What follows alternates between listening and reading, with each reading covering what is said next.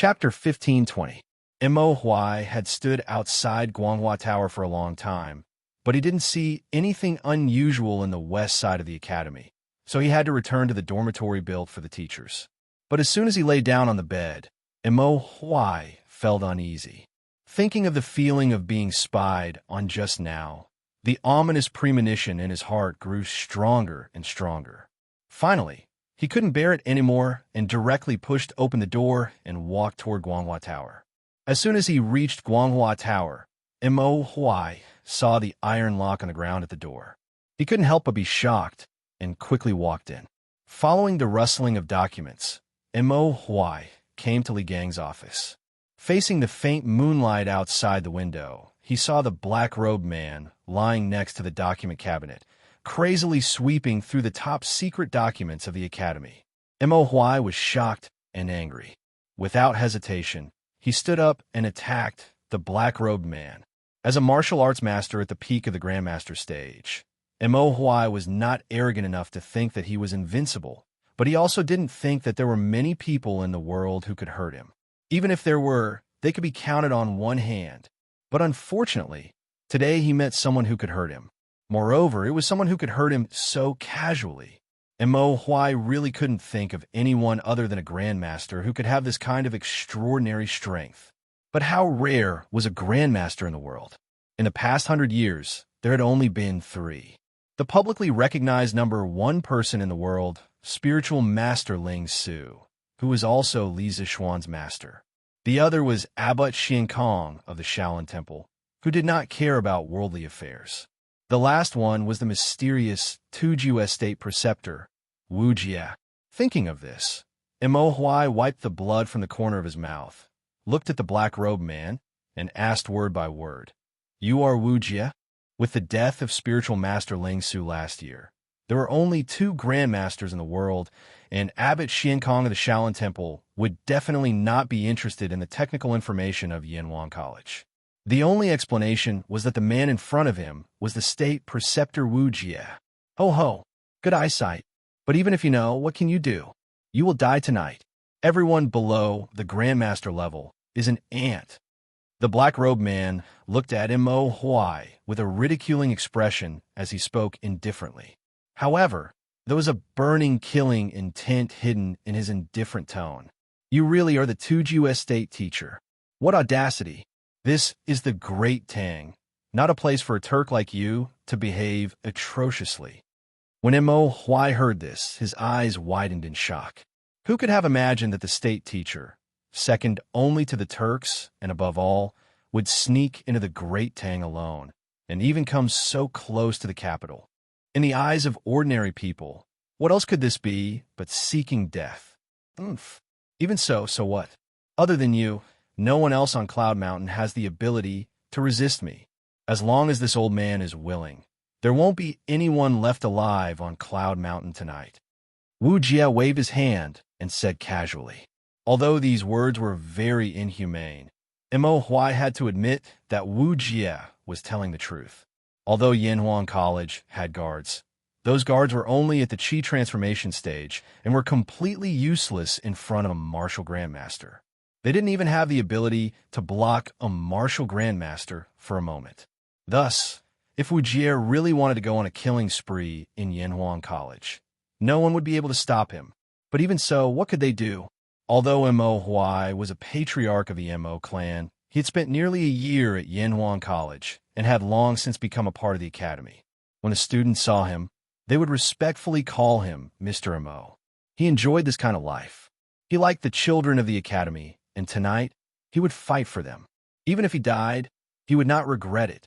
As long as this Mo still has a breath left, I will not allow you to harm a single student of the academy.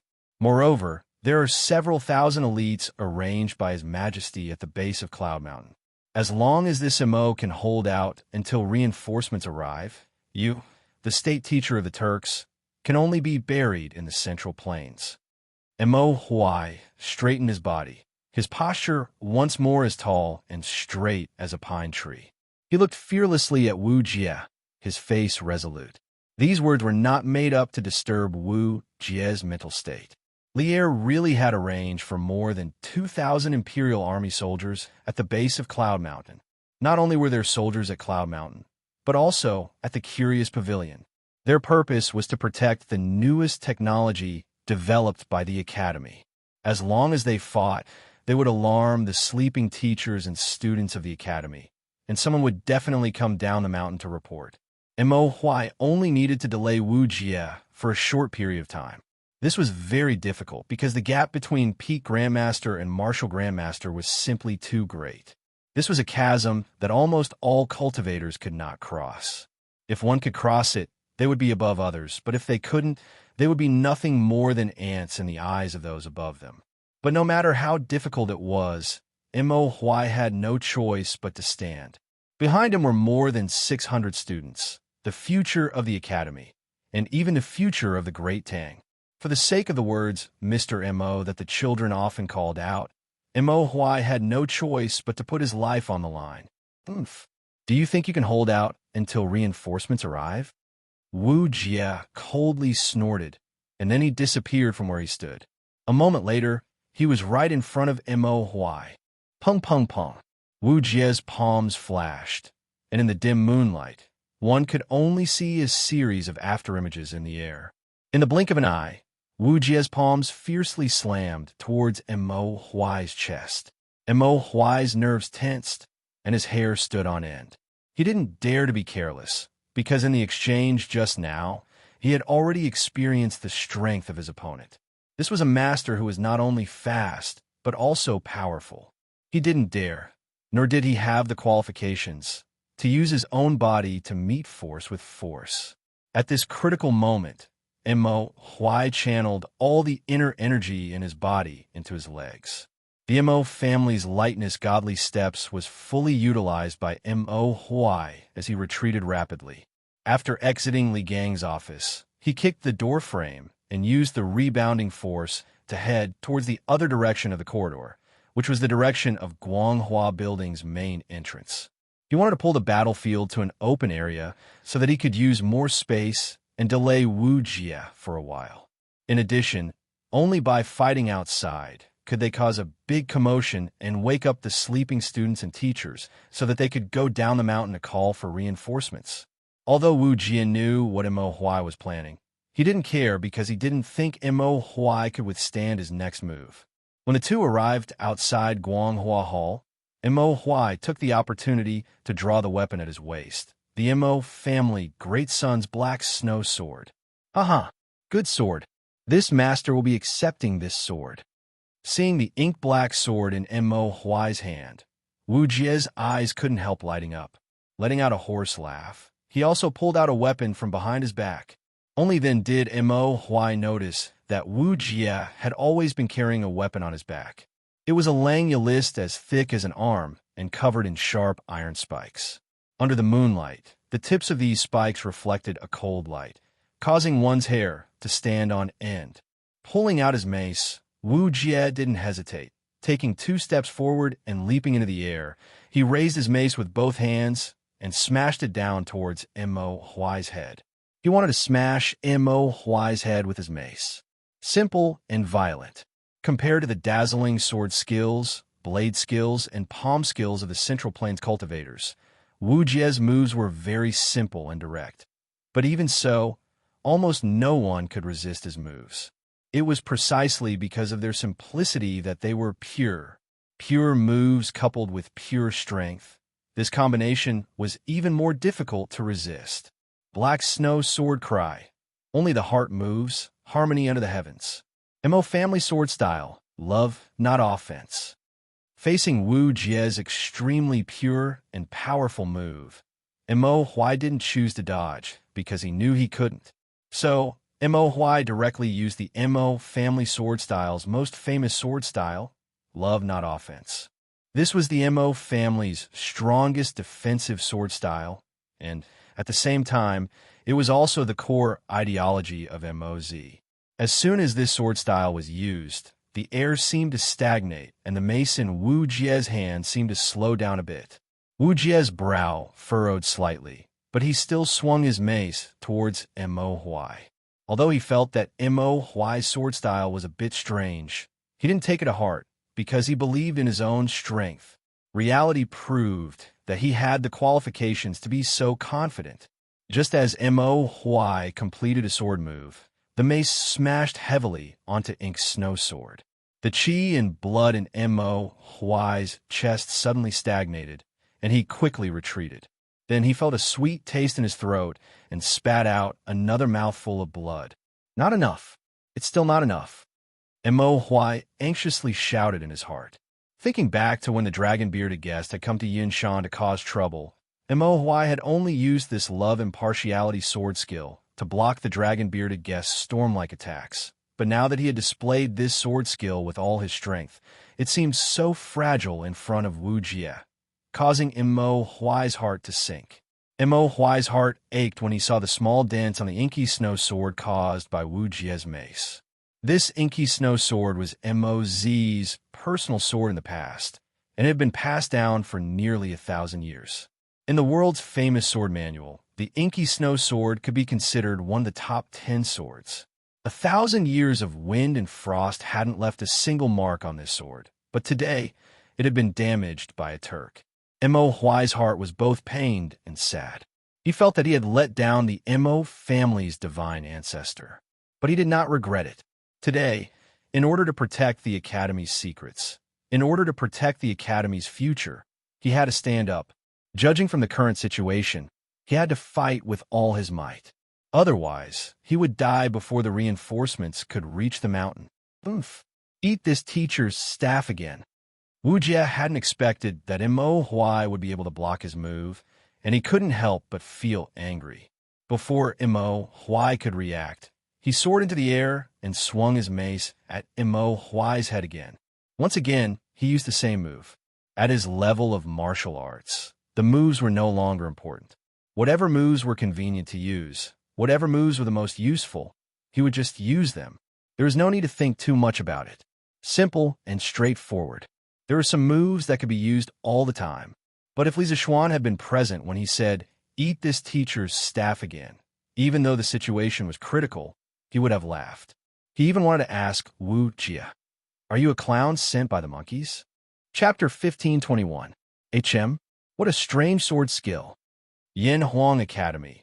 In front of Guanghua Tower, Wu Jie's full-strength attack was reduced by half by Mo Huai's ink snow sword.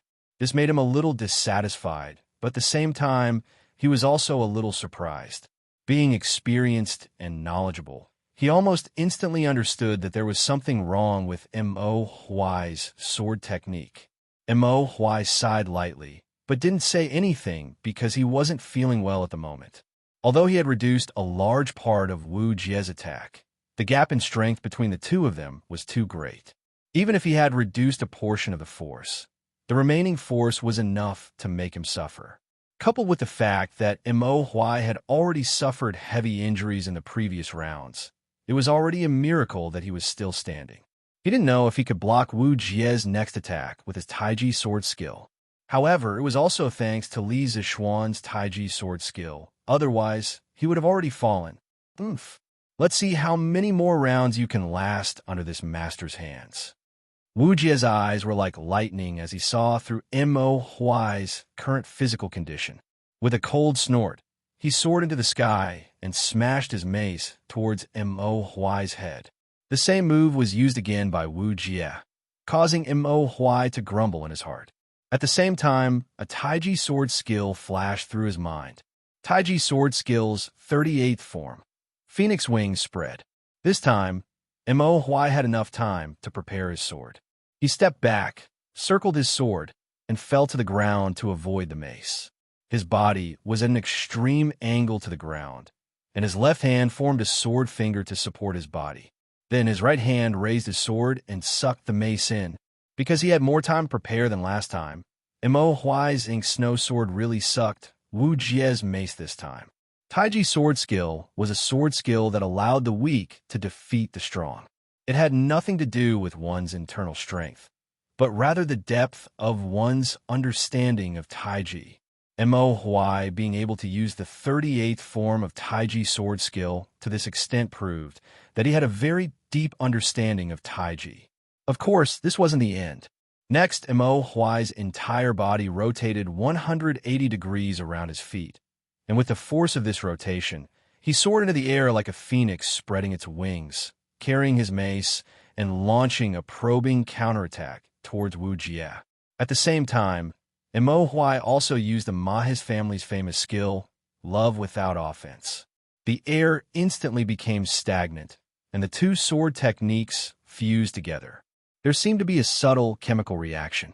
The power of Love Without Offense became even greater, and the attack power of the Taiji sword, Phoenix Spreads Its Wings, became even stronger. Wu Jie's eyes couldn't help narrowing. Of course, he wasn't afraid. Mo Huai's counterattack seemed ordinary to him. What he cared about was that this ant in his eyes was actually able to resist his attack. Mo Huai had switched from defense to offense twice. The first time was when he used Love with Impartiality, non-offense, and failed. The second time was when Mo Huai used Love with Impartiality, non-offense, and Phoenix Spreads Its Wings, and he succeeded.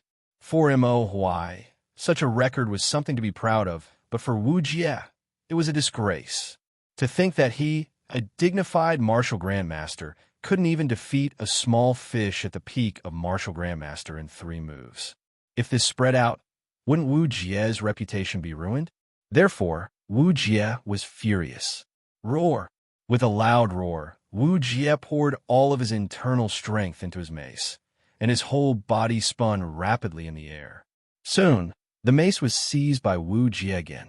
At the same time, the majestic true qi gathered on the mace exploded, and the ink snow sword let out a mournful cry before breaking.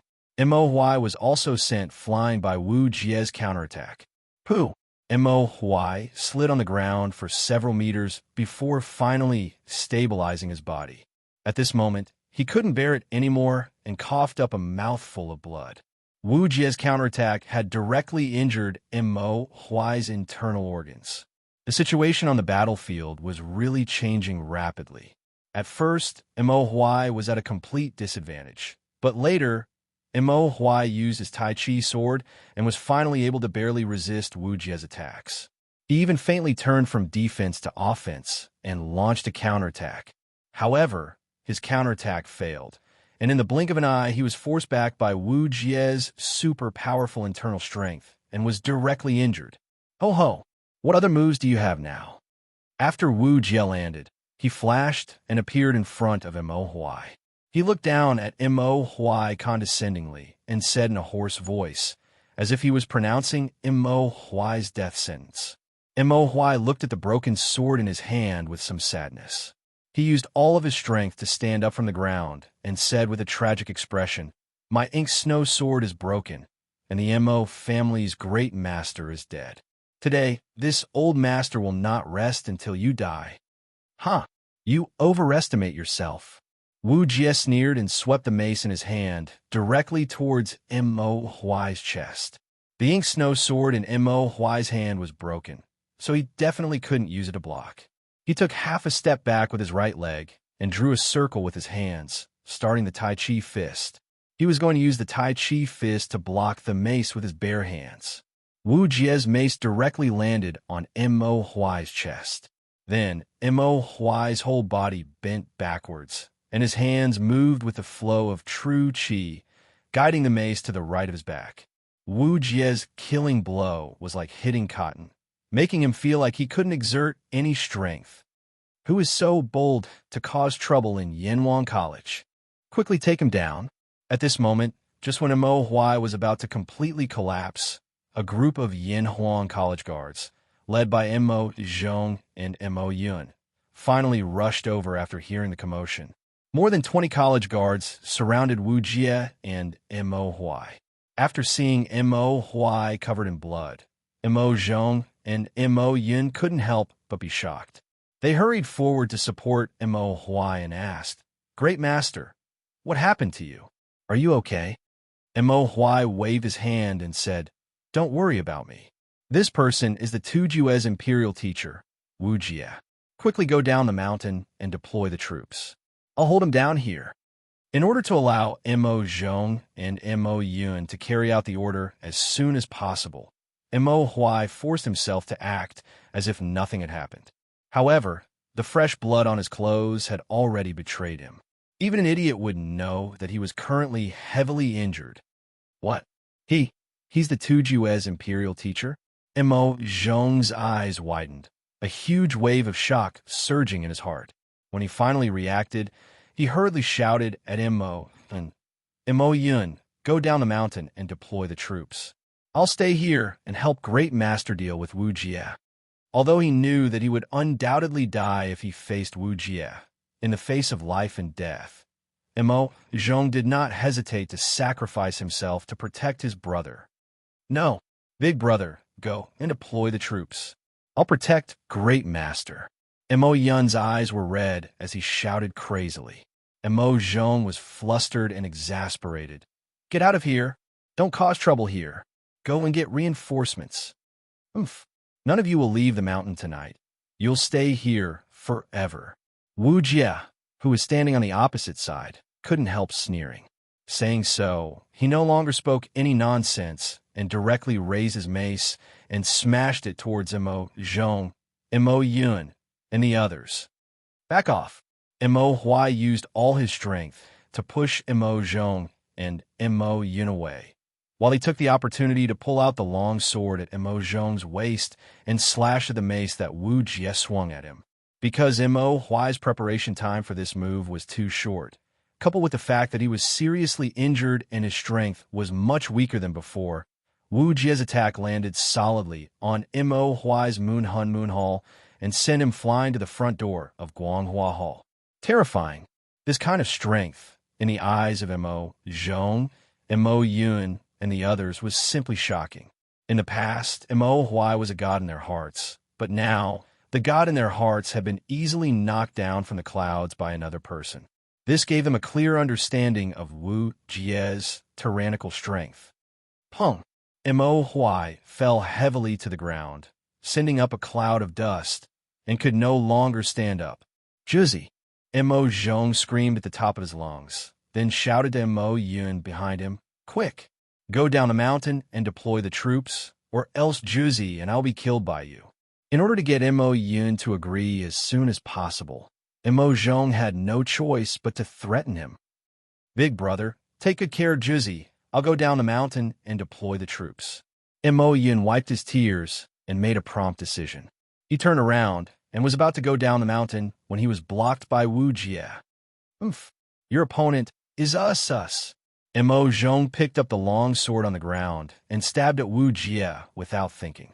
At the same time, he shouted to the people around him, The Turkic state teacher has infiltrated our Yanhuan college. He must be up to no good. We Han people should work together to kill him. Brothers, go. Buy time for Mo Yun. Wu Jie was furious. He didn't expect that a weakling like Mo Zhong, who couldn't even be considered an ant, would dare to stab him with a sword. In his eyes, this was simply a humiliation.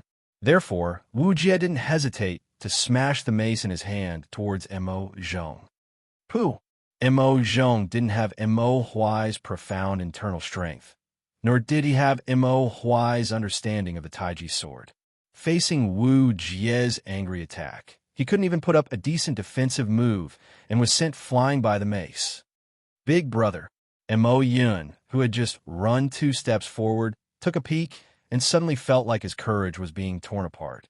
He and Mo Zhong were blood brothers, and at this moment, he only wanted to rush forward and fight Wu Jie to the death.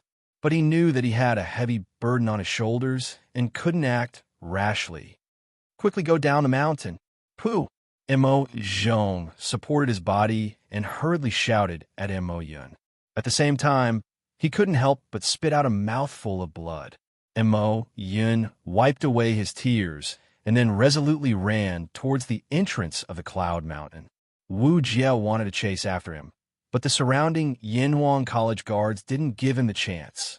More than 20 guards poured all their internal strength into their swords and stabbed towards Wu Jie. Even though they knew they weren't his match, they still didn't hesitate. because their big brother had fought against the outsiders and was currently in a state of limbo. And when they saw Mo Huai and Mo Zhong knocked unconscious, the grief and indignation in their hearts couldn't be held back any longer. 23 sharp swords, filled with boundless true qi and surging anger, slashed towards Wu Jie from all directions. Faced with such a concentrated attack, Wu Jie had no time to deal with the escaping Mo Yun and could only focus on dealing with these ants around him. Chapter 1522. Will someone come to Yinshan Mountain to cause trouble at night? In Yinhuang College's dormitory 001, Li Tai sat up from his bed and looked out the window with a worried expression. The college has been standing aloof from worldly affairs for the past year, and there are more than 2,000 imperial guards at the foot of the mountain. If there's a ruckus at the gate, it's probably not a small matter. Qin, why don't we go out and take a look? Qin Huayu frowned and suggested. Sure, let's go out and take a look. Call Baolin. Li Tai thought for a moment and made a prompt decision. He didn't forget to think of Yuqi Baolin, who was sleeping soundly on the bed. After all, Cheng Chimo was out of town with Li Zixuan to kill locusts. The strongest fighter in their dormitory was Yuqi Baolin. A few days ago, when they were chasing Yi Hong outside the city, Yuqi Baolin showed his prowess at the crucial moment. Hey, Baolin, wake up. There's drumsticks to eat. Seeing that Yuqi Baolin was still sleeping soundly, Sun Zifan, who had just gotten out of bed, couldn't help but push his arm and say, Huh, what? Where's the drumsticks? I want to eat drumsticks. Yuqi Baolin sniffled and propped his fat body up from the bed. He closed his eyes and said in a daze. Even though they knew that there was something wrong with the college, they couldn't help but laugh. Li Tai said angrily, The drumsticks are right in front of the gate. If you want to eat, put on your clothes quickly. Uffed. Sun Zifan tried hard to hold back his laughter, but in the end, he couldn't hold it in and laughed out loud. Li Tai waved his hand in annoyance and said, Stop talking nonsense. Let's go. After saying that, he took the lead, opened the dormitory door, and walked out. It was summer, and they didn't have much to wear. After a while, Yuqi Baolin, Qin Huayu, Sun Zifan, and the others followed them out of the dormitory area. However, they didn't see a single academy guard on night patrol. Li Tai couldn't help but frown. How strange. Along the way, he didn't see a single person. Usually, the academy would have guards on night patrol to prevent the students from not sleeping and wandering around the dormitory. What happened tonight? Qin Huayu frowned and listened for a moment. He said, Qin, it seems that there are fighting sounds at the gate of the academy. I'm afraid the academy is in big trouble. Let's go and take a look. Remember, we have to observe the situation clearly before deciding whether to go out and help or go down the mountain to call for reinforcements. Qin Huayu had a quiet personality and was very calm in the face of trouble. In an instant, he understood the severity of the situation and hurriedly said in a low voice. Yuqi Baolin was already awake. As a warrior, his hearing was sharper and he could hear the fighting sounds at the front of the academy even more clearly. After Qin Huayu finished speaking, Yuqi Baolin said anxiously, There are people fighting at the gate of the academy. That person is very strong. I also heard Mr. Mo's voice. Qin, Huayu, Zifan, don't go. I'll go save Mr. Mo alone. After saying that, Yuqi Baolin didn't wait for them to react. He took a big stride and ran quickly in the direction of Guanghua Tower. Hey, Baolin, wait. Li Tai's heart sank. By the time he reacted and wanted to stop Yuqi Baolin, the latter had already run far away. He was puzzled. A great master. Baolin said that person is a great master. I heard from Yamacho that Mr. Mo's martial cultivation has reached the peak of the Grandmaster realm. Few people in the world can compare to him. Could it be that even Mr. Mo can't deal with this great master? Then who is this person? Qin Huayu thought for a moment and said, Qin, none of us know martial arts. If Mr. Mo can't deal with this great master, we'll just be adding to the trouble if we go. Why don't we climb over the sidewall and go down the mountain to get reinforcements? I heard from my father that His Majesty has arranged for 2,000 Imperial Guards at the foot of the Cloud Mountain to ambush us. Li Tai nodded, then shook his head. Why go through so much trouble? Ziffin, I remember that you hid 2 fireworks under your bed, didn't you? Son Ziffin heard this and couldn't help but be stunned. Chinke, how did you know? Before the Lantern Festival this year, Li Zixuan had secretly rubbed a few fireworks when he had asked the servants to make them in the Cloud Mountain residence. He usually couldn't bear to use them, so he hid them in the wooden box under his bed. Li Tai said unhappily, How would I know? You hid such dangerous things in the dormitory. We'll deal with you later. Go and get the 2 fireworks now. We'll use them to inform the Imperial Guards at the foot of the mountain to come up and help. Qin Huayu also looked at Sun Ziffin with a slightly ugly expression. After all, anyone who knew that they slept on a bed with fireworks every day would be in a bad mood. Fine. You wait. I'll go and get the fireworks now. Feeling Qin Huayu's dangerous gaze, Sun Ziffin shrank his neck and cleverly chose to escape. At the same time, in front of Yanwang College's Guanghua building. Mr. Mo, Brother Mo Zhong, what happened to you? Who hurt you? Yuchi Baolin came to the front of Guanghua building and saw blood everywhere. College guards were lying on the ground, and Mo Huai was also lying on the ground. His clothes were all stained red, and it was obvious that he was seriously injured. Yuchi Baolin couldn't help but panic. He hurriedly walked over to Mo Huai and helped him up as he asked anxiously. Under Yuchi Baolin's shaking, the unconscious Mo Huai finally woke up. Seeing that the person in front of him was Yuchi Baolin, he quickly said, Baolin, quick, tell all the students to hide in the back of the mountain and don't come out. Quick, go. As he spoke, he even pushed Yuchi Baolin's arm. Feeling the weak force on his arm, Yuchi Baolin couldn't help but grieve. He was a warrior, and he knew better than anyone how powerful Mo Huai was. But now, Mo Huai didn't even have the strength to push someone. It was obvious how serious his injuries were. Boo-hoo, Mr. Mo, who was it that injured you? I'll avenge you. Yuchi Baolin was a straightforward person. Seeing that Mo Huai's breath was weak, he couldn't help but cry and say angrily, Baolin, listen to me. Quick, go. With that, Mo Huai couldn't hold on anymore and finally fainted again. Mr. Mo, wake up, wake up. Seeing this, Yuchi Baolin couldn't help but cry loudly. At this moment, the door to Guanghua building was pushed open, and a tall and thin man in a black robe walked out with a pile of books and manuscripts. At a glance, he saw that there was another person in the room, a very young boy. You're a student of Yanwang College? The black-robed man was naturally Wu Jie. He stopped in his tracks and asked with interest. Hearing this, Yuchi Baolin raised his head to look at Wu Jie. When he saw the bloody mace on Wu Jie's back, Yuchi Baolin's eyes immediately turned red. Gently placing Mo Huai on the ground, Yuchi Baolin stood up and looked straight at Wu Jie, enunciating each word clearly. Was it you who injured Senior Mo? Yuchi Baolin was a simple and honest person. Usually, even if others made fun of him, he wouldn't get angry. Now that he saw his teacher seriously injured on the ground, how could he hold back his anger? Even if he knew that he wasn't a match for the black-robed man in front of him, he still had to stand up and avenge Mo Huai. He liked Yanwang College and respected these teachers who were like family elders to him. This teacher didn't want to hurt anyone. These people overestimated themselves and wanted to ruin this teacher's good fortune.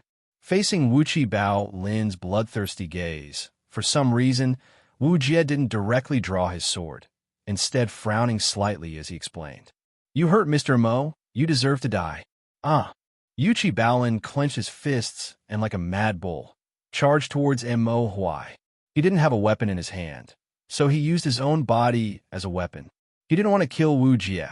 As long as he could injure Wu Jie slightly, he would be satisfied. He knew that he couldn't avenge Mo Huai. All he could do was collect some interest in advance. Wu Jie frowned. He had many books under his arms, so he couldn't pull out the mace from his back, nor could he use any moves to block Yuchi Baolin's charge.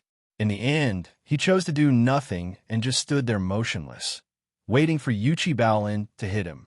because in his opinion, a little chi transformation cultivator wouldn't be able to break through his aura shield even with a sword, let alone this Yuchi Baolin who didn't even have a single weapon in his hand. However, he had to admit that this student in front of him was really brave. Pong! In the blink of an eye, Yuchi Baolin arrived in front of Wu Jie. Wu Jie had thought that this dark and fat boy didn't have much strength, but this collision actually forced him back half a step. Don't underestimate this half step. Wu Jie was a martial grandmaster level master. Even Imo Huai couldn't escape from him. Yuchi Baolin, on the other hand, was just a brat who had just broken through to the chi transformation realm. The gap between their realms was enormous, yet he was able to force Wu Jie back half a step. If this were to spread out, no one would believe it. Wu Jie coldly snorted in anger. His vigorous internal force exploded, and Yuchi Baolin was unable to control his body and was sent flying 4 or 5 feet before crashing heavily to the ground. This young man has great strength. His body is even stronger than a Turkic man's. He's a good seedling. Although Yuchi Baolin was sent flying, Wu Jie didn't follow up with another attack. Instead, he looked at Yuchi Baolin thoughtfully. Chi, Peng, Peng. At this moment, behind Yanhuang College's Guanghua building, 2 gorgeous fireworks suddenly rose, lighting up the night sky. Shit! Wu Jie's expression changed. Without hesitation, he squatted down, took off the robes of one of the college guards, wrapped the book in the robes, threw it on his back, and walked directly to the college's main entrance. Because these 2 fireworks would not only alert the Imperial Army at the foot of Cloud Mountain, it might also alert the surrounding soldiers, or even the other armies of Chang'an City. If that really happened, it would be difficult for him to leave. According to his original plan, after stealing the college's technology, he would take advantage of the Great Tang's Imperial Court to rush back to the Turks. If the Imperial Court reacted too quickly and mobilized the armies of the various states to intercept him, then he might not be able to leave the Great Tang. Stop! Who dares to harm my Yanhuang College's students? Chapter 1523. In the silent night, 2 fireworks exploded. Not only did it disturb Wu Jie, who was fighting with Yuchi Baolin, but it also woke up the Yanhuang College students from their dreams. The students originally thought that someone from the academy was secretly setting off fireworks for fun, but when they put on their clothes and came out to take a look, they immediately felt that the atmosphere of the academy was a bit strange. There were no guards outside the academy's dormitory, and some students could even faintly hear the sounds of fighting coming from the academy's entrance. Thus, the students who were woken up walked out of their dormitory and headed towards Guanghua Building. When they were about to reach Guanghua Building, they met Li Tai's group. Li Tai, Sun Zifan, and Qin Huayu had already been observing the situation from the bushes beside Guanghua Building for a while. When they saw more students coming, they hurriedly had the students squat down to avoid being discovered by Wu Jie.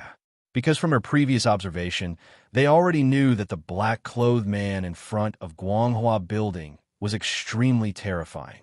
If they went up, they wouldn't be of any help, and would only be delivering their heads. Thus, when they saw the students coming, Li Tai had them quietly hide behind the bushes for the time being. But when they saw Li Gang arrive, and the black-clothed man had the intention to make a move against Li Gang, they couldn't bear it anymore. They all stood up with Li Tai, wanting to protect Li Gang. Not to mention Li Gang's prestige in the Tang Dynasty's literary world. Just in Yanhuang College, his prestige was unmatched. There was no student or teacher who didn't respect him. Moreover, the old teacher was the teacher of 2 crown princes. His conduct was noble, and although he was once an official in the imperial court, he had always been clean. It could be said that he was the leader of the Tang Dynasty's literary world. Now that someone wanted to harm the old teacher, how could the students stand it? Although they knew that they weren't a match for the black-clothed man, they still chose to stand up. They wanted to protect Li Gang, the respected old teacher, and protect Yanhuang College. Qin, quickly bring them back. Li Gang's weathered eyes were somewhat moved, but after a moment, he restrained this feeling and said to Li Tai in a stiff tone, "Oomph." A bunch of kids, still wet behind the ears, and a white-haired old man.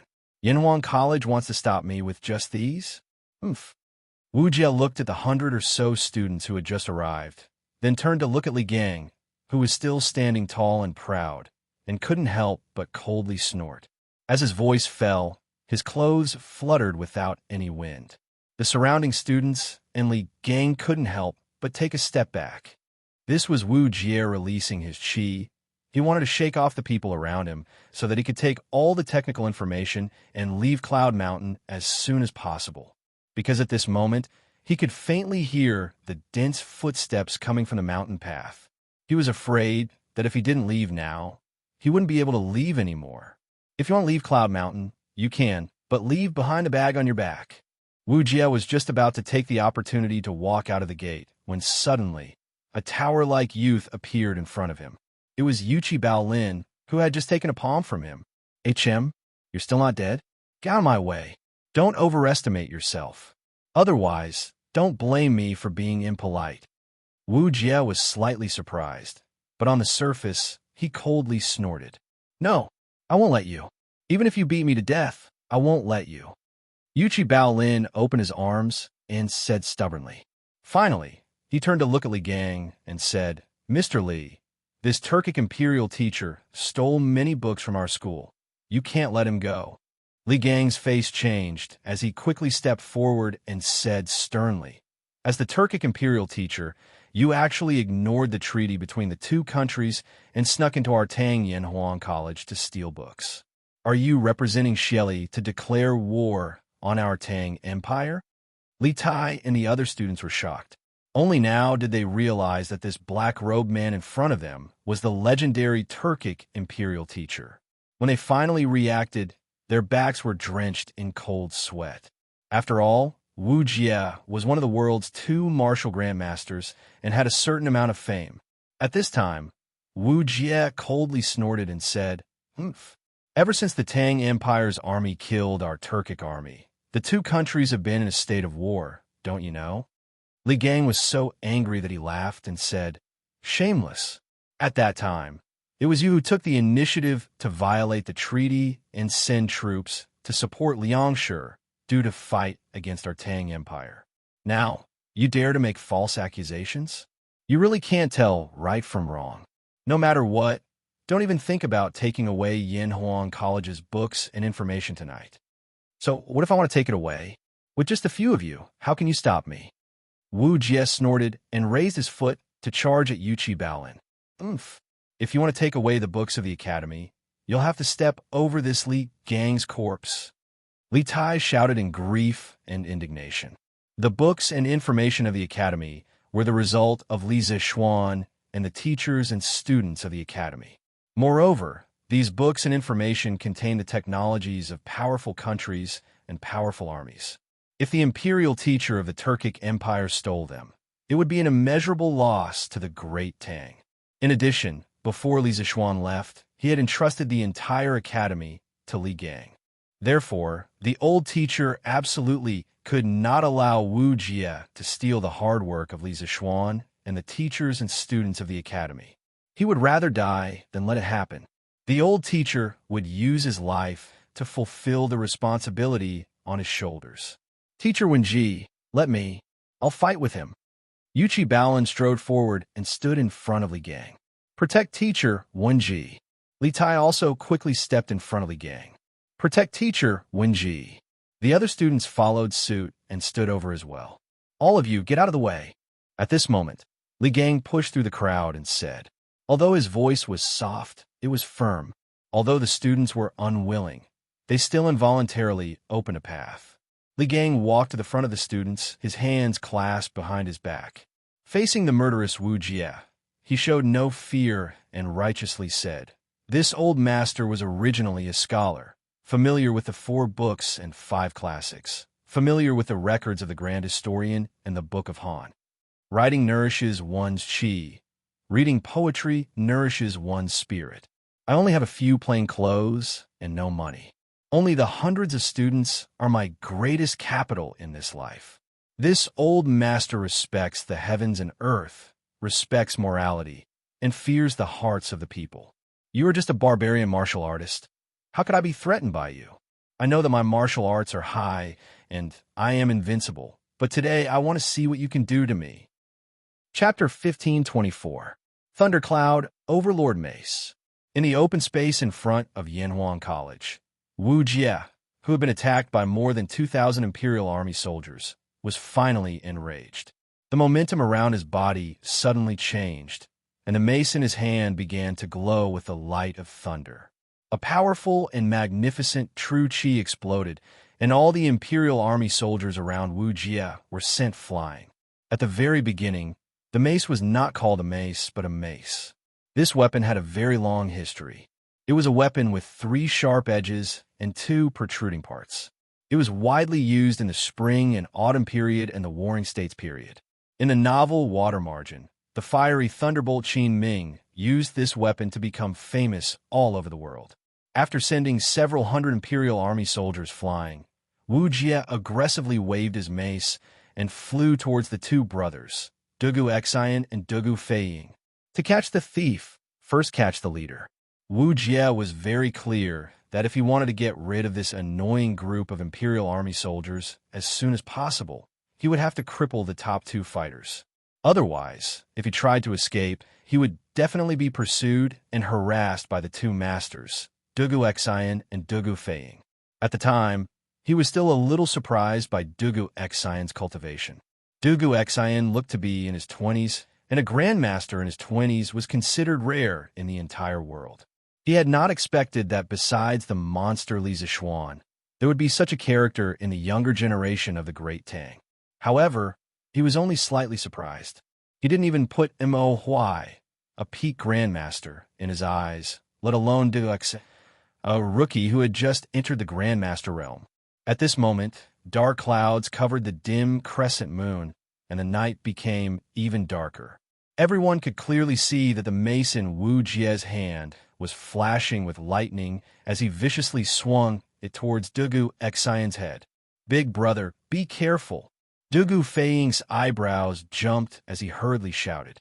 At the same time, 5 Xian leaf throwing daggers flew out, locking onto Wu Jie's limbs and heart. In the past, Dugu Feiying could only use 3 mystic leaf flying daggers at the same time. But after a year of training, Dugu Feiying's flying dagger technique had improved by leaps and bounds. Not only could he use more flying daggers at the same time, the speed of the flying daggers had also increased. The distance of 3 to 4 meters was covered almost instantly, even faster than Wu Jie's speed. Feeling the incoming threat, Wu Jie's eyes couldn't help narrowing as his heart trembled. He had thought that between the 2 brothers, only Dugu Xian was a bigger threat, but he had never imagined that Dugu Feiying, who wasn't even a grandmaster, would actually possess such amazing flying dagger techniques. Yes, it was stunning. These 5 profound leaf flying daggers had basically locked down all possible escape routes for Wu Jie, because the speed of these flying daggers had reached the pinnacle. No matter which direction he fled in, he would still be hit by the flying daggers.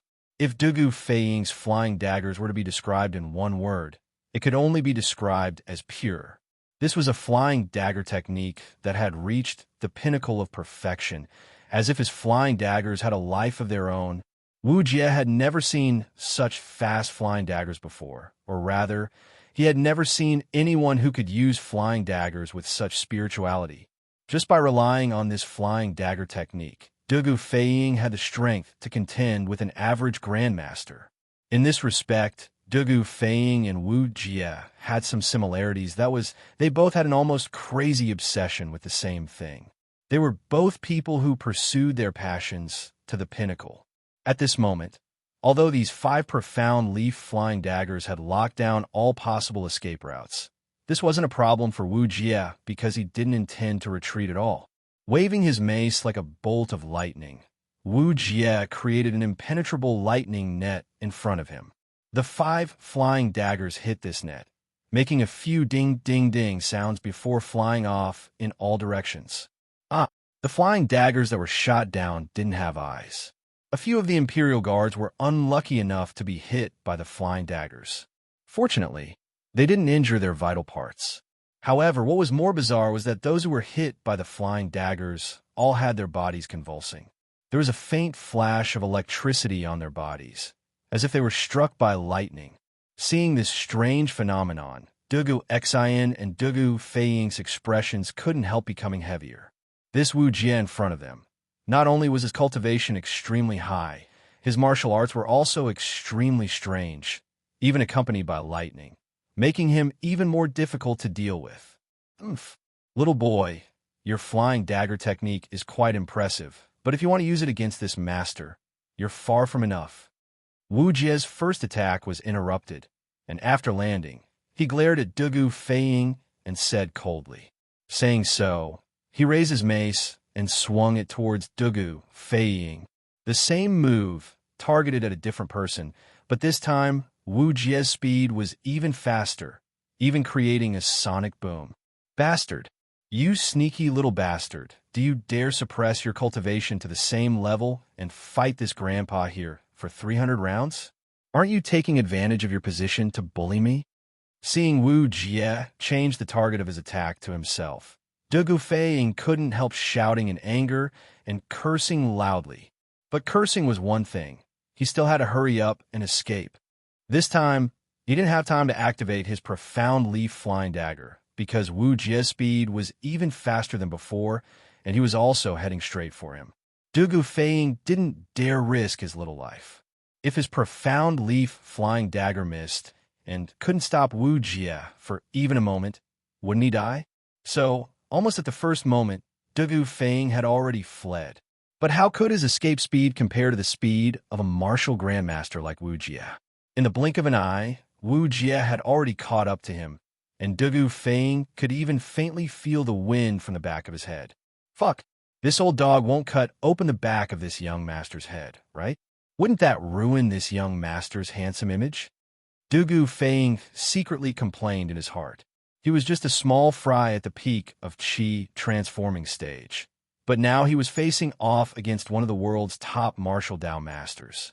What kind of sin had he committed? Dugu Nine Swords, broken spear form. At the critical moment, Dugu Xian didn't disappoint Dugu Feiying. Taking advantage of this moment, Dugu Xian had already condensed his sword intent and leapt into the air, using a series of complex sword moves.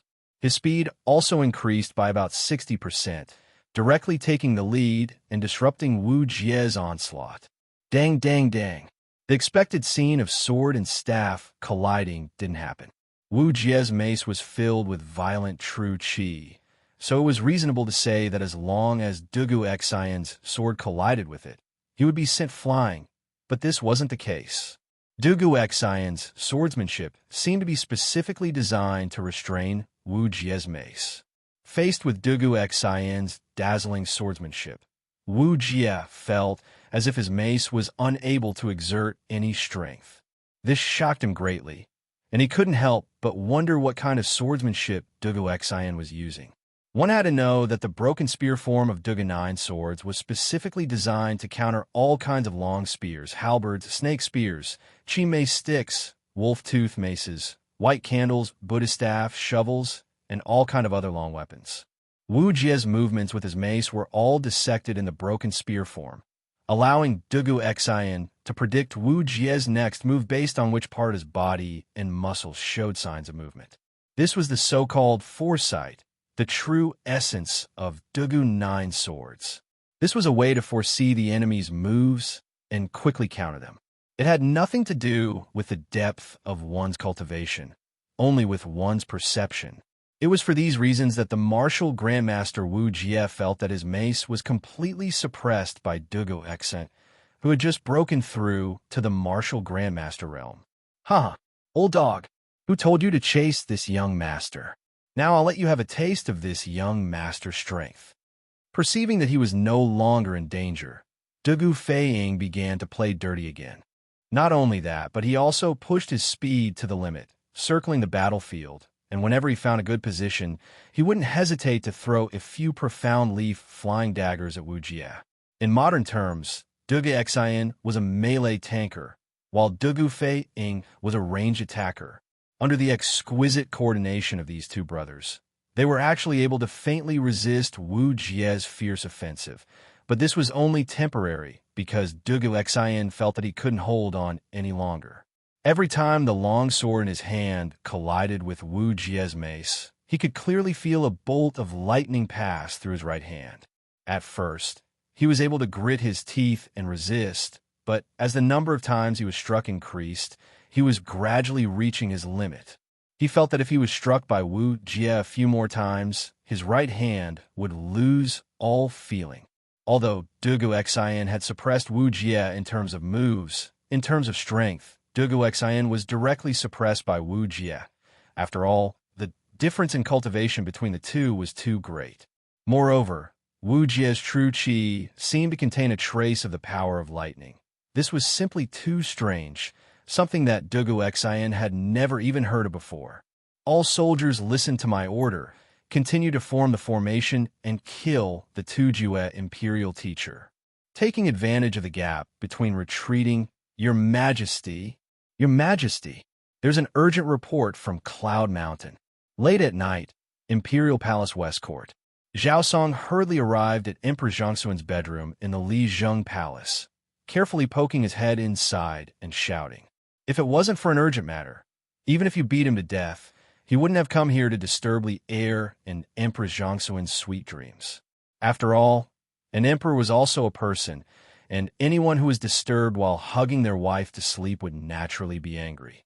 And once an emperor was angry, the consequences would be more serious. Therefore, in the entire imperial palace, basically no one dared to knock on the heir in Empress Zhongxuan's door at this time. Zhao Song was more senior, and in addition to the urgent matter, he dared to do so. After a long silence in the bedroom, Li Heir's voice finally came. What's the matter? Your Majesty, half an hour ago, 2 fireworks rose from Cloud Mountain.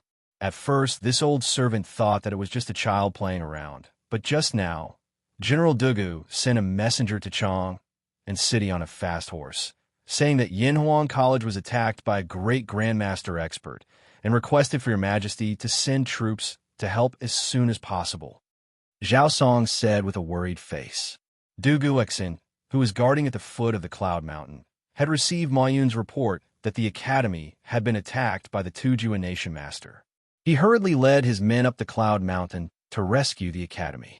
At the same time, he also sent 2 soldiers to Chong and on horseback to ask for help.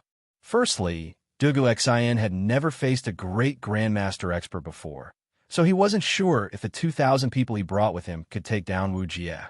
Secondly, the Tujue imperial teacher, who was second only to one person, suddenly appeared near the Great Tang's capital. This could easily lead people to think that there were Tujue troops in other places nearby, so to be safe, Dugu Xian had to ask for help from Chong and City. Chapter 1525. Junior, how does it feel to be struck by lightning? This master wants to see just how long you can last. On the summit of Cloud Mountain, more than 2,000 Imperial Army soldiers had surrounded Wu Jie, but they couldn't display the full power of the MO sword array because Wu Jie was currently launching a fierce barrage of attacks towards Dugu Xian. The two of them were locked in a fierce battle, flying up and down, and the bystanders simply couldn't intervene. Even Dugu Fei-ying, who had been looking for opportunities to throw flying daggers, didn't dare to intervene because the battle between the two was too intense. If he threw a dagger, it was very likely that it would hit Dugu Xian's face. The two of them had fought for an unknown number of rounds, and Dugu Xian's right hand was gradually becoming numb. Seeing this, Wu Jie couldn't help calling out coldly. He had deliberately kept a very close distance from Dugu Xian in order to prevent himself from being surrounded by more than 2,000 Imperial Army soldiers. He wanted to take advantage of the situation to directly cripple Dugu Xian, so that when he escaped, he would have one less tail to tail. The facts proved that his decision was correct, because at this moment Dugu Xian's face was pale. Obviously, he couldn't hold on any longer. Dugu Xian pursed his lips and didn't speak because he really didn't have the strength to speak at this moment. In fact, with his martial Dao cultivation that had just broken through to the Grandmaster realm, it was already a miracle that he could last this long against Wu Jie. If it weren't for the Dugu 9 sword's broken spear style, which naturally countered Wu Jie's mace, he would have already fallen like Mo Huai. But even so, Dugu Xian was already exhausted. The main reason was that Wu Jie's mace was constantly sending out faint lightning bolts. In order to resist these lightning bolts, Dugu Xian had to use a portion of his true qi to dissolve them. As a result, although the Dugu 9 swords didn't consume much true qi, the amount of true qi consumed to resist the lightning bolts was more than enough for Dugu Xian to bear. In fact, the amount of true qi consumed was far greater than the amount consumed by the Dugu 9 swords. Big brother, get out of the way. I'll deal with this smelly old man. Dugu Feiying also saw that Dugu Xian couldn't hold on any longer, so he quickly shouted out. Dugu Xian Zhong smiled bitterly. If he could get away, would he have waited until now? Dugu Feiying, on the other hand, couldn't wait any longer. He knew that if he waited any longer, his big brother would either die or be crippled. Rather than that, he might as well give it his all. Perhaps he could turn a bicycle into a motorcycle. Ah, no, he could find a chance to live. At some point, Dugu Feiying had summoned 5 flying daggers into his hands. At this moment, Dugu Feiying's aura changed, becoming like a proud and aloof eagle, his eyes fixed on Dugu Xian and Wu Jie as they flew through the air. Dong dong dong. Dugu Feiying's ears were no longer filled with the noises of the battlefield. All he could hear was his own heartbeat. He blocked all the sources of noise from the outside world and focused all his energy, vigor, and soul, looking for an opportunity to cut into the battle. Now, suddenly, Dugu Feiying's eyes flashed, and the profound leaf dagger in his hand shot out like lightning towards Dugu Xian. That's right, it was aimed at Dugu Xian. The profound leaf dagger silently cut through the air, instantly arriving within 5 meters of Dugu Xian and Wu Jie. Dugu Xian's eyes narrowed, and he couldn't help cursing in his heart. Dugu Feiying, this bastard, had actually caused the profound leaf dagger to miss its mark. Dugu Feiying's flying daggers were already fast to begin with. In addition, the 5 flying daggers in the air seemed to be driven by Dugu Feiying's extraordinary performance. Their speed was at least 30% faster than before. Dugu Xian, who had exhausted all his qi, would not be able to dodge these 5 flying daggers no matter what. Dying at the hands of Fei Ying is better than dying at the hands of Wu Jie.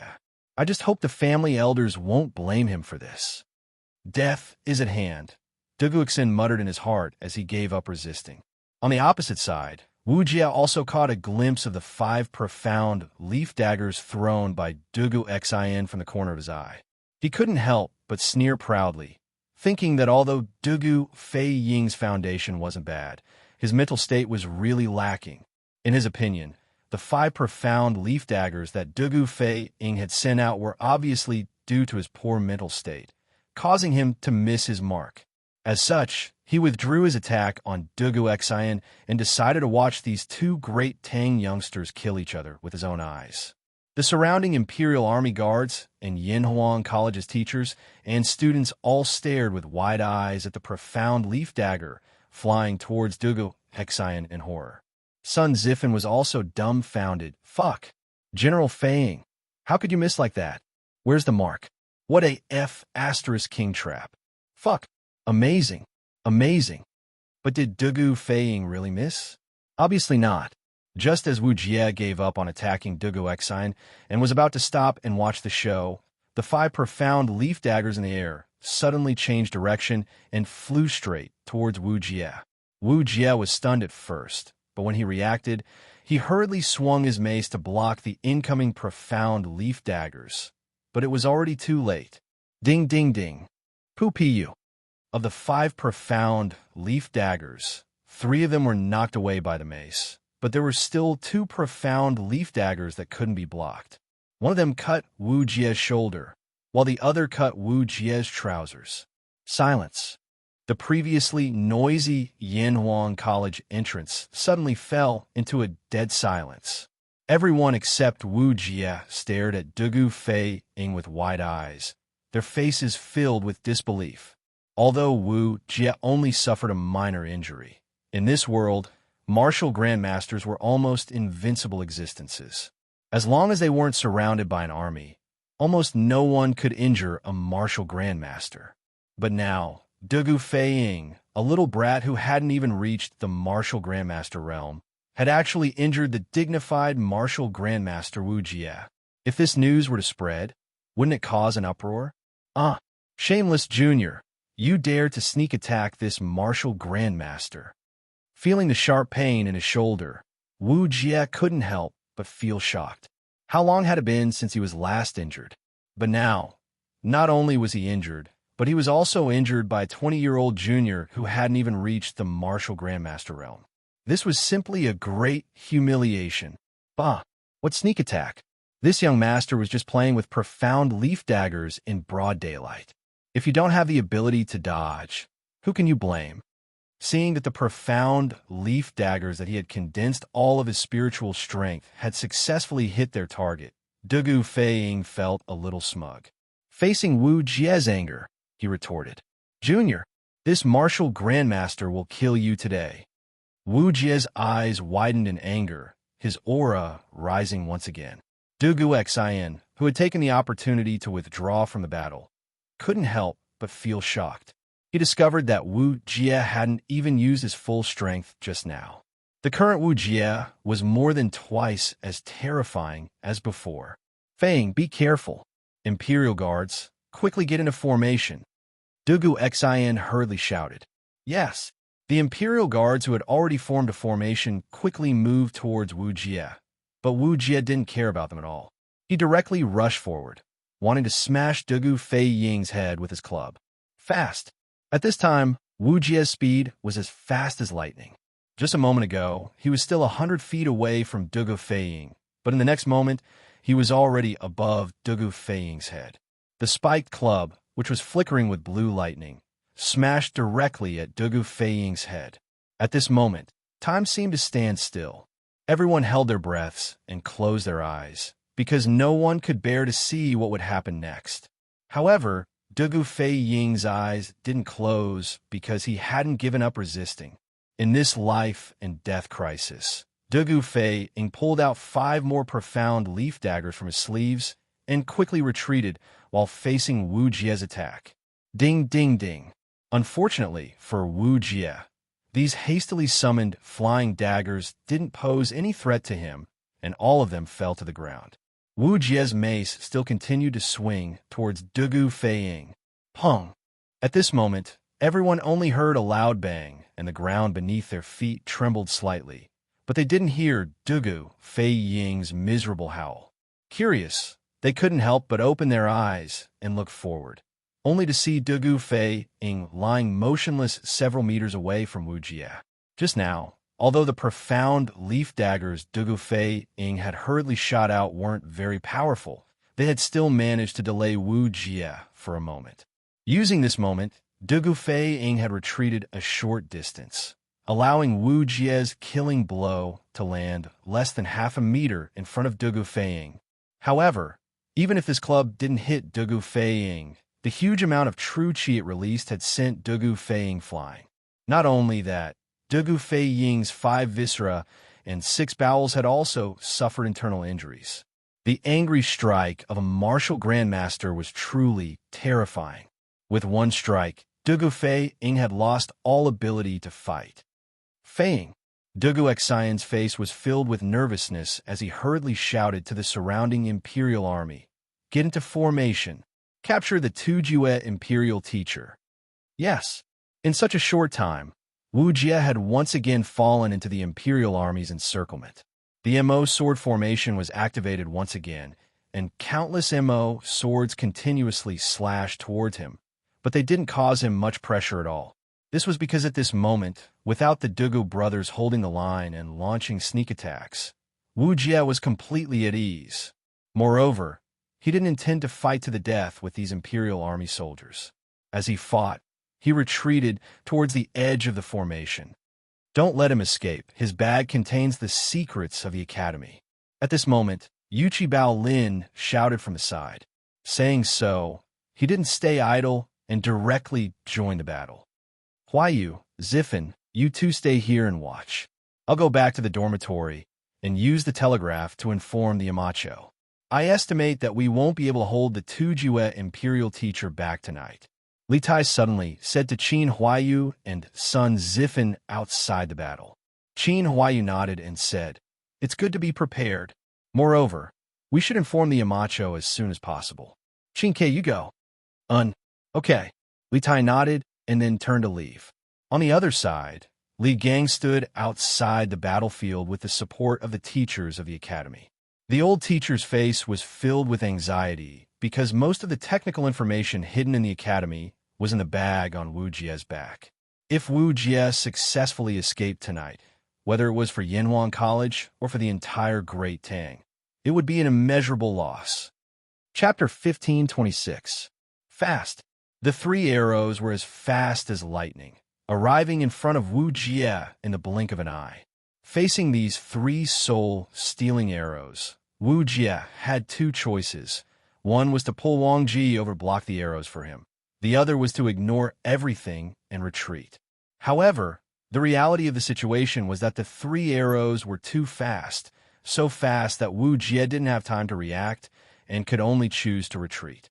He could pull Wang Ji to his side to block the arrows, but even if he could, with the speed of these 3 arrows, after piercing through Wang Ji, it was very likely that they wouldn't stop and would continue flying towards Wu Jie. Therefore, Wu Jie chose to retreat directly. Ding, ding, ding. Wu Jie retreated at an extremely fast speed, and, as he did so, he pulled out his mace and blocked the 3 arrows, the powerful recoil causing his arm to go slightly numb. It was obvious just how much strength had been used to shoot these 3 arrows. Almost at the same time, the burly man who descended from the sky took a big stride forward and arrived in front of Wang Ji like lightning. He grabbed Wang Ji's shoulder, and in a flash, he brought Wang Ji back to the back of the Imperial Guards. All of this happened in the blink of an eye. While Wu Jie blocked the 3 arrows, the big man had already brought Wang Ji to the back of the Imperial Guard. Wang Ji, who had just survived, was completely stunned. He wasn't scared silly, but when he saw the big man's face, he was stunned. Brother Zhang, how could it be you?" Wang Ji's eyes widened, his face full of shock. That's right, this man was the bearded man who had left Chong, and 10 days ago, and sailed to North America. Who would have thought that Mr. Zhang San, who had already left, would return to Yanhuang College? Originally, Yanhuang College only had 1 martial scholar left, but now it had gained a fierce general, a half-step martial scholar. "Brother Wang, are you all right?" Zhang Zhongjian patted his former drinking buddy's shoulder and asked with concern. In all of Cloud Mountain, Wang Ji could be said to be his best friend. Now that Wang Ji was in trouble, how could he not be concerned? Many people might not believe this because Zhang Zhongjian was a half-step great-grandmaster. Shouldn't the friend of such a person be a martial artist at the very least? On the other hand, Wang Ji was just a weak scholar who couldn't carry anything on his shoulders and couldn't lift anything with his hands. He had nothing to do with Zhang Zhongjian. How could such 2 completely different people become best friends? However, the reality was that the 2 of them had really become close friends. Otherwise, the bearded man wouldn't have tried his best to save Wang Ji. I'm fine. Brother Zhang, are you a human or a ghost? Could it be that you met with a mishap at sea, and your ghost returned to Cloud Mountain to save me? Wang Ji glared at the bearded guest and said incoherently. He was both happy and surprised.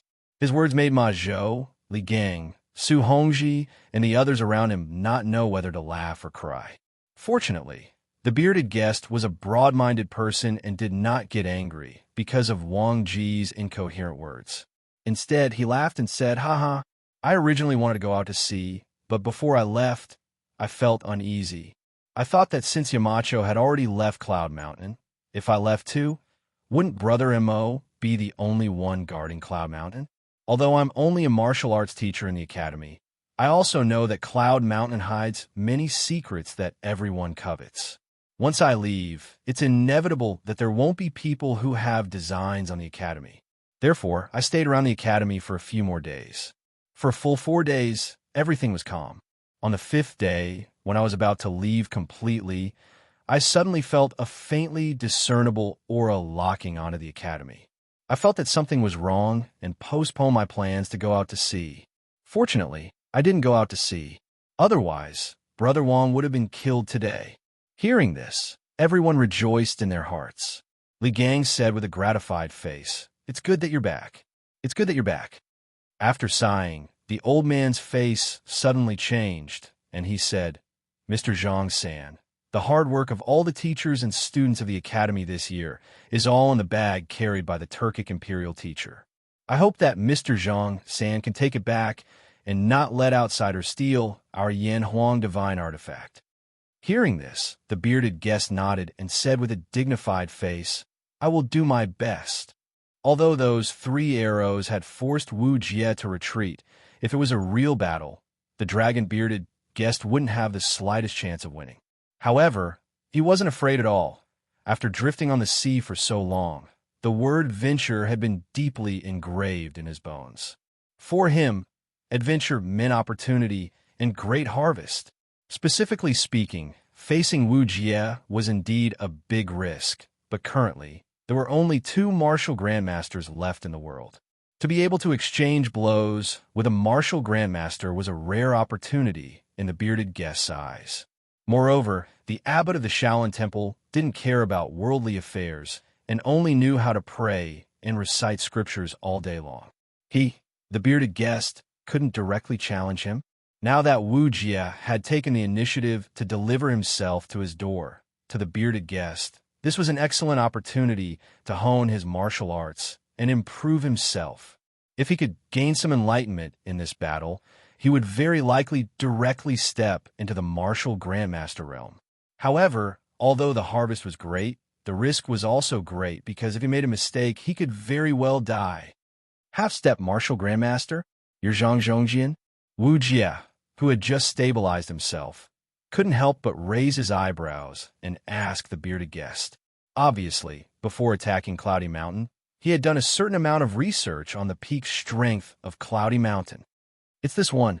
Zhang Zhongjian stepped forward and laughed heroically. The dignified imperial teacher of the Turks, one of the world's top masters, actually likes to take advantage of other people's perilous state and steal their chickens and dogs.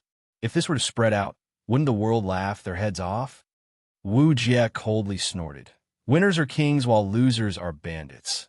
In this world, there are only 2 kinds of people, those who succeed and those who fail. As long as the Turks can become stronger, this imperial teacher can kill all those who don't even have the strength to truss a chicken. "You dare?" "Blood Sea tyrannical saber." The bearded guest roared, directly unsheathing the saber on his back and leaping towards Wu Jie. Facing someone whose cultivation was higher than his, the bearded guest actually chose to take the initiative to attack. This kind of courage was truly something few people could match. Bold. Wu Jie was furious. Although the bearded guest's cultivation was higher than Mo Huai's, in the eyes of a martial grandmaster, he was at most a wolf that was slightly stronger than an ant. A small wolf actually dared to take the initiative to attack him. A fierce tiger. Wasn't this simply looking down on him? How would he possibly endure this? Thunder, Overlord Saber. Wu Jie raised his mace and roared, causing the clouds to change color. The mace carried an even more powerful chi and lightning as it fiercely smashed towards the bearded guest's saber. This was an ultimate collision of strength, without any fancy moves, just the most simple of head-on clashes. Dang!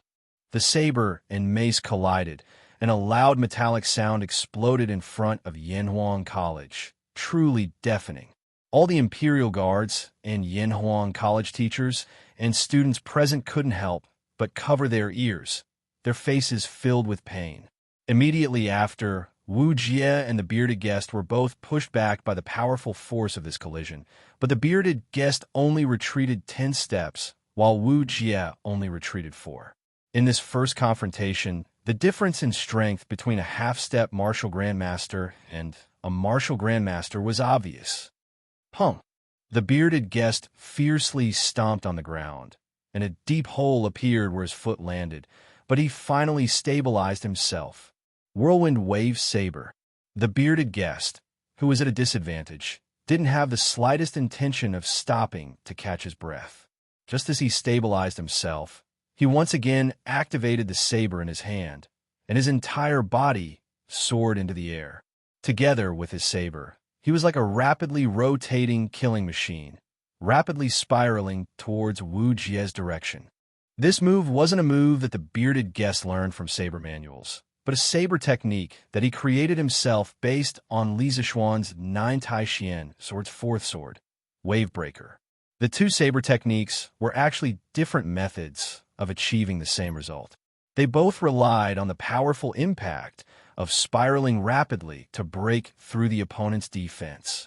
But to deduce a saber technique based on someone else's sword technique, it had to be said that the bearded guest was truly a martial arts genius. Something that others didn't even dare to think of. He actually succeeded. When this whirlwind wave saber was used by him, it looked even more powerful than Li Zishuan's Nine Tai Xian sword's fourth sword, Wavebreaker. Moreover, it was filled with an indomitable, domineering aura. The spectating Imperial Army soldiers and Yin Huang College teachers and students only felt a gust of wind in front of them, sweeping up all the grass and leaves on the ground. They had no choice but to close their eyes to prevent debris from being blown into their eyes by the wind. Chaotic Thunder Body. Perceiving that the bearded guest's whirlwind wave saber was indeed extraordinary, Wu Jie's face finally showed a trace of seriousness. He roared, and his shoulders and arms instantly bulged with strong muscles. What was even more terrifying was that his body was also suffused with a faint blue light of lightning. When everyone saw this, their hearts sank to the bottom of the valley. Even a fool could see that the current Wu Jie was even stronger than before, so strong that it made people feel despair. The most important thing was that up until now, no one knew where Wu Jie's limit was. How many cards did he still have up his sleeves? This person's strength was like a bottomless pit, unfathomable. Wu Jie's momentum rapidly rose, and at the same time, he didn't stay idle. His whole body soared into the air, and he viciously smashed his mace towards the whirlwind. Smash! In Wu Jie's world, there seemed to be only one action, simple and violent. In his hands, the mace was simply used as a sledgehammer. He didn't have any fancy moves, nor did he have any secret of using softness to conquer strength. His world only needed this kind of powerful strength, so powerful that no one could resist. Pong! Another deafening sound rang out, but this time it was even more serious than the previous one. Chapter 1527. Beep, beep, beep. Taiyuan Prefecture, an inn in Shouyang County. Li Zishuan had just fallen asleep in the dead of night when a series of rapid DDD sounds suddenly came from a metal box on the table. Li Zishuan, who was in the middle of his sleep, was immediately roused from his slumber. He rushed to the front of the table in a flash. Qingke, why is this child sending me a telegram at this hour? After verifying the sender's identity through the header code, Li Zishuan couldn't help but frown. It was almost 11 p.m. at this time. In modern times, this time wasn't considered late. Many 996 coders hadn't even gotten off work yet. However, in ancient times, most people would be asleep at this time. Suddenly, he thought of a possibility. His expression changed slightly. Could it be that something happened at the academy? Li Zishuan hurriedly sent a string of codes to verify his identity. He then asked, Qingke, why are you sending me a message so late at night? Is there something urgent? After sending the message, Li Zishuan waited anxiously for a long time. However, he still didn't receive a message from Li Tai.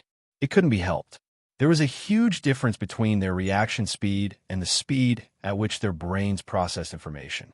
Li Zishuan didn't need to flip through the password book to translate and send a message, but Li Tai couldn't do that. As a result, Li Zishuan had to wait even longer. It was just like when one was typing fast and the other was typing slow on QQ. This feeling made Li Zishuan a little unhappy. He thought to himself that after dealing with the locust plague, he should hurry up and start the development of a telephone. With a telephone, communication wouldn't be as inefficient as it was now. Hundreds of miles away, Li Tai immediately translated the message after receiving it. Then, he hurriedly sent another message to the password book. Yamacho, Turkic State Preceptor Wu Jie attacked the academy tonight. Mr. Mo was seriously injured. The academy's guards also suffered heavy casualties. Mr. Li Gang suffered light injuries. Wu Jie stole all the academy's confidential documents. Currently, General Dugu is leading 2,000 Imperial Guards to surround Wu Jie at the mountain pass. Mr. Zhang San, who was originally far away, suddenly returned to the academy to provide support. However, Wu Jie is too strong. This student feels that the Yamacho's people aren't enough to stop him. Please return to Yunshan as soon as possible. Beep beep. After waiting for a long time, Li Zixuan, who was far away in Shouyang County, finally received a message from Li Tai. However, after translating the message in his mind, Li Zixuan's expression, Turkic State Preceptor attacked Yanhuang College at night and stole all the academy's confidential documents. Mr. Mo was seriously injured. Mr. Li suffered light injuries, and Yanhuang College's guards suffered heavy casualties. In front of Li Zixuan's eyes, a bloody scene appeared. He didn't really care about the academy's confidential documents. What he cared about were the people. Everyone in the academy was important to him. And Mo Huai was like that, and you were even more so. As long as the people in the academy were fine, those so-called confidential documents would be lost. As long as there were people, the Yanhuang Academy would be able to create things with a higher level of technology. In the past year, Yanhuang College had mainly developed basic science. Although there were some confidential documents, they weren't of a high level. Even if they were leaked, the other party might not be able to understand them. Even if they saw them and imitated some of the more basic scientific products, Li Zixuan wasn't afraid. He firmly believed that Yanhuang College would become the origin of the world's science. The development of science and technology here would always be faster than other places. Seeing that there were people injured or even killed because of the academy's confidential documents, Li Zixuan felt extremely pained. Did the imperial court send reinforcements? Although he was extremely anxious, as the saying goes, distant water couldn't quench a present thirst. Li Zixuan could only ask about the specific situation first through a telegram. After a long time, Li Tai sent a message and replied. Before General Dugu led the army to climb Yinshan, he sent a messenger back to Chang and to ask for reinforcements. The reinforcements sent by my father should be on their way now. But now that both Generals Dugu are seriously injured, it's still unknown whether Mr. Zhang San can hold on until reinforcements arrive. After receiving the message, Li Zixuan's expression changed. After a while, he gritted his teeth and tapped his finger lightly to send the message. Quickly carry away the seriously injured for treatment. The Academy's confidential documents are lost. As long as I'm here, as long as the Yanhuang College's teachers and students are here, these documents can be rewritten. The Academy can also create greater glory. Human lives are important. There's no need to let Mr. Zhang San die to save Wu Jie to avoid accidents. In addition, I'll immediately set off and return to Chang'an. Li Zixuan was actually very surprised by the sudden appearance of the bearded guest. However, to let the bearded guest, a half-step great grandmaster, take something from a great grandmaster expert who had been famous for many years, this was a bit too much. If things went wrong, the bearded guest might even lose his life. This was a situation that Li Zixuan really didn't want to see. Therefore, instead of letting Wu Jie go, it would be better to have a dragon-bearded guest. Let Wu Jie go.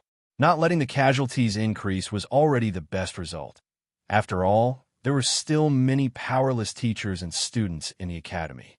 If Wu Jie was really forced into a corner and he started a massacre, the academy's losses would be even more disastrous. As for Wu Jie's night attack on the academy, Li Zixuan would definitely return the favor when he had the chance. The most important thing now was to preserve the academy's strength, not to chase after the academy's confidential documents. On the other side, after Li Tai translated the code, he couldn't help but be silent for a moment. Then he replied, Tai will go and pass on the Yamacho's instructions. After confirming that Li Zixuan didn't have any other instructions, Li Tai put down the telegraph, turned around, and quickly walked towards the entrance of Yanwang College. Roar! At the entrance of the academy, the bearded guest lost again and again, but the more he fought, the more excited he became. At this time, he was already in a state of excitement. Although his clothes were torn and he had many injuries on his body, he didn't suffer any fatal injuries. At most, he just consumed a bit of his true qi. Emperor's Tsunami Blade. At this time, the bearded guest first used the lion's roar technique, then used his strongest skill, Emperor's Tsunami Blade. In today's battle with Wu Jie, the dragon-bearded guest had finally experienced a feeling of contentment. Although he had been suppressed in terms of cultivation, this kind of opportunity to fight across realms and display his full strength was a rare opportunity for him to encounter. The lion's roar technique carried a powerful sound wave that indiscriminately penetrated the eardrums of everyone present. Everyone quickly covered their ears. They saw the bearded guest swing his blade 3 times in a row in Wu Jie's direction. 3 seemingly solid blade qi flew towards Wu Jie like a chain of giant waves on the sea. The bearded guest didn't stay idle at this time.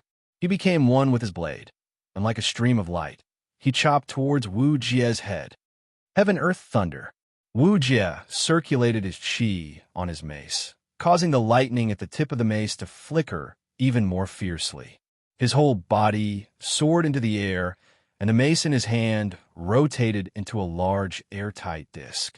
When the 3-blade qi of the bearded guest met the disc, they were directly repelled. However, Wu Jie didn't have any intention of stopping. He raised his mace and fiercely stabbed towards the bearded guest. The spikes at the tip of the mace collided with the bearded guest's blade in the air.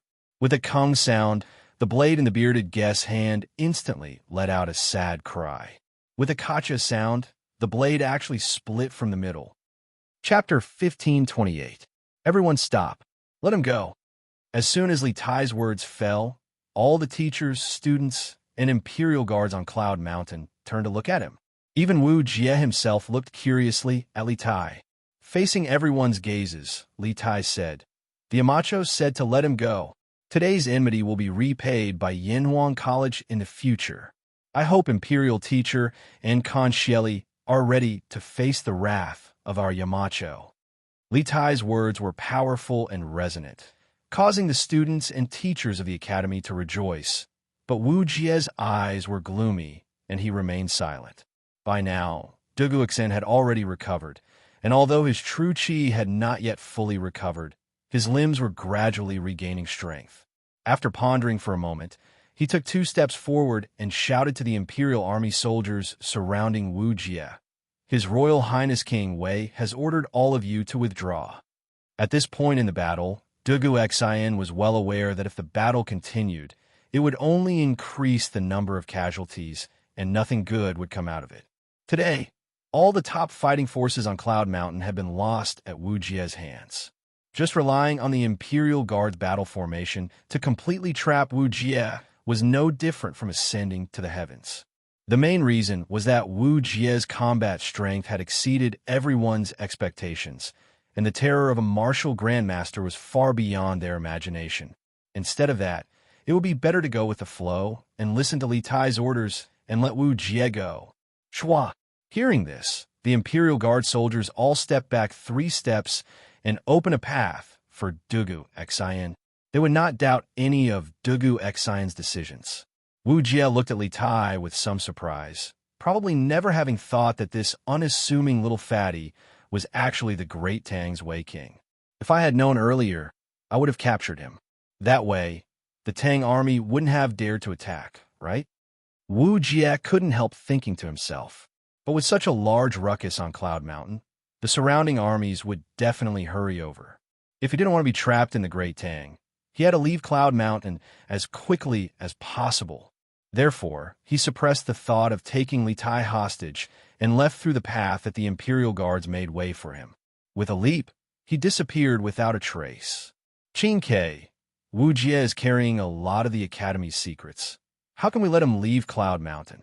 Seeing Wu Jie leave with the Academy's secrets, Li Gang trembled and said with a pained expression. Li Tai walked up to Li Gang and whispered, "Mr. Wenji, Yamacho just told me that Yanhuang College wants people, not confidential information. As long as the teachers and students of the Academy are here, we will definitely be able to develop more advanced knowledge and technology. Yamacho doesn't want the Academy to suffer any more casualties because of those documents." Li Gang was silent for a long time. Finally, he sighed and said, "Hey, Chet, this old man is old, but I can't see through things as clearly as Yamacho. I'm old. Yamacho's idea isn't wrong. As long as the Green Hills last, there's hope."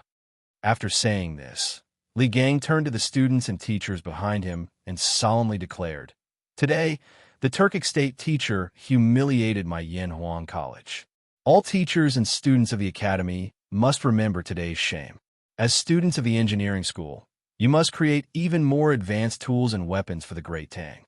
In the future, when the king's army conquers the Turks, you must avenge today's humiliation." Although the old teacher was a Confucian scholar and usually had a refined appearance, today, the old teacher had twice shown his hot-blooded side to the students. This hot-bloodedness came from his deep love for his country. Avenge today's humiliation. Avenge today's humiliation. Hearing this, the students and teachers of the Academy were all enraged. Their hot-blooded cheers soared into the sky as if they wanted to overturn the night sky. Li Gang gestured with his hands. After the students quieted down, he said loudly, "Now, all students and teachers, return to the dorms to rest. In 3 days, Yanhuang College's final exam will be held. Only then will this old man know your determination to avenge today's humiliation." "Yes, Teacher Wenji." The students responded loudly and encouraged themselves in their hearts. They must do well in this final exam. After a while, the students and teachers returned to sleep. Li Gang, supported by Li Tai and Yuchi Baolin, came to Dugu Xn and cupped his hands. "Thank you for saving us tonight, General Dugu. Otherwise, the Academy's foundation would have been destroyed." Dugu Xn quickly turned around and cupped his hands. "Teacher Wenji's words are too serious. Protecting Yanhuang College is this general's responsibility. But in the end, I couldn't stop Wu Jie. This general is truly ashamed." A trace of pain flashed across Li Gang's eyes, but he still waved his hand. "This isn't General Dugu's fault. Wu Jie is too strong. The Imperial Army has already suffered many casualties because of this. The most important thing now is to send Mr. M.O. and the others to Dr. Sun for treatment as soon as possible. I'll have to trouble General Dugu to send people to help move the injured. That's what this general should do." Dugu Xi nodded and said, "You guys quickly come and help." 2 teams of Imperial Army guards hurriedly stepped forward and lifted up all the warriors of the Academy, including Mo Huai, as well as the injured Imperial Army guards, including Dugu Feiying, and carefully walked towards Sun Si Miao's residence. Bang, bang, bang. At this moment, a flurry of footsteps came from the mountain path. Li Gang and Dugu Xine looked at each other and said in unison, "Reinforcements are here." Sure enough, as soon as their voices fell, many cavalrymen riding on war horses appeared on the mountain path. All of them were wearing Mingguang armor. Obviously, they were all elite soldiers. The leader of the cavalrymen was a handsome and extraordinary general. The man rode his horse until he was 5 feet away from Li Gang. He quickly dismounted and said, "Greetings, Teacher Wenji. Greetings, Your Highness King of Wei." Li Gang and Li Tai said in unison, "General Li, there's no need to be so courteous." The one who had come was Li Junxian, who had brought 300 elite cavalry with him. After bowing, Li Junxian looked at the devastated academy gate. It was clear that a great battle had taken place here. He couldn't help but ask in confusion, "Where is the Turkic state preceptor, Wu Jie?" Dugu Xen lowered his head in shame.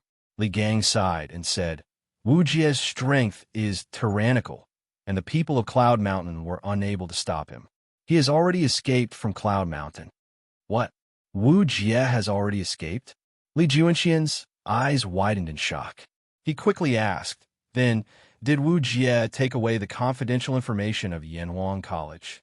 After serving Li Er for so long, Li Junxian knew what Li Er cared about the most, so he asked this question urgently. Li Gang nodded and said sadly, "They were all taken away. All of them. They were all taken away by him?" Li Junxian's face was filled with shock. Dugu Xian said in shame, "This matter is due to this general's incompetence. 2,000 Imperial Army soldiers were unable to take down the Turkic state preceptor and allowed him to escape unscathed after stealing the Academy's information. When this general returns to Chang, and he will definitely ask for His Majesty's forgiveness." Li Junxian was just about to console him when Li Tai said, "General Dugu, there is no need to blame yourself. Since this king had you release the Turks, this king will naturally personally explain this matter to Imperial Father." Li Junxian was so frightened that he almost staggered. His mind was in turmoil. The mighty king of Wei had intentionally released the Turkic state preceptor. If this news were spread, it was inevitable that people would label Li Tai as a traitor. But seeing how confident Li Tai was, Li Junxian didn't ask any more questions. After all, Li Tai was Li Er's son. Even if he had made a mistake, it should be handled by the Imperial clan's ancestral temple, not by him. Thus, he cupped his fist and said, "Since Wu Jie has already left Cloud Mountain, this general will lead some men in pursuit and see if we can recover the Academy's secret information." Li Tai nodded. Then, General Li, you must be careful. Li Junxian grunted and then hurriedly turned around and led the 300 horsemen down the mountain. "Young master, it's so late. Where are you going?" Taiyuan Prefecture, Shouyang County. In an inn, Li Zixuan had simply packed his luggage and was carrying a bundle as he knocked on the door of the room next door. Hu Hanyan sleepily opened the door. When he saw Li Zixuan fully dressed and carrying a bundle, Old Hu couldn't help but ask in confusion. Li Zixuan expressionlessly said, "Uncle Hu, something urgent has cropped up at the Academy. I must return now.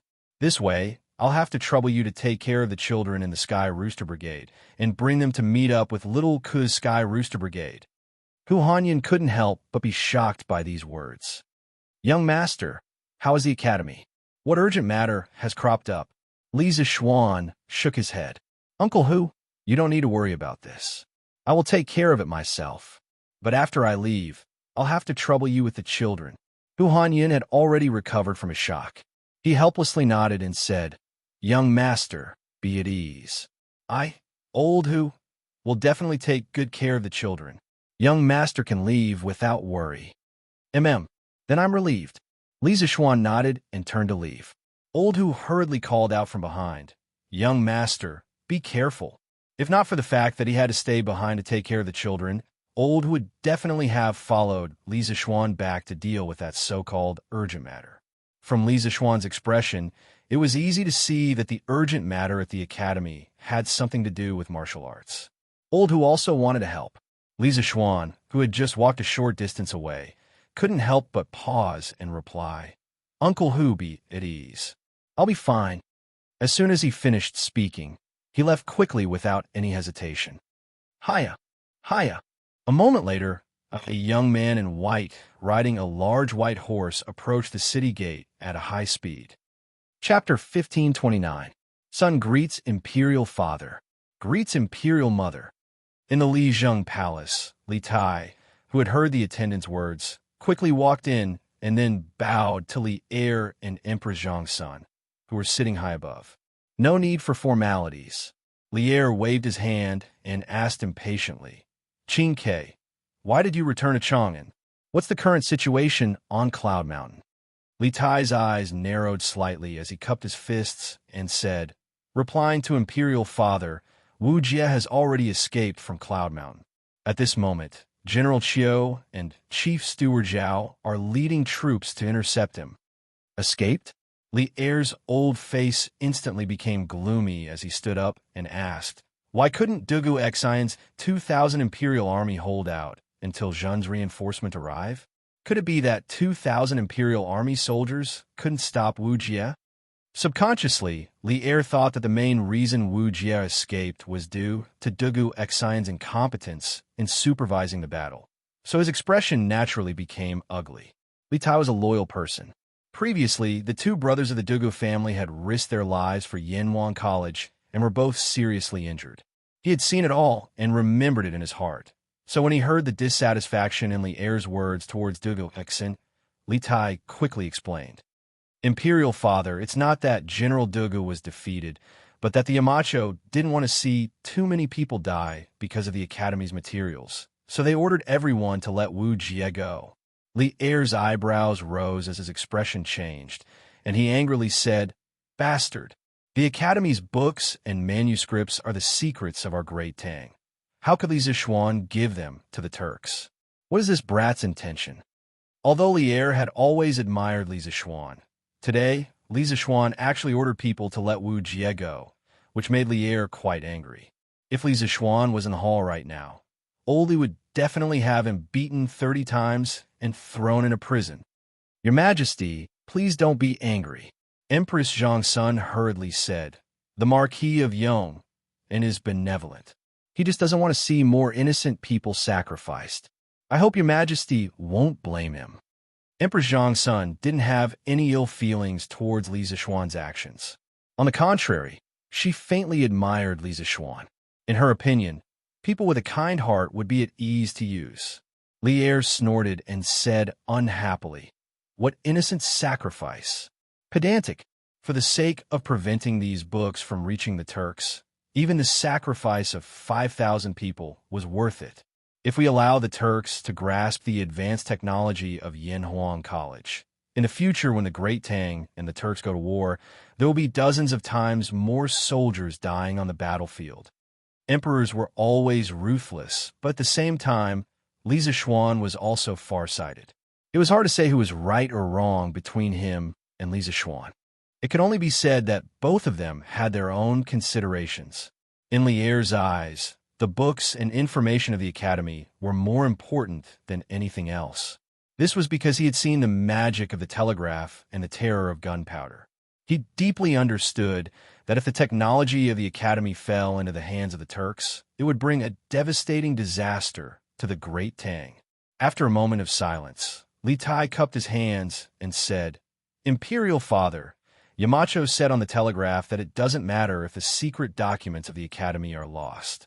As long as he is here, as long as the teachers and students of Yanhuan College are here, these documents can be rewritten. The Academy can also achieve greater glory. In tonight's battle, Teacher Mo and Teacher Zhang San were both seriously injured. More than 10 guards of the Academy were killed or injured. Many students were also injured. Even Teacher Wenji was slightly injured. If Yamacho didn't give the order to let Wu Jie leave, with Wu Jie's strength, if he wanted to make a move on the weak students and teachers of the Academy, no one would be able to stop him. The teachers and students of the Academy would definitely suffer heavy losses. As long as there's life, there's hope. Yamacho said that today's hatred, when he comes back, he will definitely repay it double. At that time, the two Dugu generals, Teacher Mo and Teacher Zhang San of the Academy, were all seriously injured. If they continued to force Wu Jie to stay, there would definitely be rivers of blood on Yinshan Mountain. Therefore, this son feels that Yamacho's actions are not inappropriate. Imperial Father, please understand. After saying this, Li Tai bowed deeply. The hall instantly quieted down. Li Tai stared at Li Tai. After a while, he said in a bad mood, Qingke, it hasn't even been a year since you entered Yanhuan College, and you're already speaking up for that brat Li Zixuan? You even dare to disobey this emperor's orders? At this moment, Old Li's mood was very complicated. On one hand, he felt that what Li Tai said was not completely unreasonable. In the current situation of Yinshan Mountain, if they forced Wu Jie to stay, it was likely that Wu Jie would become desperate and make a move on the weak students and teachers of the Academy. But on the other hand, Old Li also felt a little jealous. This little fatty in front of him was his most beloved son, but now he was speaking up for someone else. As a father, how could he be happy? Li Tai bowed and said, This son is not speaking up for Yamacho, but in the situation at that time, Yamacho's decision was undoubtedly the most correct. More than 10 days ago, the Mountain Elder and Mr. Zhang Sen left Cloud Mountain one after another. Originally, there were 3 evolved Jing Masters in Yan Huang Academy, but in an instant, only Mr. Mo was left. Although Mr. Zhang San unexpectedly returned tonight, when he arrived, Mr. Mo was already seriously injured. That was why Wu Jie was able to kill so many people in the academy. Under such circumstances, other than letting him leave Cloud Mountain, we have no better choice. Imperial Father, please understand. Hearing this, Li Er finally fell silent. On the side, Empress Zhang's son asked doubtfully, Teacher Zhang San? Qin Ke, if Imperial Mother remembers correctly, didn't Teacher Zhang San leave the academy a few days ago and sail out to sea? Li Tai replied, replying to Imperial Mother, Teacher Zhang San originally wanted to go out to sea, but before he left, he felt uneasy. He thought that there were many secrets hidden in Yunshan Mountain that the world coveted, so he stayed around the academy for a few days. For a full 4 days, everything was calm and peaceful. On the 5th day, when Teacher Zhang San was about to leave, he suddenly felt a faint aura locking onto the academy. Teacher Zhang San felt that something was wrong and postponed his plan to go out to sea. As a result, Wu Jie attacked the academy at night today. So that's how it is. Empress Zhang's son nodded thoughtfully and sighed with relief. I have heard that Teacher Zhang San is unparalleled in chivalry. Last year, he was forced to agree to your Yamacho's condition of guarding Yinshan Mountain for a year. Who would have thought that even before he left, he would still risk his life for the academy? The reputation of the Feng Chun 3 heroes is indeed well-deserved. Li Tai agreed. Imperial Mother is right. Tonight, if Teacher Zhang San hadn't returned in time, Teacher Wang Ji of the academy would have been killed by Wu Jie. Oof. No matter what, the academy's things cannot fall into the hands of the Turks. Send a telegram to Li Zishuan and tell him to take responsibility for the disaster he caused. Tell him to take back the things Wu Jie took. At this moment, Li Er coldly snorted and interrupted. His words contained a tone that would not allow anyone to object, and the atmosphere in the hall instantly became heavy. Li Tai couldn't help but feel his heart sink, and he hurriedly advised, Imperial Father, you must not. Your son heard Teacher Mo mention that the Yamacho is only at the middle stage of the Grandmaster realm, while Wu Jie is at the Great Grandmaster realm. If you let the Yamacho chase after Wu Jie, wouldn't that be sending him to his death? Your son asks Imperial Father to reconsider. Emperor Zhang's son couldn't help but reveal a trace of anxiety, but she didn't say anything. Presumably, she felt that with Li Er's trust in Li Zishuan, he definitely wouldn't send Li Zishuan to his death. Sure enough, Li Er raised his eyebrows and said, Who said that we would let him go alone? We will order all the soldiers along the way to be under his command. Not only will we take back the academy's materials, we will also make sure that Wu Jie remains in the Great Tang. To have all the soldiers between the Great Tang and the Turkic Khaganate under one person's command, Li Er's arrangement was completely based on his trust in Li Zishuan. Otherwise, he, who had taken the throne through a coup, wouldn't have so easily handed over more than 100,000 soldiers to someone who wasn't a member of the imperial family. Hearing this, Li Tai let out a sigh of relief and said, But the Yamacho has already rushed back to Chang and from Shouyang County. The journey is bumpy, and if your son sends a telegram now, the Yamacho might not be able to detect it. Li Er waved his hand and said, Then send it until he notices. No matter what, we absolutely cannot let the Turkic Khaganate leave the Great Tang with the Academy's top-secret materials. In addition, we will send the Imperial Army and cavalry to pursue along the way, and cooperate with Li Zishuan to capture Wu Jie. Li Tai knew that there was no turning back, and besides, this seemed to be the best result. He bowed and said, Your son obeys your majesty. After saying this, seeing that Li Er had no other orders, Li Tai quickly excused himself and left the Lijiang Hall. Now, he had to return to Yanhuang College as soon as possible and send a message to Li Zishuan through the telegram. However, Li Tai also knew that for Li Zixuan, there would be several very difficult battles ahead, and if he was not careful, he could easily lose his life. Although Li Er had ordered the soldiers of the various provinces to be under Li Zixuan's command, when it came to a real fight, the role of these soldiers was very limited. For example, in the battle in front of the academy, Wu Jie had single-handedly slaughtered everyone. Although the imperial army was well-trained, they were unable to effectively surround Wu Jie, and the 2,000 imperial army soldiers were unable to display their full strength.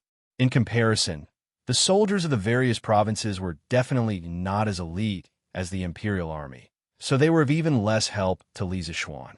Unless Wu Jie stood still and waited for the soldiers of the various provinces to completely surround him, in that case, there was a chance he would be exhausted to death by the local soldiers. But was that possible? Obviously not. The moment Wu Jie discovered that there were soldiers around him, his first reaction would definitely be to use his movement technique to escape, not giving the army a chance to surround him. Thus, in a battle with Wu Jie, the key to victory was still a showdown between peak experts.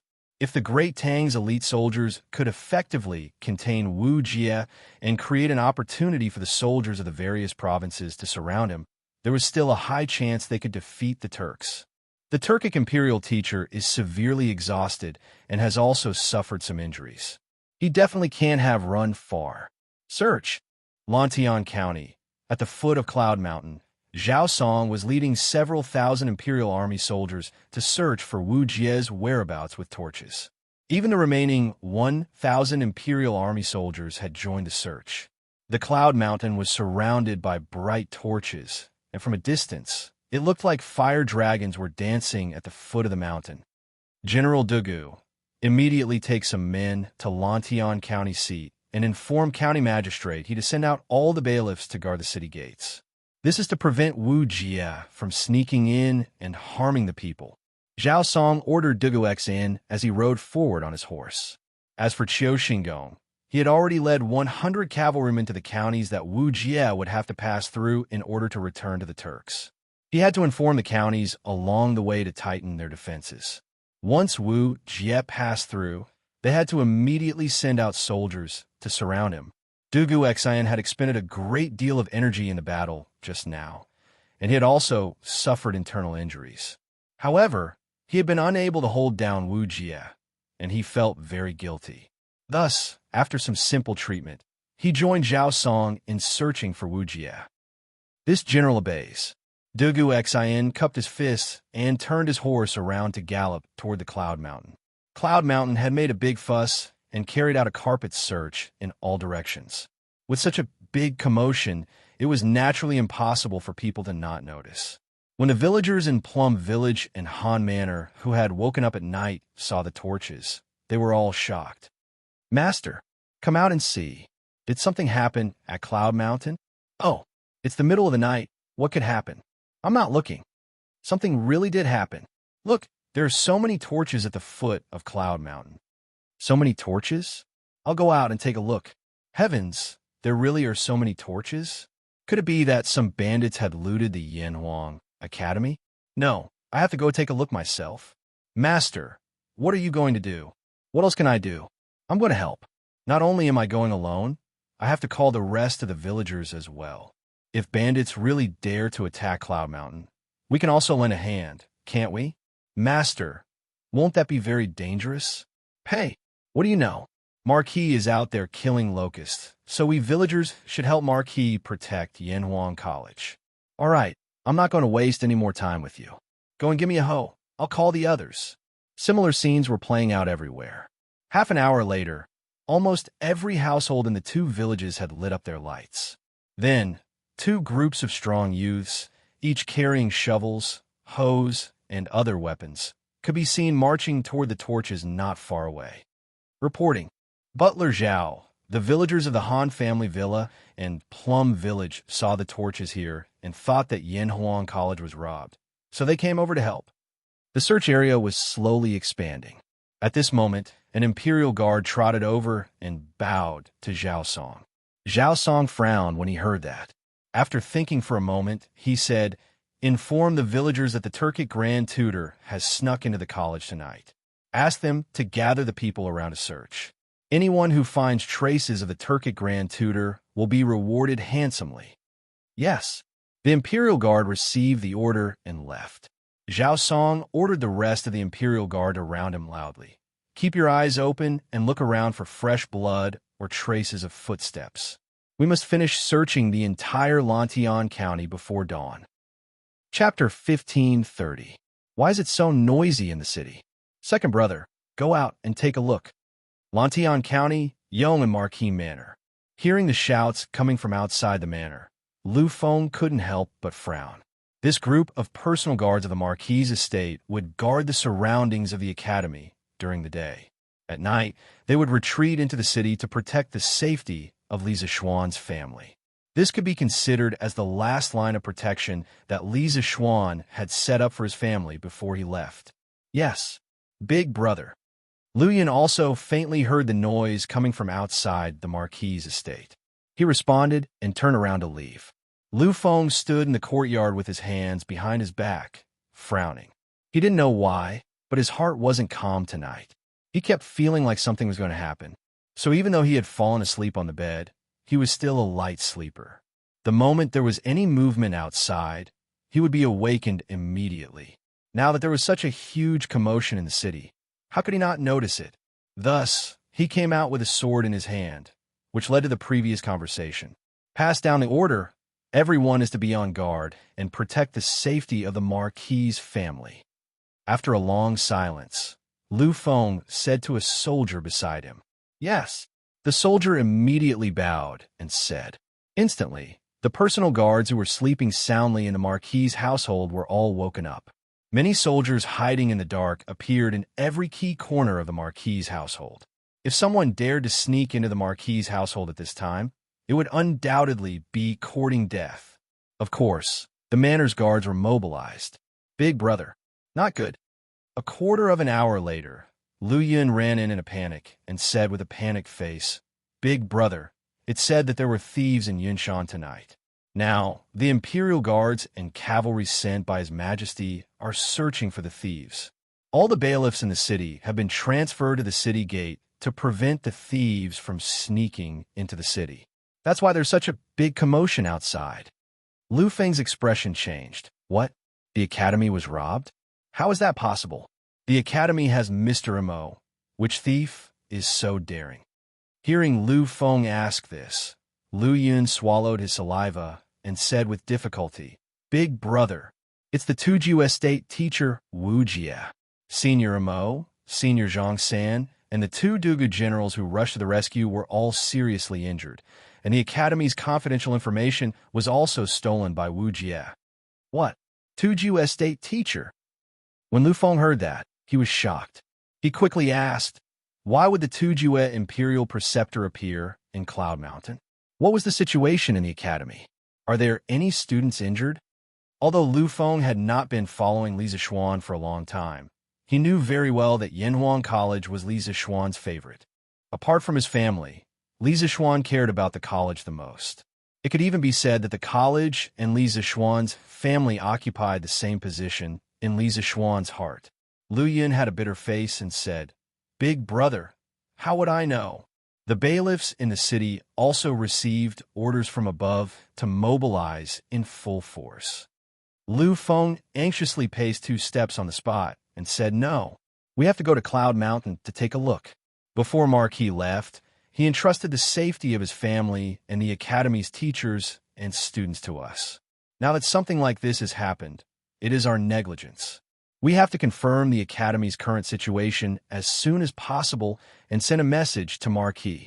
If I remember correctly, doesn't the academy have a telegraph that can send messages from 1,000 miles away? In this kind of emergency, we can borrow it. Lu Yun thought for a moment and said, Big brother, I think you are overthinking it. With such a big thing happening, with His Highness Wei Wang's intelligence, he will definitely send the news to Marquis through the telegraph. Who knows? Maybe Marquis is already on his way back to Chang'an. What? The academy was attacked?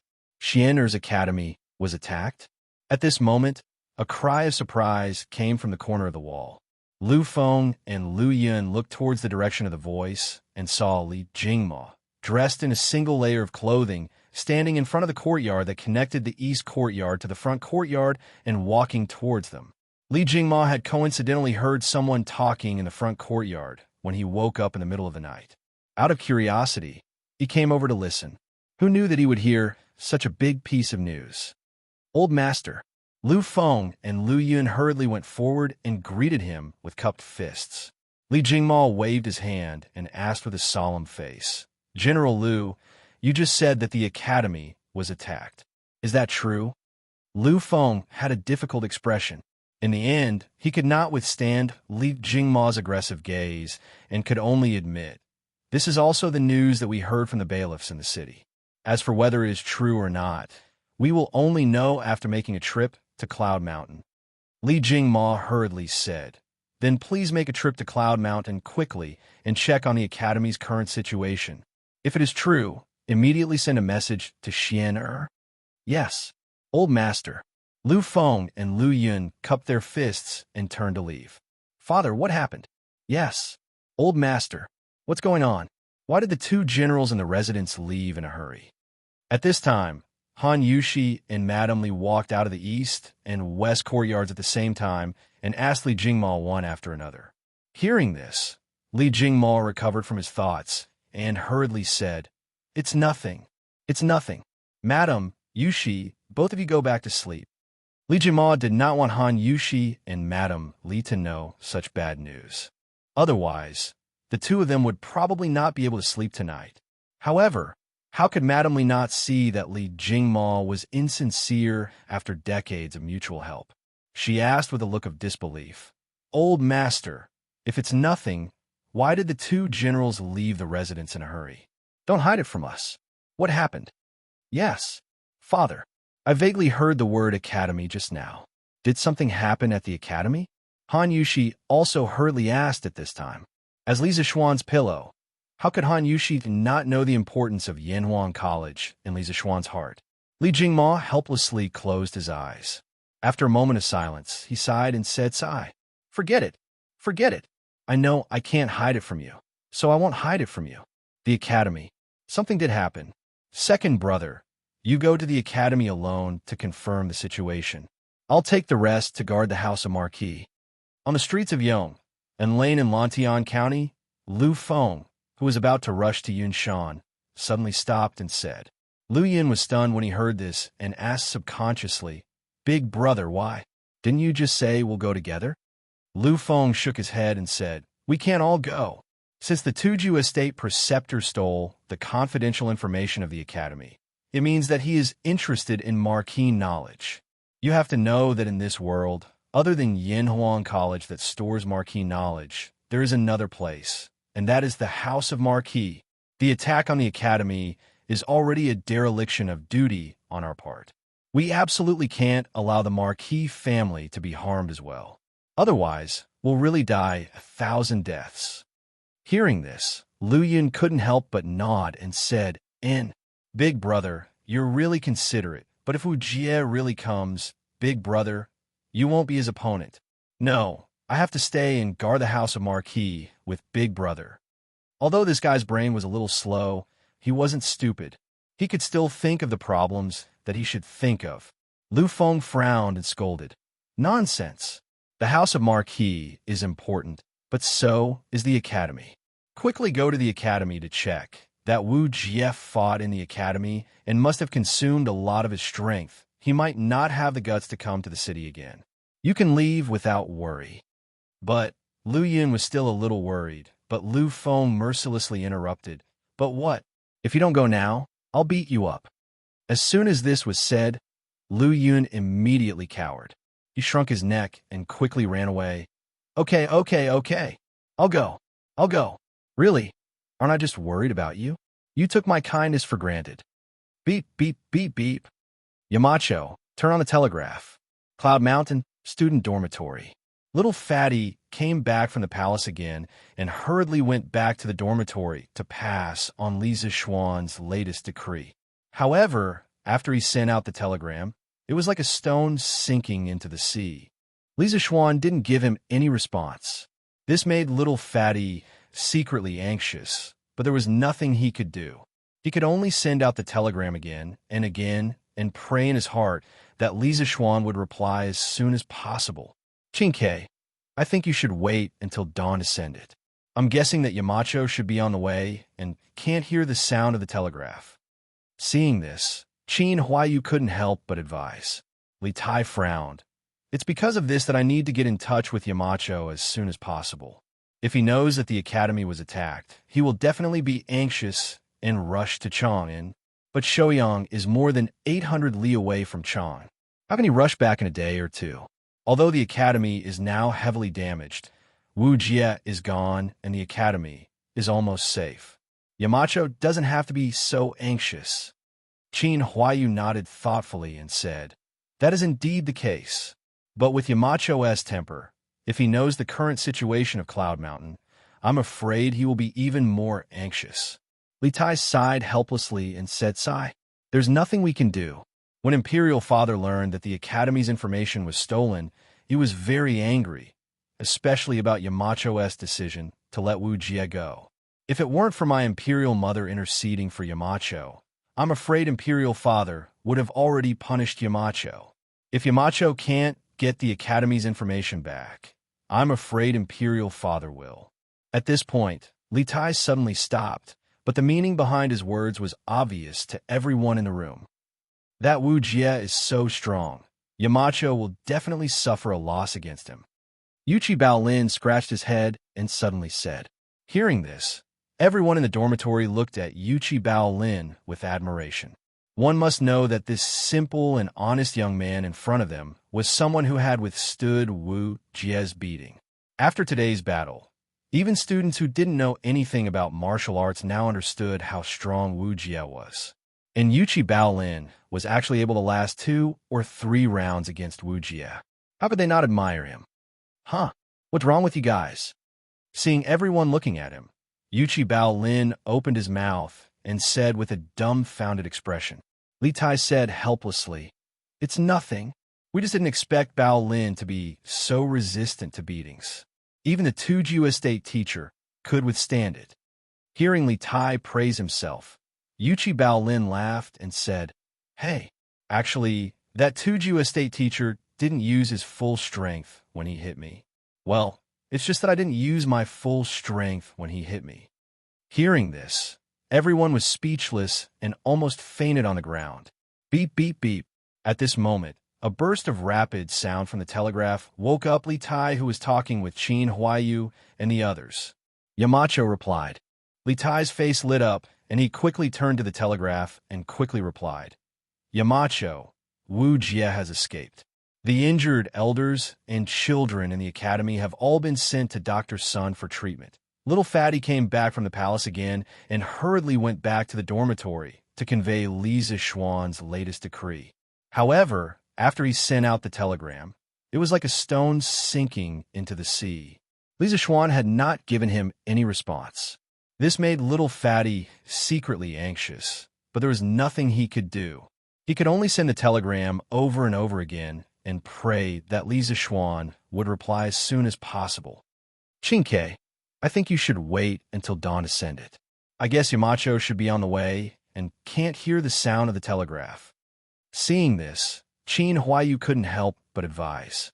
Li Tai frowned and said, that's why I have to get in touch with Yamacho as soon as possible. If he knows that the academy was attacked, he will definitely be anxious and rush to Chang'an. But Shouyang is more than 800 miles away from Chang. How can he rush back in a day or two? Although the academy is now heavily damaged, Wu Jie is gone and the academy is almost safe. Yamacho doesn't have to be so anxious. Qin Huayu nodded thoughtfully and said, that's true. But with Yamacho's temperament, if he knows about Yunshan's current situation, I'm afraid he will be even more anxious. Li Tai sighed helplessly and said, AI, there's nothing we can do. When Imperial Father learned that the Academy's information was stolen, he was very angry, especially about Yamacho's decision to let Wu Jie go. If it weren't for my Imperial Mother interceding for Yamacho, Imperial Father would have punished Yamacho. This time, if Yamacho can't get the Academy's information back, I'm afraid, Imperial Father. At this point, Li Tai suddenly stopped, but the meaning behind his words was obvious to everyone in the room. That Wu Jie is so powerful. Yamacho will definitely be at a disadvantage against him. Yuchi Baolin scratched his head and suddenly said. Hearing this, everyone in the dormitory looked at Yuchi Baolin with admiration. One must know that this simple and honest young man in front of them was someone who had withstood Wu Jie's beating. After today's battle, even students who didn't know anything about martial arts now understood how powerful Wu Jie was. And Yuchi Baolin was actually able to last 2 or 3 rounds against Wu Jie. How could they not admire him? Huh? What's wrong with you guys? Seeing everyone looking at him, Yuchi Baolin opened his mouth and asked with a confused expression. Chapter 1531. Don't tell Yamacho yet. Dr. Sun's medical skills are superb. Who knows? He might be able to help Teacher Wenji recover completely. If you tell Yamacho the truth about the situation here, it will only make Yamacho anxious. Not to mention, His Majesty has given Yamacho such a dangerous mission. We can't help Yamacho, but we can't distract Yamacho. Otherwise, Yamacho will be in danger. Yinhuang College, Dormitory 001. Qin Huayu advised in a sincere and heartfelt manner. Yuchi Baolin also nodded and agreed. Yes. Huayu is right. My father said before that when masters fight, victory and defeat is often decided in the blink of an eye. If Yamacho is distracted by Teacher Wenji's injury, their chances of winning against Wu Jie will be even lower. Among the 4 people present, Yuchi Baolin had the most right to speak about matters between martial artists. Hearing him say this, Li Tai couldn't help but nod. All right then, we won't tell Yamacho about Teacher Wenji's condition for now. After saying that, Li Tai lowered his head and began to send a telegram to Li Zishuan. Yamacho, although Teacher Mo and the Tutu generals were seriously injured by Wu Jie after Dr. Sun's treatment, their lives are not in danger. They just need to rest for a few more days. As for Teacher Wenji, because Baolin acted as a meat shield for Teacher Wenji only suffered some minor injuries. After being treated by Dr. Sun, Teacher Wenji is fine. Please rest assured, Yamacho. Beep, beep, beep. On the other end of the telegram, Li Zishuan waited for a long time for Li Tai's message. However, he didn't suspect anything because Li Tai's typing speed was relatively slow. After translating the contents of the telegram in his mind, Li Zishuan couldn't help but breathe a sigh of relief. It was good that everything was fine, as long as the teachers and students of the academy were fine. This was a rare piece of good news for him. Yes, that's it for now. I can't rush back to the academy for the time being. Chinke, have the students prepare for the final exam.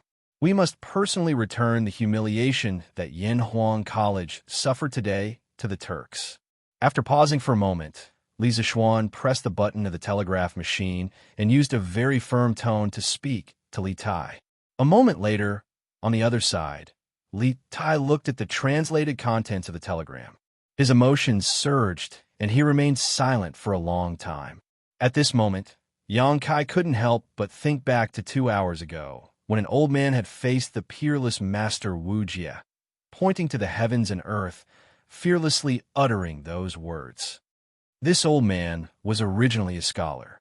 I knew the 4 books and 5 classics. I was familiar with the records of the Grand Historian and the Book of Han. He was penniless with only a few pieces of cloth clothing. I only have a few hundred students, and that is my greatest asset in this life. This old man respects heaven and earth, respects morality, and fears the hearts of the people. You are just a barbarian.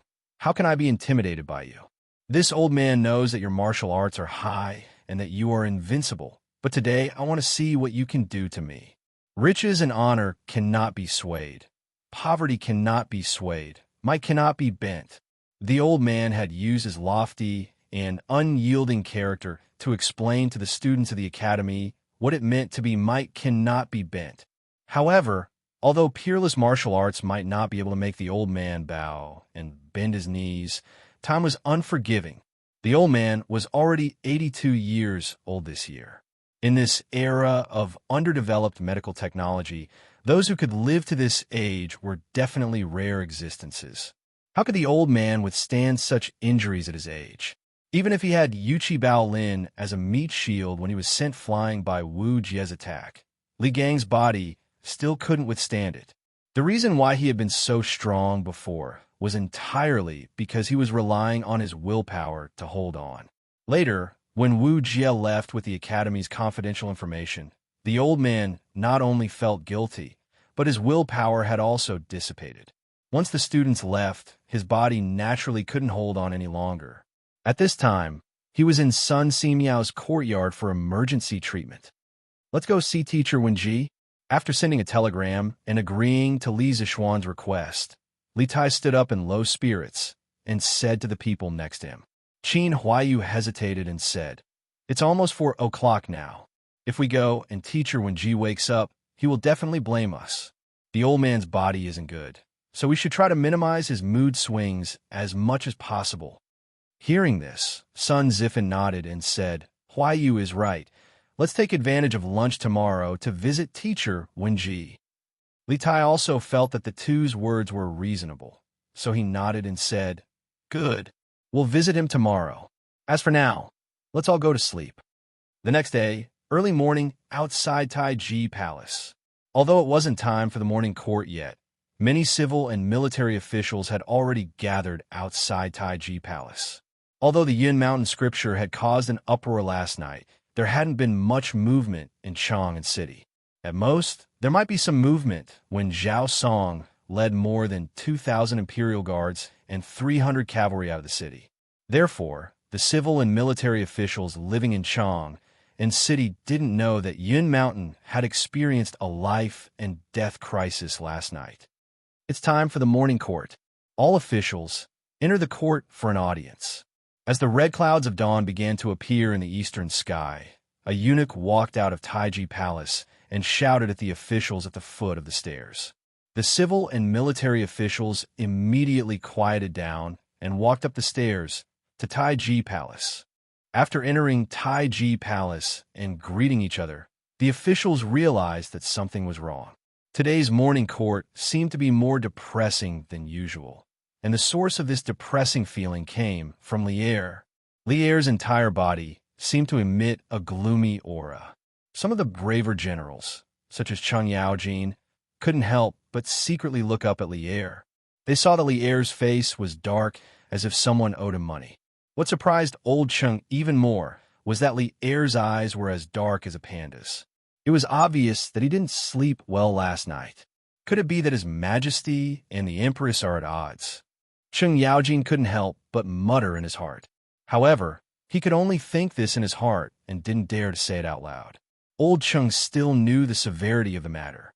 "Today, in front of all my beloved officials, I announce an important matter. There is no such thing as officials. If you have something to report, court will be dismissed." After the officials finished greeting each other, Li'er directly spoke with a solemn face. Although the officials had doubts in their hearts, no one dared to ask. They could only say in unison, "We are all ears." Li'er looked around and then said something shocking. "I have decided to officially declare war on the Turks. The officials of the 6 departments of the Imperial Court will enter a state of full preparation for war.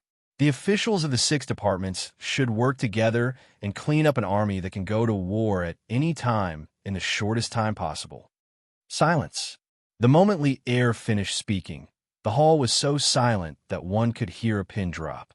Everyone's breathing quickened and their eyes widened. This news from Li'er's mouth was truly too explosive. The Turks. Li'er actually wanted to make a move against the Turks at this time. After the silence, there was a fierce debate. The officials in the hall whispered to each other, and then Zhongsun Wuji stepped forward and said, "Your Majesty, the Great Tang's Guanzhong region is currently being ravaged by locusts, and the Imperial Court is focusing all its efforts on disaster relief. At this juncture, how can we still have the manpower, material, and financial resources to fight to the death with the Turks? Your Majesty, please reconsider your actions." It had to be said that Zhongsun Wuji's thinking was still very clear. At this time, The Great Tang's internal calamity had yet to be completely resolved. It was already good that the Turks didn't take this opportunity to attack the Great Tang. However, Lier actually wanted to take the initiative to start a war between the two countries. Wasn't this branding? Thus, as a subject, Zhang Sun Wuji felt that he had the responsibility to help Lier eliminate this dangerous idea. The Turks were powerful, and they had millions of soldiers. How could it be so easy to defeat them? Duke of Zhao is right. Our Great Tang's internal calamity has yet to be resolved. So how can we take the initiative to provoke external enemies? Besides, a war between countries not only requires the mobilization of manpower, but also a huge amount of resources and financial resources. These aren't things that can be done in a short period of time. Thus, I hope that Your Majesty will reconsider the matter of declaring war. Fang Xianling also stood out and clasped his hands towards Lier. We agree. We agree. Then, a group of officials followed behind and seconded the motion. They didn't know what had gotten into Lier today to suddenly do such a thing, but everyone knew that this wasn't a good time to start a war with the Turks.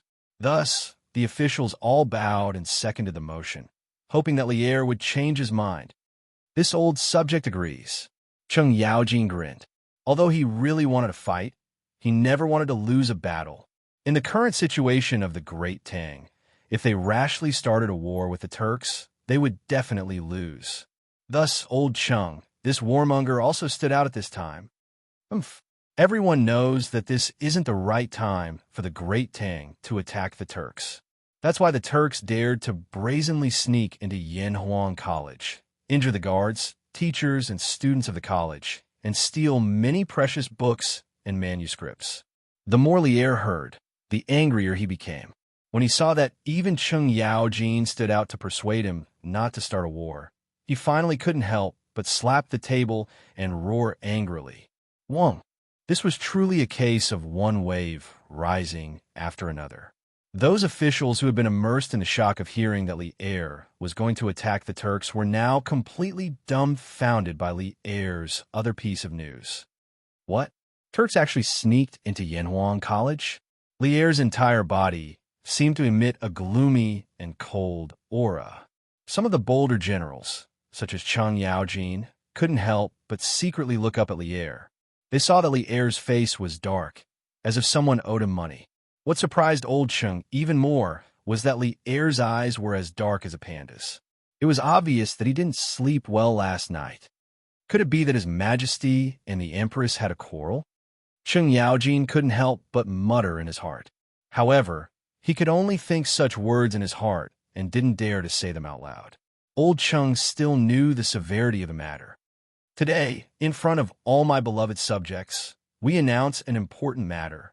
There is no such thing as all my subjects. If you have something to report, court will be dismissed. After all the officials finished their greetings, Lier directly spoke with a dark face and a serious expression. Although the officials had doubts in their hearts, no one dared to ask. They could only say in unison, "We are all ears." Lier looked around and then said something shocking. "We have decided to officially declare war on the Turks. The officials of the 6 departments of the Imperial Court will enter a state of full preparation for war from today onwards. The officials of the 6 departments should work together and clean up an army that can go to war at any time in the shortest time possible." Silence. As soon as Lier finished speaking, the hall immediately became so silent that one could hear a pin drop. Everyone's breathing quickened and their eyes widened. This news from Lier's mouth was really too explosive. Turks! Lier actually wanted to attack the Turks at this time. After the silence, there was a fierce debate. The officials in the hall whispered to each other. Then, Zhang Sun Wuji stepped forward and said, "Your Majesty, the Great Tang's Guanzhong area is currently wreaking havoc. The Imperial Court is focusing all its efforts on disaster relief. At this juncture, how can we still have the manpower, material, and financial resources to fight to the death with the Turks? Your Majesty, please reconsider your actions." It had to be said that Zhang Sun Wuji's thoughts were still very clear. At this time, the Great Tang's internal calamity had yet to be completely resolved. It was already good that the Turks didn't take this opportunity to attack the Great Tang. However, Lier actually wanted to take the initiative to start a war between the two countries. Wasn't this branding them? Thus, as a subject, Zhang Sunwuji felt that he had the responsibility to help Lier eliminate this dangerous idea. The Turks were powerful and had millions of soldiers controlling their bowstrings. How could it be so easy to defeat them? Duke of Zhao is right. Our Great Tang's internal calamity has yet to be resolved. How can we take the initiative to provoke external enemies? Furthermore, a war between countries not only requires manpower, but also a huge amount of resources and financial resources. These aren't things that can be done in a short period of time. Thus, I hope that your Majesty will reconsider the matter of declaring war. Fang Xianling also stood out and clasped his hands towards Lier. Your subjects agree. Your subjects agree. Then, a group of officials followed behind and seconded the motion. They didn't know what had gotten into Lier today to suddenly do such a thing, but everyone knew that this wasn't a good time to start a war with the Turks. Thus, the officials all bowed and seconded the motion, hoping that Lier would change his mind. This old subject agrees. Cheng Yaojin grinned. Although he really wanted to fight, he never wanted to lose a battle. In the current situation of the Great Tang, if they rashly started a war with the Turks, they would definitely lose. Thus, old Cheng, this warmonger, also stood out at this time. Everyone knows that this isn't the right time for the Great Tang to attack the Turks. That's why the Turks dared to brazenly sneak into Yanhuang College, injure the guards, teachers, and students of the college, and steal many precious books and manuscripts. The more Lier listened, the angrier he became. When he saw that even Cheng Yaojin stood out to persuade him not to start a war, he finally couldn't help but slap the table and roar angrily. Wang! This was truly a case of one wave rising after another. The officials who had just been immersed in the shock of Lier's plan to attack the Turks were now completely dumbfounded by Lier's other piece of news. What? There were Turks sneaking into Yanhuang College? Chapter 1532. Cheng Jijia, Yuqi Jingda, Qin Xiong, I order the three of you to choose 10,000 elite light cavalry from your respective camps. You are to set out from Chang and head north to pursue the Turkic state teacher and rendezvous with the Marquis of Yong'an. We have already ordered the Marquis of Yong, and to keep Wu Jie in the Great Tang. From Chang and to the north, all soldiers in the various provinces will be under the command of the Marquis of Yong. The 10,000 light cavalry that the three of you are to lead must cooperate with Li Zishuan at a crucial moment. You must capture Wu Jie and retrieve the Academy's secret information. If any Turkic soldiers enter the Great Tang to assist the Turks, you are to wipe them out. There is no need to report to us. In Taiji Palace, Lier's firm and sonorous voice echoed in every corner of the hall. A cold-blooded and austere atmosphere gradually filled the air. All the officials could not help but turn solemn. Everyone knew that war was about to come. If they couldn't capture Wu Jie, Lier would definitely gather his soldiers and head north, directly initiating a war between the Great Tang and the Turks. Lier would not give the Turks time to study the Academy's secret information. If they could surround Wu Jie in the Great Tang, the Turks would definitely send reinforcements. After all, Wu Jie had so much valuable information in his hands. When the time came, a fierce skirmish was certain to break out. Once the two sides began to fight, an all-out war wouldn't be far off. The sharp-eyed officials could smell the scent of war from Lier's words. Of course, there were still quite a few officials who were surprised that Li Zishuan had received Lier's decree so quickly. After all, everyone knew that Li Zishuan was currently in the north of the Great Tang, 700 to 800 li away from Chang'an. Wu Jie's attack on the Academy had only happened yesterday, so how could they not be surprised that Li Zishuan had received Lier's decree so quickly? But the smart minister could figure out what was going on after thinking about it. The Academy had a telegraph. With the telegraph, the distance of hundreds of miles was nothing. The reason why Lier hadn't sent the Great Tang's most elite cavalry, the Black Armored Army, was mainly because the black armored army was made up of heavy cavalry. In terms of mobility, it was impossible for them to compare to light cavalry. Yuqi Jingde and the others were only going to pursue Wu Jie. They could resupply at any time along the way, so they didn't need to bring a lot of provisions. What they were pursuing was speed. Official Lieutenant Qi Jingde, Cheng Jijie, Qin Xiong, receives the decree. Yuqi Jingde, Cheng Yao Jin, and Qin Xiong all had solemn expressions as they bowed and accepted the order. The generals of the Great Tang had never feared war. Even if the Turks were extremely powerful, even if this war had been hastily initiated by the Great Tang, so what? No power, no matter how powerful, could make the Tang bend their backs, not even the Turks. Lier nodded. This emperor will issue an order to arrest Wu Jie in all the provinces and counties of the Great Tang, the Marquis of Yong, and set out from Shouyang and will pass by Yusi and Taiyuan. The whereabouts of the Turkic state teacher is unknown, but it's very likely that he will head north and take the shortest route to escape from the Great Tang in the shortest time possible. In order to allow the three of you to cooperate with Li Zishuan, this time, the troops can be transferred from Yanhuang College to maintain contact with Li Zishuan. As for the person to operate the telegraph, you can go to Yanhuang College to choose. Hunting down a person was different from fighting a war. First of all, no one knew where Wu Jie was, so they could only slowly search for him along the way. But once they found him, they would need to immediately surround him. Using soldiers to send messages was definitely not feasible, because opportunities were fleeting. Comparatively speaking, telegraphing was the best option. Last time, when Sheng Yao Jin and the others went to the city to quell the rebellion, they had already experienced the huge advantage of the telegraph in terms of battlefield information. Hearing that Lier would assign another telegraph to them, Old Cheng was extremely excited. He quickly bowed and said, "Thank you, Your Majesty." Lier nodded and said in a deep voice, "Today's morning court is over. All officials are to immediately return to the Yamen and carry out their duties. Cooperate with Yuqi Jingde, Cheng Jijie, and Qin Xiong to transfer 10,000 elite light cavalry in the shortest time possible. There must be no mistakes." After arranging the official matters, Lier didn't waste any time and decisively announced the end of the court.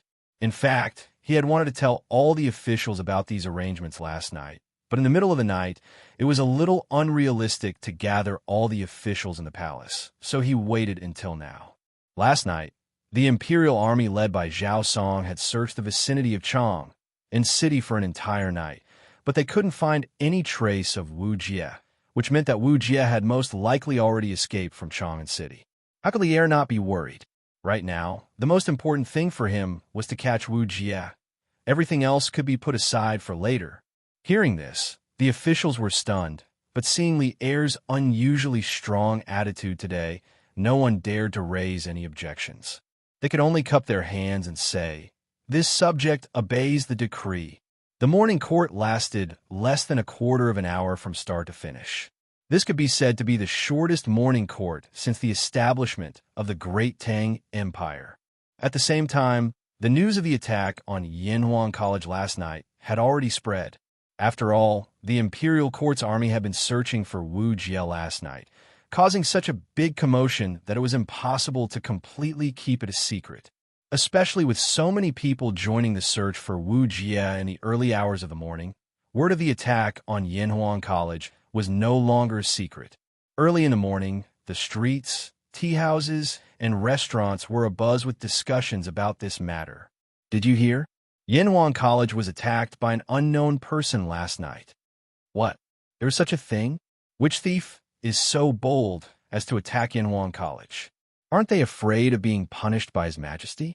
That person isn't Tang. I heard that he's a Turkic. What? A Turkic dares to come to Great Tang and cause trouble? Did they catch him? Of course not. That's not an ordinary Turkic. It's said that he's the Turkic state teacher, the most powerful person in the world today. It's actually the Turkic state teacher. But why would the Turkic state teacher attack Yanhuang College? What else could it be? It must be that the Turkic state teacher took a fancy to the Marquis of Yong'an's knowledge. Marquis's knowledge? That Turkic state teacher is truly despicable. He isn't as smart as Marquis, but he still wants to steal from Great Tang. Truly despicable. Then did the Turkic state teacher steal anything from Yanhuang College? I don't know about that. Oomph. A man's wealth is his own ruin. Yanhuang College has countless treasures and advanced knowledge, but he didn't have the ability to protect them. In the end, he gave them to the Turkic state teacher, the Marquis of Yong, and is a sinner of Great Tang. Bullshit. What are you saying? Do you know how powerful the Turkic state teacher is? In order to protect the secrets of Yanhuang College, who knows how many guards were sacrificed last night? I heard that even old teacher Wen Ji was injured. Right, as a brat like you have to make sarcastic remarks here. That's right. Since Yanhuang College was established, how many useful things have they discovered? It's said that it won't be long before Lantian County can get electricity and electric lights. Now that the Turkic state teacher attacked the academy, instead of blaming the Turkic state teacher, you're blaming the Marquis of Yong. Are you a Tang or a Turkic? Is your heart red or black? That's right, that's right. The majority of the populace sympathized with the academy and condemned the Turkic state teacher, but there were also many who took the opportunity to slander Yanhuang College, and most of them were Confucian scholars. Similar remarks could be heard everywhere, but in the end, they were all drowned out by the saliva of the populace.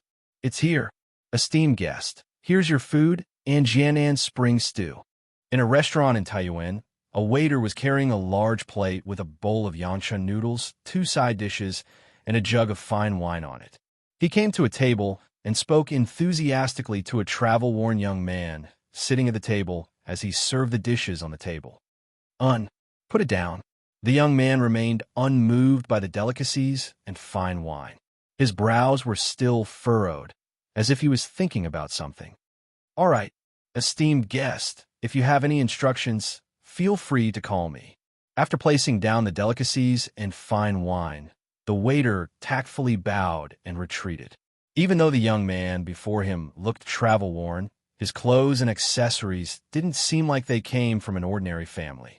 He couldn't wait to curry favor with him. So how could he offend him? But what left the waiter puzzled was the bulging bag on the young man's back. He didn't know what was inside, but he couldn't bear to put it down even when he was eating. It was truly bizarre. Furthermore, after placing down the delicacies and fine wine, the young man didn't seem to have any intention of eating.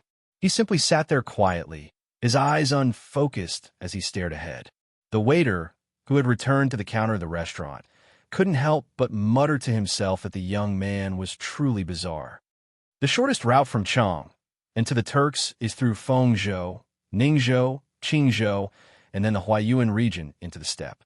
Fortunately, I happen to be in the north of the Great Tang and can lay down an inescapable net for the Turks. The young man did not say a word as he thought to himself. Yes, this young man was Li Zixuan. Since the academy was no longer in any danger and Lier had ordered him to keep the Turks in Great Tang, there was no need for him to rush back. What he needed to do now was to find a way to intercept the Turks in advance. At this moment, a massive map of the empire appeared in his mind. He had planned several escape routes for Wu Jie, and in the end, he chose the middle and shortest route. He was confident that as long as Wu Jie was still intelligent, he would definitely choose this escape route, because every moment Wu Jie remained in Great Tang meant more danger. After making a plan in his mind, Li Zixuan returned to his senses and began to eat. Last night, he had galloped more than 100 li on his horse before he arrived at Taiyuan City. Now that he was hungry, he entered the city and found a restaurant to eat some food to fill his stomach. It was also a good opportunity for Big White to eat and rest. During the Tang Dynasty, there was a phenomenon of Tokyo, Nanjing, Beijing, and Xijing coexisting.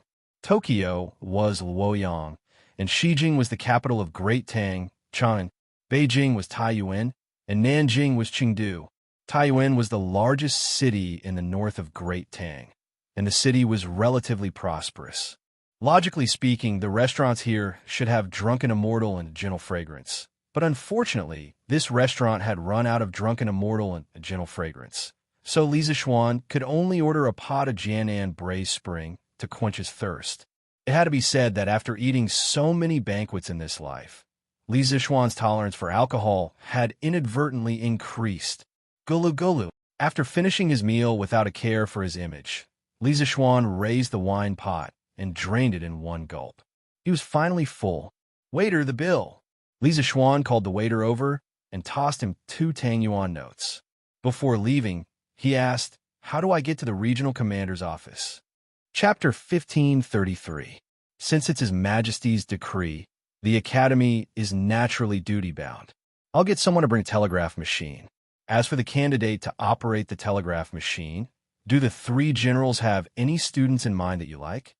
Yanwang College. In the conference room on the first floor of Guanghua Building, Yin Silu and Mo Huai, who had rushed over after hearing the news, sat opposite Yuqi Jingde, Cheng Yaojin, and Qin Xiong.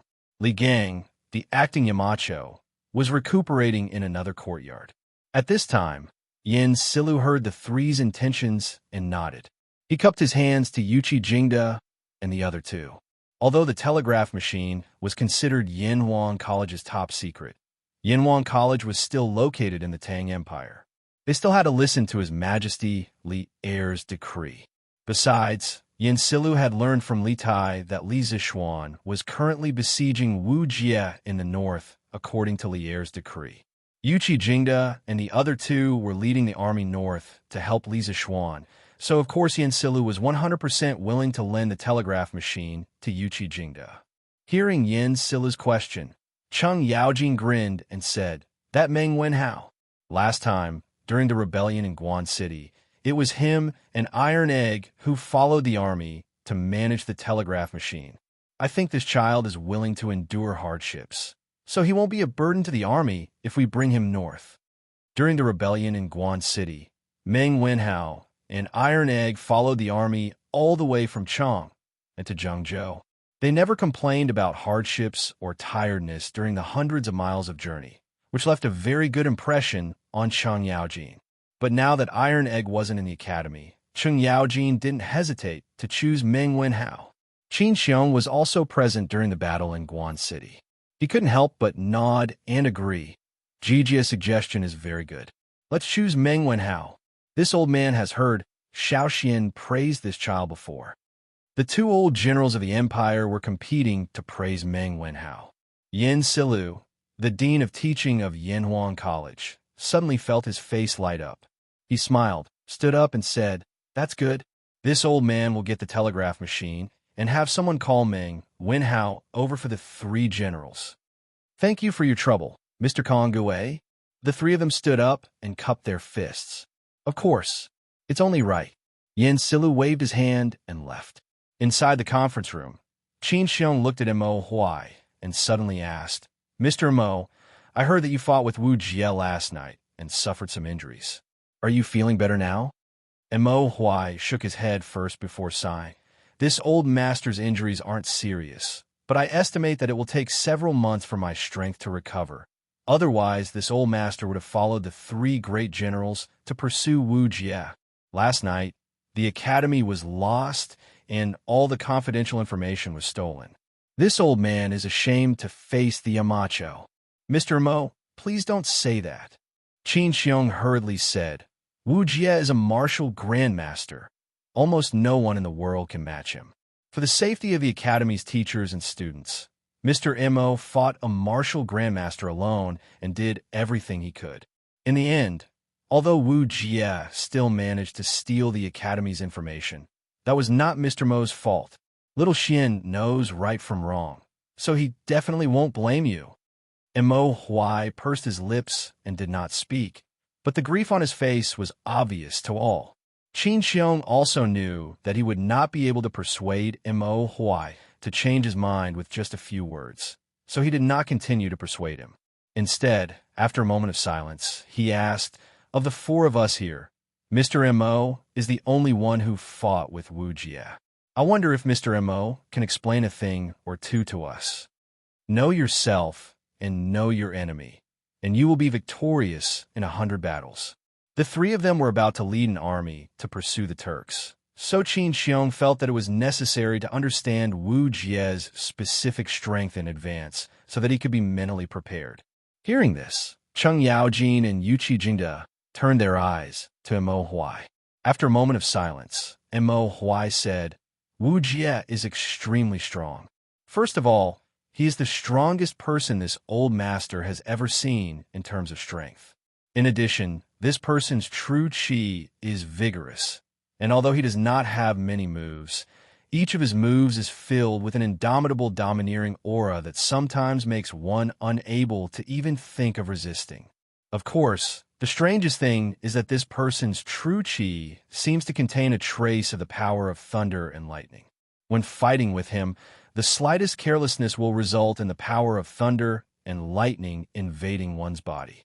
If one does not use their true qi to neutralize this thunder and lightning, it will only take a moment for one's arm to completely lose feeling.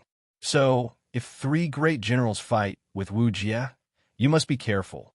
The power of thunder and lightning? Hearing this, the three of them could not help frowning deeply, Cheng Yaojin muttering, This old Cheng has never heard of a secret art in this world that can allow one's true qi to produce the power of thunder and lightning. Little brother Mo, are you sure you aren't mistaken? This old fellow was also very friendly. Speaking of which, it was not certain who was older between him and Mo Huai, but he had directly called him little brother Mo. Mo Huai did not mind this, and said firmly, General Cheng, this old man's feeling is definitely not wrong. Last night, if this Wu Jie's secret art was not strange, and his true qi contained the power of thunder and lightning, this old man would not have been defeated so quickly. Maybe in the end, the Academy's information would not have been stolen by him. Qin Xiong looked at Cheng Yaojin and said in a low voice, Jijie, just because we haven't heard of some things doesn't mean they don't exist. Moreover, the Tujue imperial teacher has always been mysterious and rarely shows his skills in front of the world. So, it is normal that we don't know about this. But now that we know from Mr. Mo, we have to be more careful when fighting with him in the future. Cheng Yaojin had always been more convinced by Qin Xiong, so he nodded and said, Of course. Hee. This old man has brought the telegraph and the students you wanted. At this time, Yin Silu's voice came from the door of the meeting room.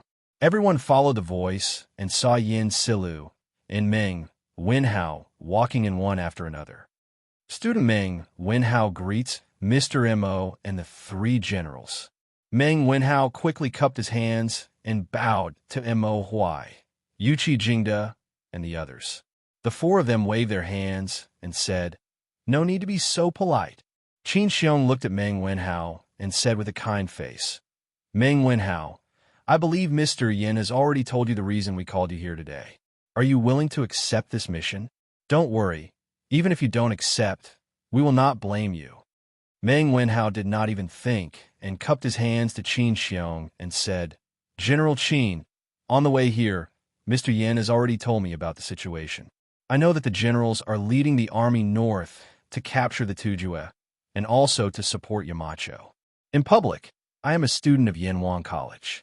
When Yamacho is in trouble, how can I not help? In private, Yamacho and I owe a debt of gratitude. If not for Yamacho's favor and promotion, I would only be an ordinary student in the Imperial College. Therefore, this student is 100% willing to follow the army to the north at any time. Good.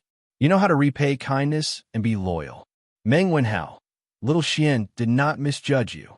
Hearing this, Cheng Yaojin laughed heartily. Qin Xiong smiled and nodded. Since you're willing to follow the army, then go home and prepare. Tell your parents clearly so that they won't worry about you. However, time is limited, so you have to hurry. When noon comes, the army will set out. Meng Wenhao said with a solemn face, I don't have anything to prepare.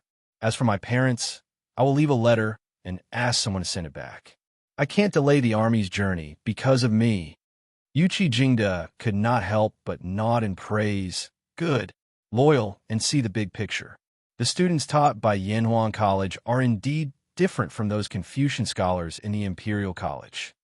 Yin Silu said modestly, General Yuqi is too kind. At this moment, Mo Zhong's voice came from outside the door. Mr. Mo, Datong Daly's Liu is outside the academy. She said she has something to discuss with young Master Meng. Yin Silu could not help but frown. Chung Yaojin looked at Meng Wenhao with a smirk. Obviously, he knew Liu. Meng Wenhao's expression changed. He stood up and cupped his hands. Mr. Yin, this student will go and take a look. I will be back soon. Yin Silla nodded and said yes. Go quickly, but don't delay the military situation. Yes, Meng Wenhao replied and hurried out of the meeting room. When he arrived at the mountain gate, he saw little Fishy, who was dressed in red, standing outside the gate of the academy. The little girl seemed to have something on her mind. Her brows were slightly furrowed, and her eyes were dull. It was obvious that she was thinking about something else. Little Yu Meng Wenhao walked out of the academy gate and came to Liu. He called out softly, "Oh, you're here." Little Yu's body trembled, and she immediately came back to her senses. She smoothed the hair in front of her forehead and asked as calmly as possible, "Wenhao, I heard that teacher Wenji is sick. How is he now?" Meng Wenhao's expression darkened. He replied, "I'm not sure.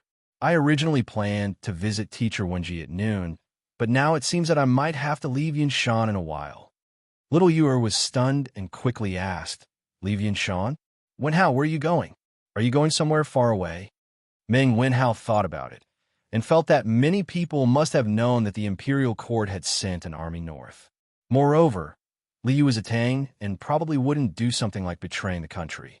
Thus, he gave a concise reply. Yamacho has received orders from the emperor to mobilize the state's army in the north to intercept Wu Jie. General Yu Qi, General Cheng, and General Qin have been dispatched by His Majesty today to lead the army north to support Yamacho. In order to maintain contact with Yamacho, the three generals plan to bring a telegraph, and I will be the one controlling the telegraph. Wu Jie is so powerful. Will teacher be in danger? Little Yu frowned and asked worriedly. She was still used to calling Li Zishuan teacher and not Yamacho. Meng Wenhao said uncertainly, "Danger, of course there will be. That's why I agreed to go north with the army without hesitation. Now that teacher Wenji is injured, I don't want to see anything happen to Yamacho." Liu softly replied. Then, her expression became somewhat conflicted. After hesitating for a long time, she gritted her teeth and asked tentatively, "Wenhao, I also want to go north with the army. Can you help me ask General Qin?" Meng Wenhao was startled. He widened his eyes and asked in surprise, "What? You also want to go north with the army? How can that be? Marching and fighting is a man's job. How can a girl like you go?" "So what if I'm a girl?" Previously, Hua Mulan joined the army in place of her father. "Why can't I, Liu, go north with the army to support teacher?" Seeing Meng Wenhao's exaggerated reaction, Liu could not help but stomp her feet and angrily ask. Meng Wenhao did not give in to her this time. Instead, he argued, "How could it be the same thing? Yamacho is indeed in danger right now, but I alone can control the telegraph. Little Yu why do you have to go with me? You have to know that marching and fighting is very difficult. How can a weak girl like you endure it?" Chapter 1534. Greetings, General Qin. Hearing a voice behind her, little Yu panicked and hurriedly turned around. After a moment of hesitation, she bowed to Qin Xiong. Qin Xiong's expression was serious as he asked, "Miss Liu, this old master had no intention of eavesdropping on your conversation. I just happened to pass by and overheard a few words. You said Wu Jie recognized the bracelet on your wrist. Is that true?" Liu timidly glanced at Qin Xiong. Seeing the other party's kind expression, it didn't seem like he had any malicious intent. Besides, with her relationship with Li Zishuan, Qin Xiong shouldn't do anything to her. After hesitating for a moment, she bit her lip and nodded. "And I remember that after Wu Jie saw the bracelet on my hand, his expression was obviously different from before, and he even asked me where I got this bracelet from. Senior Zhang-san and Wenhao can testify to that. They both heard him ask." Meng Wenhao nodded. "General Qin, that is indeed the case, but at that time the academy was already in a mess, so no one cared about such minor details. Now that I think about it, when Wu Jie looked at little Yu Er's bracelet. The way he looked at it was indeed different. Qin Xiong nodded thoughtfully. Li Yu then added, "It's just that. I'm not sure if Wu Jian knows the origin of this bracelet, because I saw a trace of confusion in his eyes. Maybe he just thought the bracelet looked familiar. But even if there's only a glimmer of hope, I still want to ask Wu Jie personally. I really want to know who my parents are and where they are now. I beg General Qin to allow Li Yu to accompany the army to the north. I know that women are not allowed in the army, so I will follow behind you from a distance.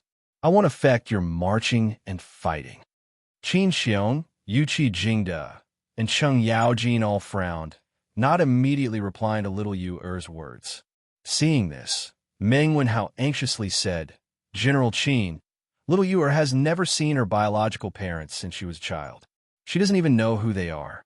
Now that she finally has a clue about them, I hope General Qin can help her."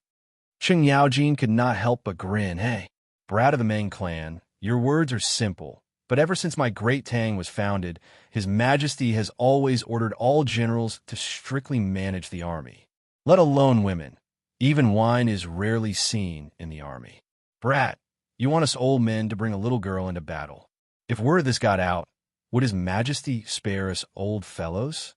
As soon as he finished speaking, Meng Wenhao and Li Yu couldn't help but become silent. Seeing the despair on little Yu Er's face, Qin Xiong couldn't bear it. He paused and said, "This is a serious matter, and we don't dare to act on our own. We need to report this to His Majesty. If His Majesty agrees, then we naturally won't object." Li Yu's eyes lit up, but then they dimmed again. She shook her head and said softly, "There's no need to trouble yourself. Li Yu is just a commoner. How could he make His Majesty change the rules for him? Moreover, Li Yu doesn't want General Qin to be caught in the middle. Let's drop this matter." Meng Wenhao couldn't help but be stunned. He hurriedly said, "Little fishy," without waiting for him to finish. Li Yu interrupted, "Wenhao, there's no need to say any more. You go with General Qin. Be careful on the road. I won't delay you any longer." Finished speaking, Li Yu bowed to Qin Xiong, Cheng Yaojin, and Yuqi Jingde, then turned and left. The little girl was very determined to leave. She didn't even look back. But under the sunlight, her frail figure really made one's heart ache. Meng Wenhao wanted to run over and pull Li Yu back, but he changed his mind. Even if he pulled her back, what could he do? Li Er wouldn't change the rules for a little girl like Li Yu, so he could only suppress the thought in his heart and stood there watching Li Yu leave. AI, she's also a poor child, but if this old man can meet Wu Jie on this trip, I'll definitely help Miss Li Yu get to the bottom of this. Qin Xiong sighed and patted Meng Wenhao's shoulder. "It's getting late. Let's return to Chong and prepare the army to set out." Meng Wenhao nodded with a complicated expression. "I'll listen to General Qin's orders." Snake Spirit Mountain, Heavenly Dragon Sect's headquarters. Compared to a few days ago, the current Snake Spirit Mountain was filled with large and small thatched huts. In some open spaces, there were also some soldiers training. Obviously, this place had been turned into a secret military base. At this time, in the middle of the hut. "Punk, bastard. Why did the Tuju estate teacher choose to attack Yanhuan College at this time?" The dragon head of the Heavenly Dragon sect looked at the latest report from his disciple and couldn't help but slap the table in anger. Zhang Liang, who was standing below, carefully cupped his hands and said, "Dragon head, the Tuju estate teacher attacked Yanhuan College. The Tang Empire will definitely be in chaos. Li Shimin must have put all his energy into capturing Wu Jie. Isn't this good news for us? Why are you so angry?" Looking closely at Zhang Liang's right hand, there were only 3 fingers. It looked a little scary, but thinking about how the dragon head of the Heavenly Dragon sect cut off 2 of his fingers a few days ago, this scene was not surprising.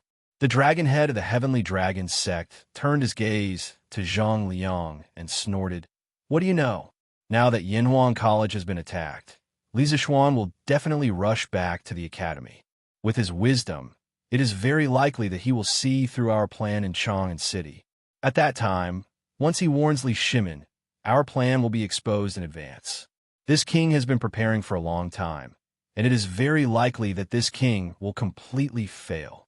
Zhang Liang quickly bowed and said, "Dragonhead is right.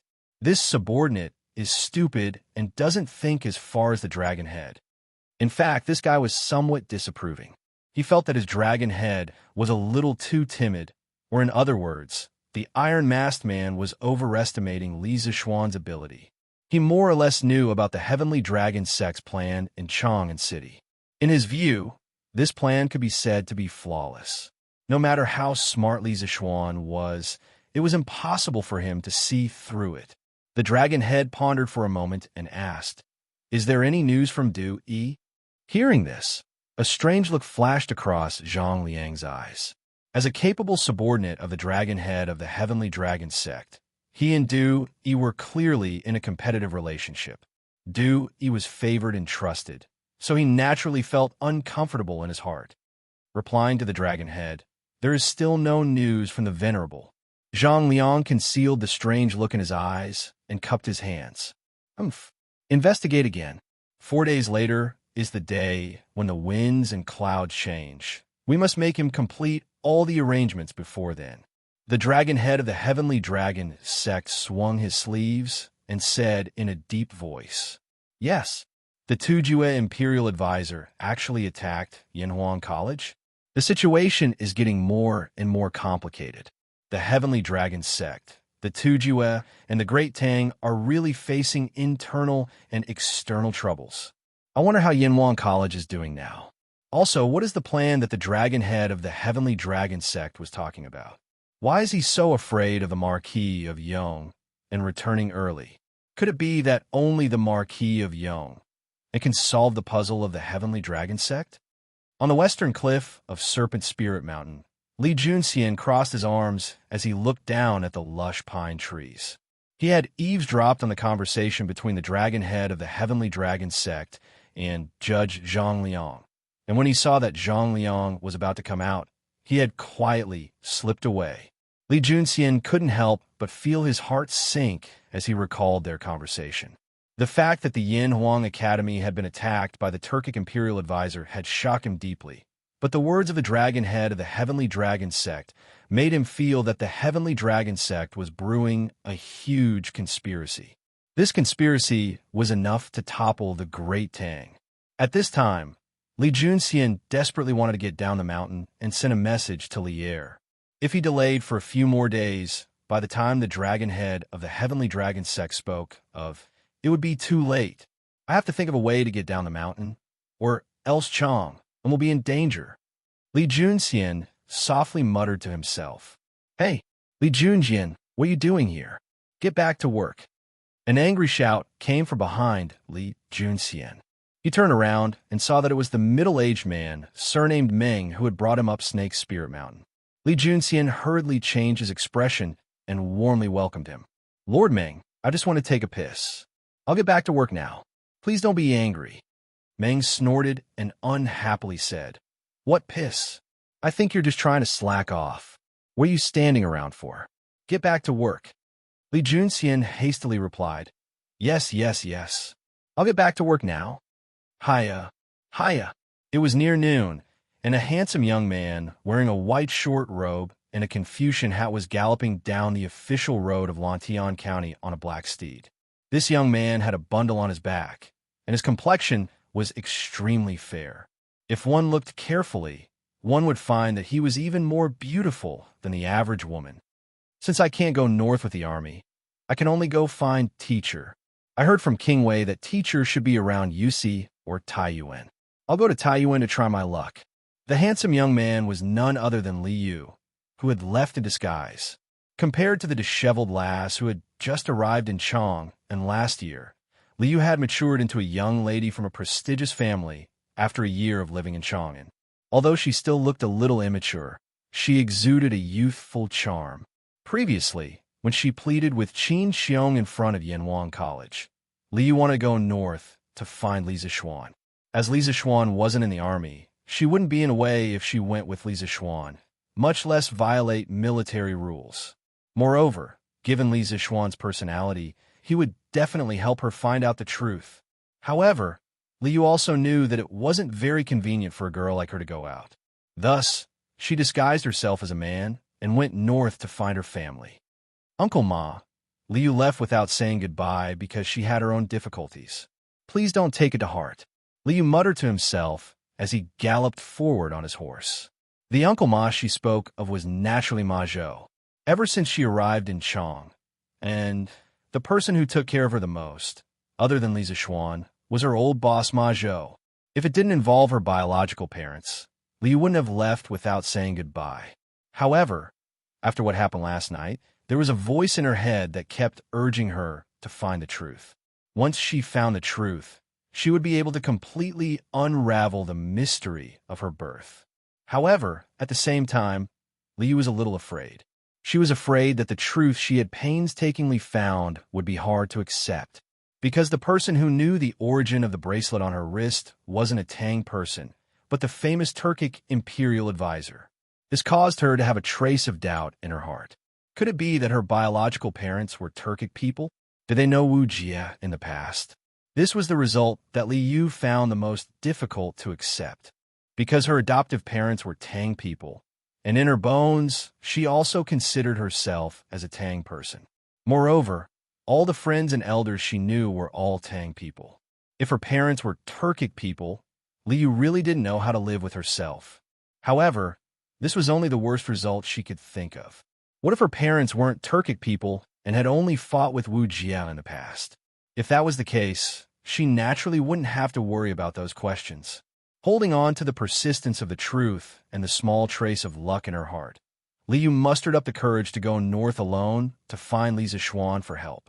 At the same time, in the east of Chang and city, Yanxing Gate opened and countless armored cavalry rushed out of the city. The three old generals at the front were Yuqi Jingde, Qin Xiong, and Cheng Yaojin. These three old generals were known by everyone in Chang and city.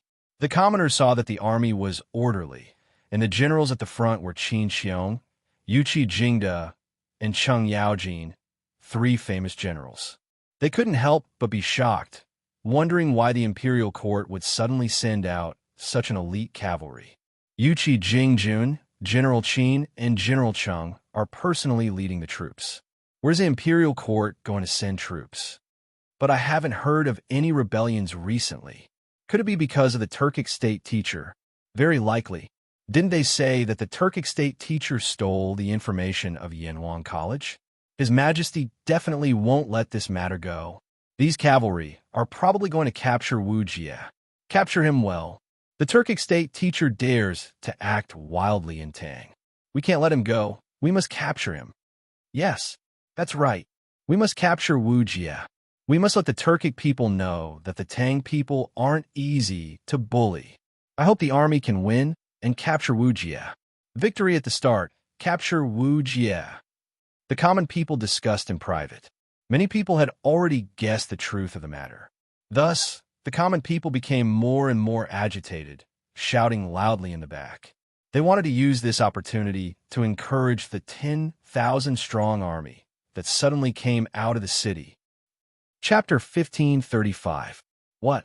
You want to go to that place? Impossible. I'm just a small assistant minister. I can't help you. In the west of Chang, in city, in the study of a house, an old man in brown flicked his sleeves and said angrily. In front of him stood a man in a gray robe wearing a bamboo hat. The wide bamboo hat covered the man's face. The man snorted and said, "You dare to disobey the orders of His Majesty?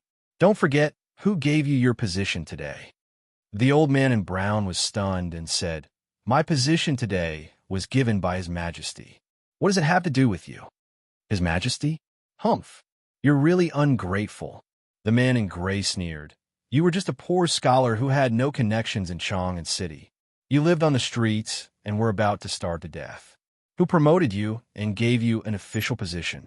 It said that those who are loyal are the butchers, and those who are unloyal are the scholars. Now it seems that this saying is true." The old man in brown was scolded by the man in gray until his face turned red. He pointed at the man in gray and said angrily, "Even if I am indebted to him, it's too, but he's no longer in this world. What does it have to do with you?" The man in gray laughed and then took out something wrapped in a handkerchief. He handed it over and said, "Take a look and see what this is." The old man in brown looked at him suspiciously and then carefully took it. When he opened the handkerchief and saw what was inside, he suddenly opened his eyes wide and said, "This, your His Majesty, actually, Marquis, without His Majesty's order, I really don't dare to mobilize the troops without permission." Bing Province, Taiyuan, the provincial governor's mansion. A middle-aged man in an official's uniform smiled bitterly and said to Li Zishuan. This man was Wang Liaoyuan, the provincial governor of Bing Province. Now, Li Zishuan had encountered a rather awkward problem.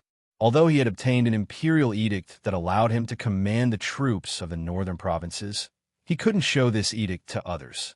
There was no proof. Even if he exaggerated it, no one would believe him. This was also because he was a new noble and had the emperor's favor.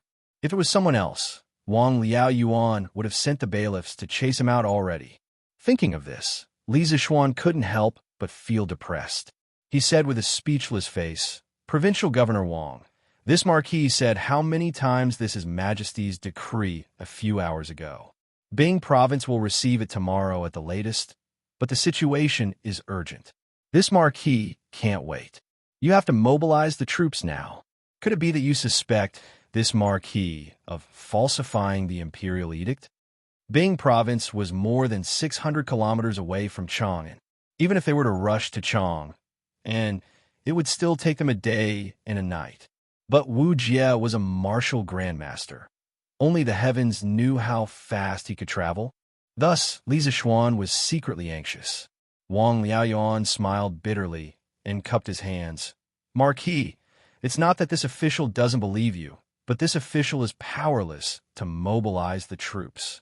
You don't have an imperial edict or a warrant from the governor. Even if this official goes to the Bing Province barracks, the generals there won't listen to this official's orders." "Governor?" Li Zishuan frowned and couldn't help but mutter in his heart. He realized that he seemed to have overlooked something and frantically searched through his memories. A moment later, he finally understood. Bing Province didn't only have a provincial governor's mansion, it also had a protector general's mansion.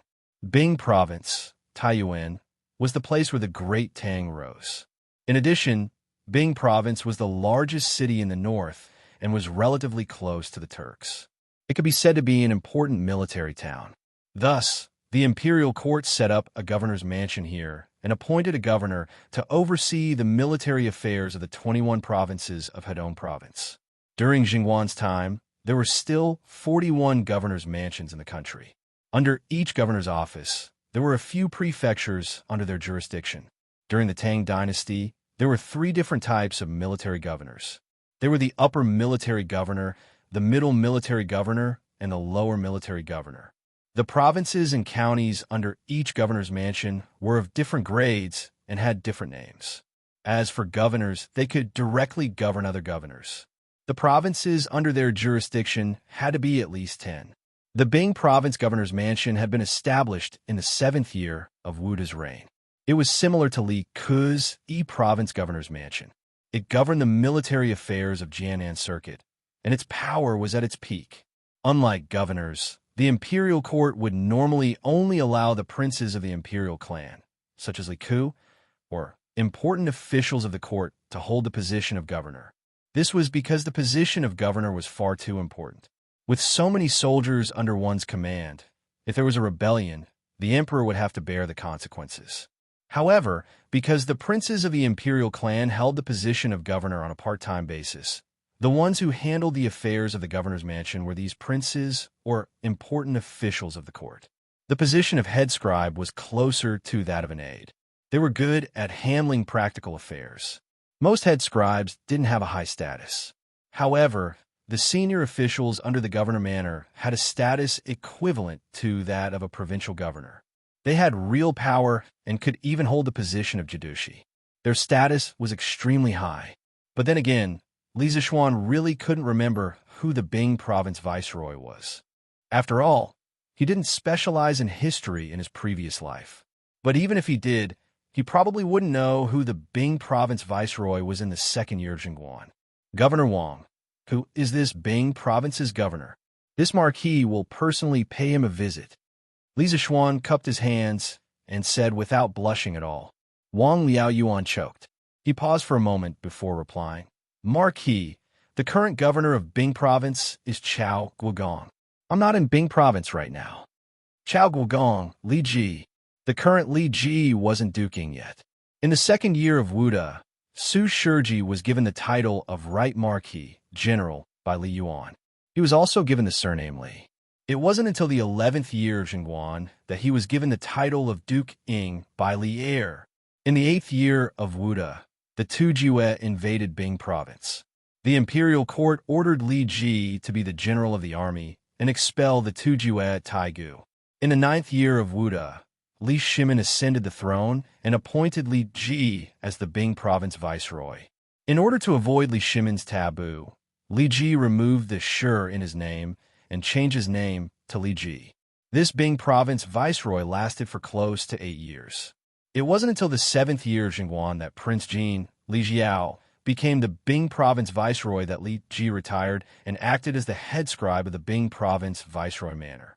However, it was only in the first 2 years that Li Ji was in charge of military affairs in Bing Province. Later on, as the world stabilized, Li Ji began to play with remote control tactics. Remote control the entire Bing Province viceroy manor from the capital of Chang. His main purpose in doing this was to make Li Er feel at ease. After all, he controlled too many troops as the Bing Province viceroy. F***CK. Hearing that the Bing Province viceroy was Li Zishuan, Li Zishuan's face couldn't help but turn ugly. It was true that he knew Li Ji, but he wasn't in Bing Province. Even if he knew him, what was the use? The soldiers of the Bing Province barracks wouldn't listen to his orders just because he knew Li Ji. In his anger, Li Zishuan couldn't help but curse, causing Wang Liaoyuan to be dumbfounded. Clang! Thinking that Wu Jie was probably 100 or 200 li away from Chang, and Li Zishuan couldn't help but panic. He unsheathed the sword at his waist and placed it against Wang Liaoyuan's neck. The guards standing outside the door were immediately alarmed and rushed in, frantically shouting, "Protect Lord Provincial Governor!" Although they shouted this, none of them dared to step forward. After all, Li Zishuan's status was even higher than Wang Liaoyuan's. If he was accidentally injured, none of them could bear the responsibility. Facing the guards, Li Zishuan remained unmoved. He stared at Wang Liaoyuan and pretended to be cold as he said, "This marquis orders you to immediately gather 30,000 soldiers from the Bing Province barracks and follow this marquis to surround the Turkic state teacher. If you dare to refuse, this marquis will kill you right now." With a sword against his neck, it was impossible for Wang Liaoyuan to not panic. However, after hearing Li Zishuan's request, he helplessly smiled bitterly and said, "Marquis, this official has already told you that the soldiers of the Bing Province barracks only listen to His Majesty and the Viceroy. Even if this official goes with you, no one will listen to this official. Even if you kill this official, it won't help." He was afraid of death, but he really couldn't satisfy Li Zishuan's request. Li Zishuan was speechless. Of course, he wouldn't kill Wang Liaoyuan. He just wanted to test if this person was really helpless. Unfortunately, this Wang Liaoyuan really was helpless. Letting out a long sigh, Li Zishuan removed his long sword and put the wind-chasing sword back into its scabbard. He then said expressionlessly, "This marquis was just in a moment of desperation. I hope that Provincial Governor Wang will not take offense. You can leave first." Wang Liaoyuan waved his hand and signaled the guards to leave. He then wiped the cold sweat on his forehead and hurriedly said, "This official wouldn't dare. This official knows that marquis won't kill for no reason." Li Zishuan glanced at him and said, "Then what do you think this marquis should do now? In all of the Hedong circuit, Bing Province should have the most elite soldiers, and after attacking the academy, Wu Jie will definitely flee the Great Tang as quickly as possible. If this marquis does not lead soldiers to block his path as soon as possible, I fear that we will be letting a tiger return to the mountain, burying a fatal future threat for the Great Tang." Wang Liaoyuan thought for a while and asked tentatively, "Marquis, why don't this official gather the guards in Bing Province and follow you to set up the defense? When His Majesty's imperial edict arrives, The troops in Bing province will naturally be under Marquis's command, Li Zishuan said unhappily. Guards? Wu Jie is a great grandmaster with unparalleled combat strength. Are you sending these guards who have never been on the battlefield to their deaths? Wang Liaoyuan hurriedly said. This official didn't mean that, sir. Your steward said that he has something to report. At this moment, a soldier hurriedly ran in from the outside and bowed as he spoke. Wang Liaoyuan frowned and said unhappily, Bastard, can't you see that this official is talking to the Marquis of Yong'an? Get out. Yes. The soldier wanted to say something, but stopped. In the end, he cupped his hands and turned to leave. Wait. At this moment, Li Zishuan spoke. He had a pensive look on his face as he spoke. Governor Wang, you should let your butler in. Since he couldn't borrow any troops, he didn't want to continue talking with Wang Liaoyuan. Now that Wang Liaoyuan's steward was here, he could listen to what was so important. Hearing Li Zishuan's words without any intention of leaving, Wang Liaoyuan knew that Li Zishuan was going to listen to his family affairs. He couldn't help but feel nervous and prayed that the old steward didn't come to the magistrate court because of the trivial matters in his backyard. Otherwise, it would be so embarrassing. Yes, Marquis. With strange thoughts, Wang Liaoyuan turned around and said to the soldier, Did you hear that? Marquis is merciful. Let the steward in quickly. Yes. The soldier received the order and left. After a while, an old man in his 50s came in. The old man was trembling with fear as he held a piece of bright yellow silk cloth in his hands. After he came in, he knelt down without saying a word and said, Master, the imperial edict is here. The imperial court used the Wang family's carrier pigeon in Chang and city to send His Majesty's imperial edict. Old master, please take a look. Chapter 1536. Replying to Marquis, I am only from side branch of the Wang clan of Taiyuan. I passed the imperial examination in the 4th year of Wuda and was promoted to the provincial governor of Bing province by His Majesty in the 9th year of Wuda. Bing province, provincial governor's mansion. Hearing Li Zishuan's question, Wang Liaoyuan solemnly cupped his hands and replied, I see. Li Zishuan nodded thoughtfully. I didn't expect His Majesty to use the Wang clan's carrier pigeon to deliver the imperial edict. This time, your Wang clan has done me a great favor. When this matter is over, I will personally write a letter to thank the Wang clan's patriarch. Taiyuan was the Wang clan's headquarters. It was normal to meet a few people from the Wang clan here. Thinking of this, Li Zishuan finally felt relieved. However, Li Er's choice of carrier pigeon to deliver the imperial edict was truly out of Li Zishuan's expectations. This was definitely a groundbreaking move. Looking at the history, there shouldn't be any emperor who thought of using carrier pigeon to deliver the imperial edict. Li Er's last-minute innovation was truly amazing. I also didn't expect His Majesty to use the Wang clan's carrier pigeon to deliver the imperial edict to Bing province. Coincidentally, Marquis is in the provincial governor's mansion right now. I have to say, Marquis is truly a man of destiny. Heaven is helping him. Wang Liaoyuan couldn't help but sigh with emotion. In fact, the Wang clan of Taiyuan had a good relationship with Li Er and Li Zishuan. With Princess Tong, and the Wang clan of Taiyuan was a family to Li Er. Not to mention using the carrier pigeon, Wang Yu wouldn't refuse even if the Wang clan paid for it. And with Wang Renbiao, the Wang clan of Taiyuan could be considered an ally to Li Zishuan. Although it wasn't to the point where they would live and die together, the two sides wouldn't refuse to take care of each other. Of course, it was because of this that Wang Liaoyuan didn't get angry when Li Zishuan placed the Wind Chaser's sword on his neck. If it was someone else, it would be impossible. After all, Wang Liaoyuan was the provincial governor of a province. He still cared about his reputation. Although Li Zishuan was a marquis, he couldn't humiliate a provincial governor like this. Li Zishuan said seriously, I have the emperor's help. Now that there is an imperial edict to mobilize the troops, can I mobilize the troops of the Bing province camp? Wang Liaoyuan hurriedly cupped his fists. This official will bring Marquis to the Bing province barracks. It was all thanks to Empress Zhang's son that Li Er thought of using carrier pigeons to send the imperial edict. In the early hours of this morning, Li Tai returned to the palace from Yanhuang College and reported the situation at Yinshan to Li Er. Li Er was angry and issued an imperial edict to let Li Zishuan cooperate with the troops of the northern provinces to capture Wujie. Li Tai pleaded for mercy, but to no avail. He could only return to the college and pass on his father's edict to Li Zishuan through the telegraph. After Li Tai left the palace, Empress Zhang's son, who had been listening quietly to the side, opened her mouth. "Your Majesty, the Marquis of Yong, and is now in Shouyang, which is thousands of li away from Chang'an City. Even if he gallops, he can only reach Taiyuan by dawn, which is very far from Chang'an City. If he wants to mobilize the troops in the Bing province area, he must have your imperial edict.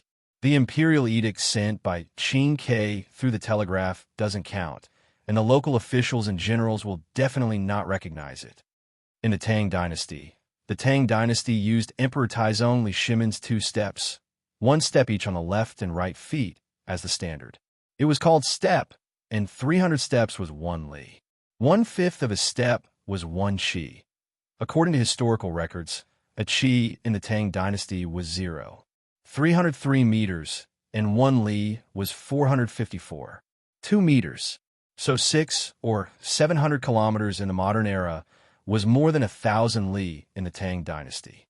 At that time, when Li Er heard this, he felt that it made sense and couldn't help frowning. Chang'an City is 800 kilometers away from Taiyuan City. Even at top speed, it would take at least a day and a night, but in that time, with Wu Jie's martial grandmaster cultivation, wouldn't he have already left Taiyuan City? No, we can't let him leave the Tang Dynasty with the secret information of the academy. At the end, Li Er couldn't help but punch the dragon pillar beside him. Seeing this, Empress Zhangsuin's eyes flashed. She stepped forward and said, "Your Majesty, I have a way to get the imperial edict to Taiyuan as soon as possible. If Li Zishuan happens to be in Taiyuan, that would be even better. If he isn't, we can ask the Bingzhou provincial governor to send someone to find Li Zishuan on a fast horse." Hearing this, Li Er's eyes suddenly lit up. He said with surprise, "Oh, Guanyin, what wonderful plan do you have? Tell me." Empress Zhang's son smiled and said, "What wonderful plan can I have? Your Majesty is just confused and didn't think of it. Actually, this matter is very simple. Your Majesty, do you still remember who the current Bingzhou provincial governor is?" Li Er frowned and seriously thought for a while before replying. "If I remember correctly, the Bingzhou provincial governor should be Wang Liaoyuan. In the 9th year of Wuda, Li Er usurped the throne. Wang Liaoyuan was made the Bingzhou provincial governor by Li Er that year, so Li Er had some impression of him." Empress Zhang's son smiled faintly and said, "That's right.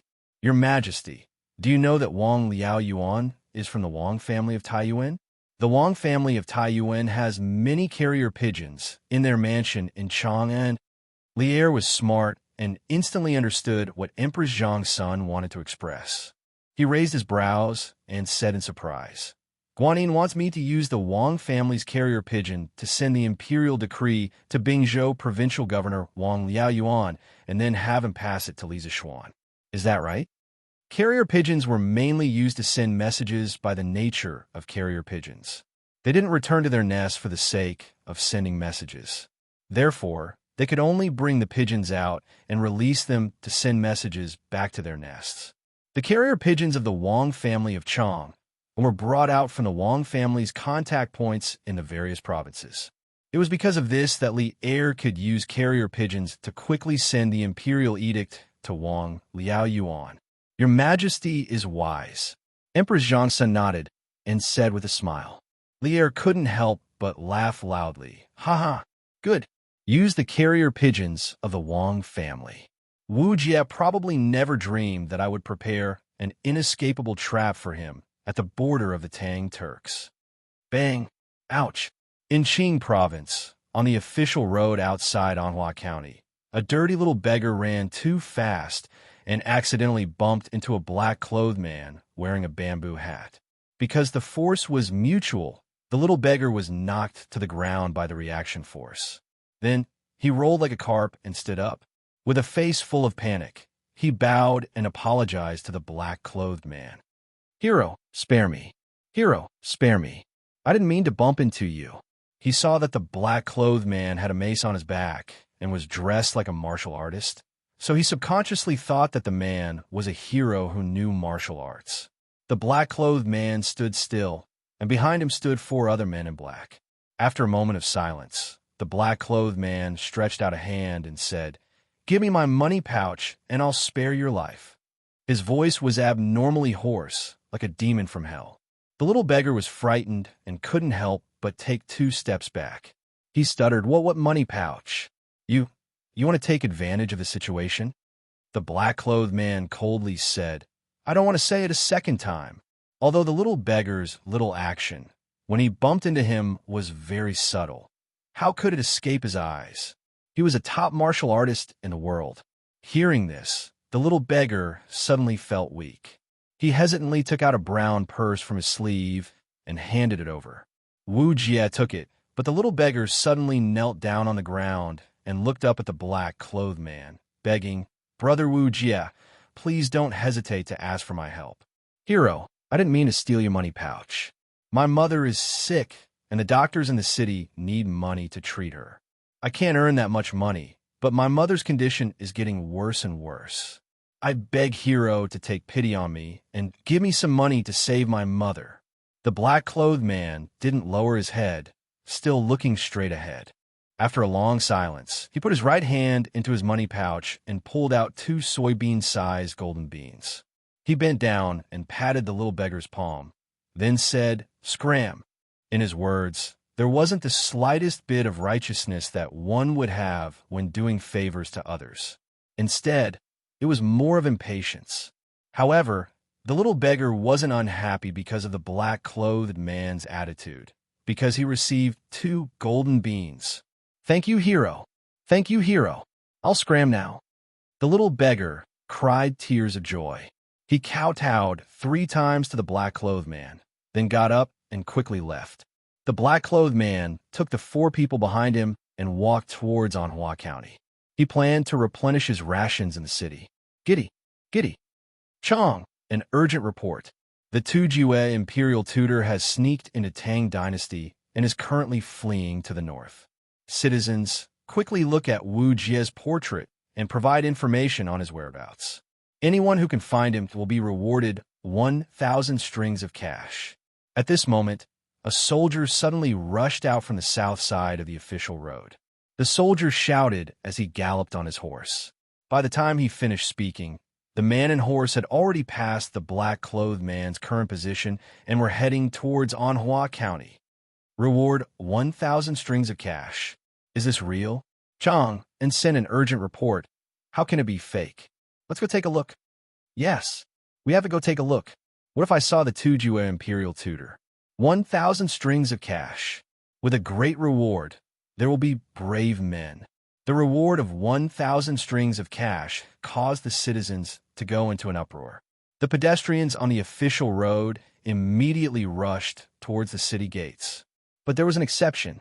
The black-clothed man stopped, and the man behind him whispered, "Imperial tutor, it seems like the Emperor of Tang Dynasty has already sent out wanted posters everywhere. We can't enter Anhua County. Not only can we not enter this county, we can't enter the other counties either." That's right, this black-clothed man was Wu Jie, who had escaped from Chang'an. The 4 people behind him were Turkic warriors who had followed him from the Turks to Tang Dynasty. That night, Wu Jie had not brought them in a cloud mountain because he was confident in his own strength, and because bringing too many people would make it easier for them to be discovered. Moreover, retreating would be very troublesome. Wu Jie stood with his hands clasped behind his back, squinting his eyes as he looked outside the walls of Anhua County. A group of citizens had gathered there, and a wanted poster had just been posted on the walls. After a moment of silence, Wu Jie clenched his fists and said, "From now on, take the small roads and not the official roads. If we can't enter the county, we'll take a detour. Find the farmers in the villages to replenish our rations." "Yes, Imperial tutor." The man behind Wu Jie quickly straightened his back and cupped his fists. His Majesty has given this marquis the authority to control the soldiers of the northern 32 provinces. This marquis wishes to transfer 30,000 elites from the Bing province barracks. General Su, do you have any objections? As noon approached, Li Zixuan, led by Wang Liaoan, finally arrived at the Bing province barracks outside the city. This barracks was very large, and the tents alone stretched for several dozen. Li Zixuan conservatively estimated that this barracks could hold at least 100,000 soldiers. After patrolling the barracks, Li Zixuan asked a general beside him. This general was called Su Tingde, the commandant of the Bing province barracks. When Li Ji was not present, he was the boss of the barracks. Hearing this, Su Tingde hurriedly cupped his fists and said, "Marquis, with His Majesty's decree in hand, how could this general dare to disobey? Marquis wants 30,000 soldiers. This general will go and transfer them for you." Li Zixuan let out a sigh of relief and said, "Then I'll have to trouble General Su." Su Tingde cupped his fists and said, "Marquis is too polite. Dong dong dong." A moment later, the drums in the Bing province barracks were beaten. This was the sound of the drums to gather the soldiers. Not long later, countless of government soldiers headed towards the direction of the academy examination stage. Su Tingde wanted to gather the soldiers in front of Li Zixuan. After everyone stood still, Li Zixuan looked around and saw that the vast field was densely packed with people. There were at least 70 to 80,000 people. "Marquis, these are the 80,000 soldiers of the Bing province barracks. Among them, the A barracks is the most elite, and the B barracks are slightly behind." Su Tingde turned his head and said to Li Zixuan. Chapter 1537. If Wu Jie wants to escape the Great Tang in the shortest time possible, the route he would take would be from Chang'an through Feng Province, Ning Province, Qing Province, Jiang Province, Shuo Province, and then from Huaiyuan to the steppe. Based on the speed of the martial Grand Master, Wu Jie has probably already passed through Feng Province, perhaps even reached Qing Province. What we need to do now is to set up an ambush at the passes that must be passed between Qing Province and the steppe. Wu Jie would never have imagined that the northern provinces of the Great Tang would react so quickly. Li Zixuan led the army out of the city at top speed and headed straight for Jiang Province in the west after organizing the 30,000 soldiers who were skilled in battle formations. On the road, Li Zixuan analyzed the situation to Su Tingde. Because he didn't have any generals he was familiar with, and he didn't have the time to familiarize himself with the people around him, Li Zixuan could only do everything himself and slowly build up a tacit understanding with the soldiers from Bing Province.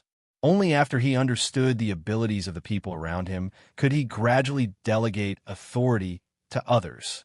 Fortunately, Su Tingde, the commandant of Bing Province's subjugation prefecture, was rather capable and experienced on the battlefield.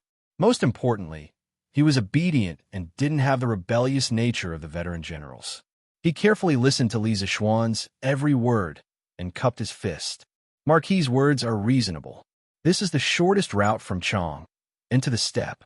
But this general estimates that in order to avoid the pursuit of the imperial court, Wu Jie might not take the official road, but the smaller ones. As long as we guard the important passes that he must pass through, we'll definitely be able to intercept him." Li Zixuan nodded, and after a few moments, he asked, "Commandant Su has been stationed in Bing Province for many years, so you must be more familiar with the passes in the north than this marquis. In Commandant Su's opinion, should this marquis dispatch soldiers to those passes?" In truth, he had a map of the Great Tang in his mind, and he was clearly aware of the passes in the north. He had only asked this question because he wanted to test Su Tingde. Of course, for Su Tingde himself, he was very happy to accept this consideration. Earlier, Li Zixuan had already stated the purpose of this deployment, to surround and capture Wu Jie. For Su Tingde, this was an excellent opportunity to render meritorious service. If he performed well in this battle and received a little bit of support from Li Zixuan, then he might be promoted by another rank. Don't be fooled by Su Tingde's uncouth appearance. This fellow was very meticulous. In the past year, Li Zixuan had been promoted like a rocket, becoming the most dazzling upstart in the imperial court in recent years. Perhaps no one in the younger generation could compare to him in the glory of the emperor's favor. Moreover, putting aside his official position, Li Zixuan was also a martial arts grandmaster. Even though he had never been on the battlefield before, Su Tingde did not dare to underestimate him. So he had been carefully and conscientiously waiting on the side. Replying to Marquis, "This general believes that we should first set up an ambush at Longmen Pass, as it is the closest to the Qing province. Secondly, we should dispatch a small number of troops to Longmen Pass, Yonghe Pass, and even Yanmen Pass. Firstly, we should prevent Wu Jie from passing through Longmen Pass. Secondly, if we fail to stop Wu Jie at Longmen Pass, the remaining 3 passes should be able to delay him for a while. Most importantly, these 4 passes have always been contested by military strategists since ancient times. They're the only passes on the way to the steppe, and they're also the only passes on the way to the Central Plains. If Wu Jie wants to go around them, he would have to travel at least 500 or 600 li, so he can't go around them." After thinking for a while, Su Tingde cupped his fist to Li Zixuan. In ancient times, there were many places that military strategists fought over. Some modern people might not understand why there were places that military strategists fought over, and why would they spend a huge amount of troops to capture these places? Couldn't they just go around them? In fact, these strategic locations were generally divided into 2 types. One was a pass, and the other was an important town. A pass was a strategic pass. Under normal circumstances, the terrain on both sides of the pass was mountainous, making it impossible to go around it. However, an important town could be bypassed, but if one didn't attack such an important town and instead went around it, it would make the entire military operation meaningless, and it would be easy to be caught in a pincer attack. The Longmen Pass, Longmen Pass, Longmen Pass, Yonghe Pass, and Yanmen Pass that Su Tingde mentioned all belong to this type of strategic pass. Hearing this, Li Zixuan's face couldn't help showing a trace of praise, nodding with a smile. Good. In Wu Jie's opinion, the northern provinces of the Great Tang still hadn't received the news that he was wanted by the imperial court, so they hadn't effectively organized their forces to intercept him. Under these circumstances, it was even less likely that he would deliberately go around the pass. Since that's the case, this Marquis will now take 10,000 soldiers to Longmen Pass. Commandant Su, you will take the remaining 20,000 soldiers and head north. Take this Marquis order and the imperial edict to set up defenses at Longmen Pass, and Yanmen Pass. If necessary, you can have the soldiers of the nearby provinces assist you. This Marquis will set up an inescapable net that will make it impossible for Wu Jie to escape. Through these considerations, Li Zixuan discovered that Su Tingde had some talent as a general. Although he hadn't heard of this person in the history books, in the 5,000 years of history of China, it was impossible for every capable person to leave their name in the annals of history, right? Those who were buried in the long river of history might not all be incapable people. It was precisely because of this consideration that Li Zixuan decided to have Su Tingde lead an army to set up defenses in the north. But then again, the only capable general by his side who could take charge of a region on his own was Su Tingde. If he didn't choose this person, who else could he choose? Su Tingde's heart suddenly shook, and a trace of excitement flashed in his eyes. He quickly cupped his fists and said, "Many thanks for Marquis trust. However, this general suggests that Marquis lead 20,000 soldiers to guard Longmen Pass, while this subordinate leads 10,000 elite soldiers to set up defenses in the north. After all, Wu Jie is most likely still in the Qing province region. Longmen Pass will soon usher in a fierce battle. In comparison, the 3 passes in the north are less likely to be in danger." He was worried that if he left too few soldiers behind, Li Zixuan might be in danger. Li Zixuan thought for a moment, but in the end, he shook his head and said, "You don't need to worry about this Marquis. Even if Wu Jie has yet to reach Longmen Pass, the 10,000 soldiers this Marquis has brought are enough to guard Longmen Pass. I have you lead the remaining 20,000 soldiers to the northern passes, not only to prevent Wu Jie from escaping, but also to prevent the Turkic army from the north." Su Tingda couldn't help but be shocked by these words, and he asked in shock, "Marquis, you mean that the Turks will send an army to invade the borders of our Great Tang?" This was big news. Although the Great Tang and the Turks occasionally had friction, those were only small skirmishes. Once the Turks officially invaded the heartland of the Great Tang, it would mean that the two countries were about to go to war. The Wei River Alliance in the 9th year of Wuda was because the Great Tang had just experienced internal strife and didn't have the strength to take on such a tough battle, so it chose to compromise. But now, the Great Tang was unprecedentedly strong, and anyone who understood the situation could see that within 3 years, the Great Tang would definitely take revenge for the siege of their city. Now that he heard Li Zishuan say that the Turks might attack the passes in the north, Su Tingda instantly felt that a national war was about to descend. Li Zishuan thoughtfully nodded and said, "Very likely. Do you know what Wu Jie stole from the Great Tang? He stole the most important batch of confidential information from Yanwan College. As long as the Turks learn what is in there, in less than a year, the Turks will be at least twice as strong as they are now. At that time, the Great Tang will have no power to fight back against the Turks. With such an important item, do you think that Xieli will not send soldiers to receive Wu Jie?" His expression turned solemn as he cupped his fists and said, "Marquis, don't worry. This general will definitely guard the passes in the north, and will definitely not let the Turks enter the Great Tang's territory." Li Zishuan nodded and said, "That's for the best. Quickly take 20,000 elite soldiers to the north." Su Tingda cupped his fists and replied loudly, "Yes, this general will go right away." Then he turned around and shouted to the soldiers behind him, "3rd Battalion, 4th Battalion, 5th Battalion, and 6th Battalion, listen up. Immediately follow this general to Maduguin." "Yes." The 20,000 soldiers replied loudly, and then changed their path and followed Su Tingda to the north. On the other hand, Li Zishuan led the remaining 10,000 soldiers and continued to advance towards the Longmen Pass. Ga. When the army reached a hillside in Longmen County, 2 Ga sounds suddenly came from the sky. The sound was a little like the cry of a goose. Li Zishuan looked up and saw a wild goose flying over his head toward the southwest. But at this moment a xiao sound was heard, and a sharp arrow shot out from the forest on the hillside, heading straight for the wild goose. No, to be precise, it was heading straight for the wild goose's mouth. Ga. The arrow pierced into the wild goose's body, and it let out a sad cry. It immediately fell from the sky and coincidentally landed 3 feet in front of Li Zishuan. "Shoo!"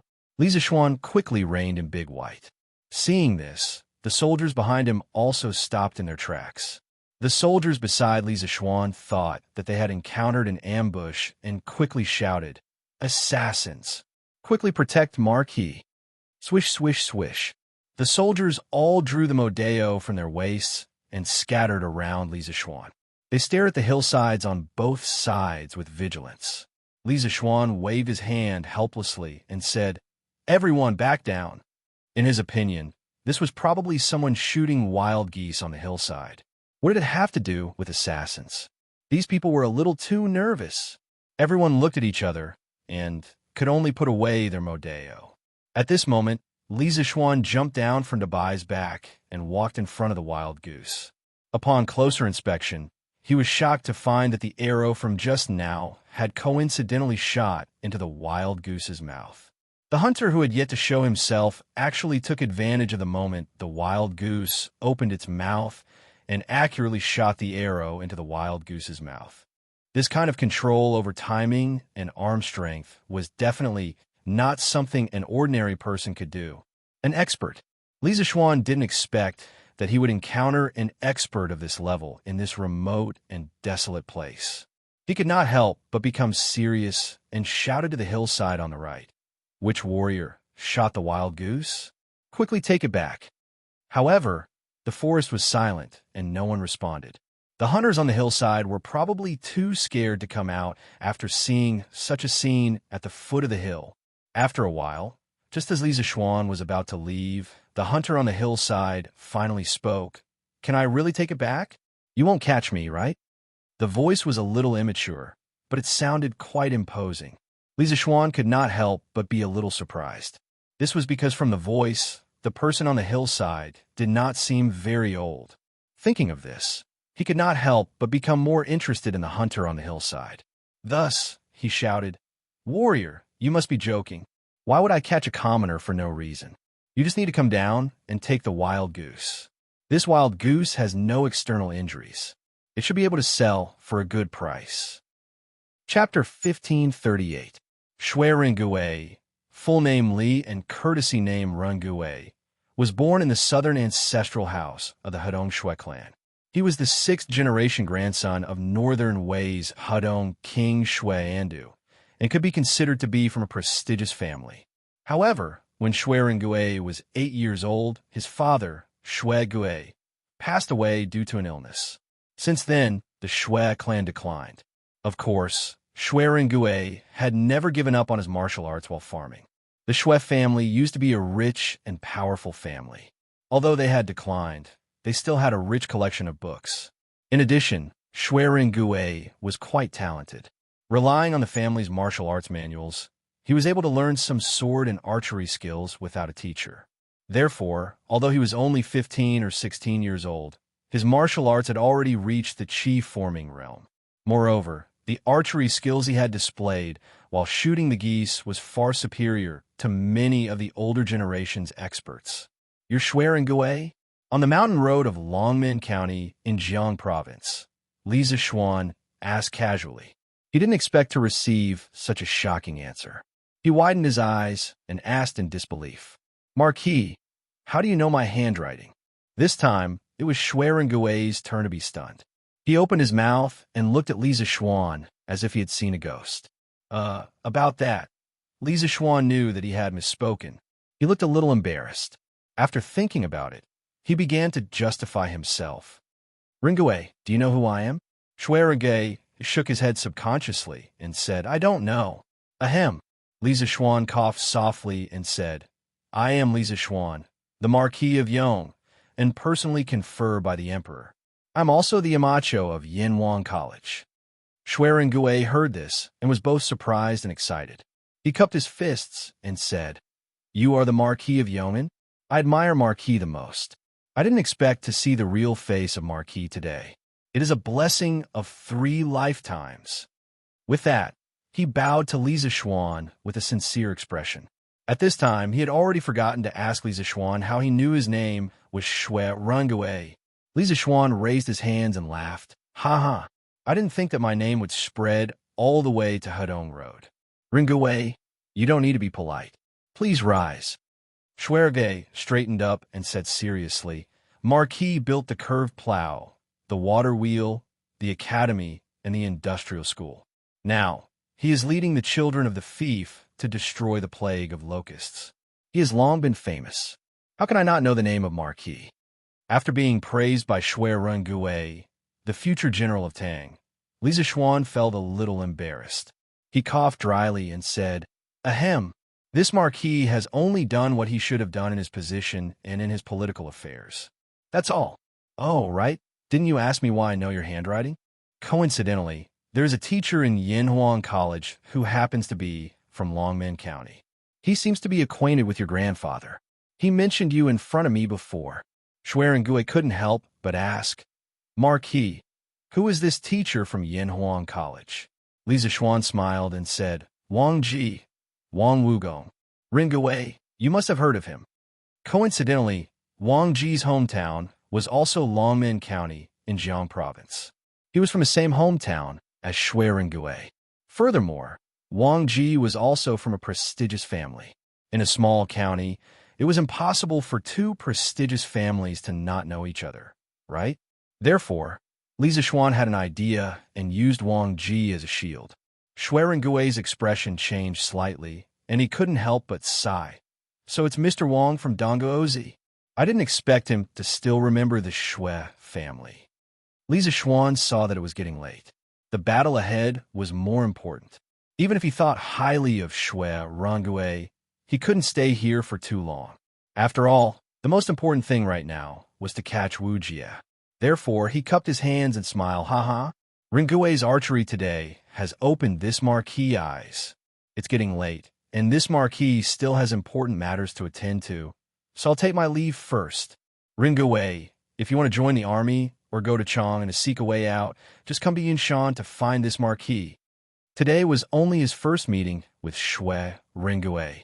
He couldn't directly invite Shui Rengui to join the army, right? That wouldn't be in line with the rules. Moreover, Shui Rengui most likely wouldn't agree. In history, Shui Rengui had joined the army at the age of 30 under the persuasion of his wife, Lady Lu. At that time, Lier was on a campaign against Liaodong, setting a big stage for Shui Rengui. However, Shui Rengui didn't disappoint. On many occasions, he single-handedly took the heads of enemy generals and made a name for himself. The current Shui Rengui was only in his teens. On one hand, he was still lacking in martial arts and strategy. On the other hand, he probably hadn't thought about joining the army yet. As an outsider, Li Zixuan naturally couldn't persuade him. This kind of thing depended on luck. Shui Rengui's eyes flashed. He looked at the more than 10,000 soldiers behind Li Zixuan, then cupped his fists and asked, Rengui may be so bold as to ask, what is Marquis's purpose in coming here?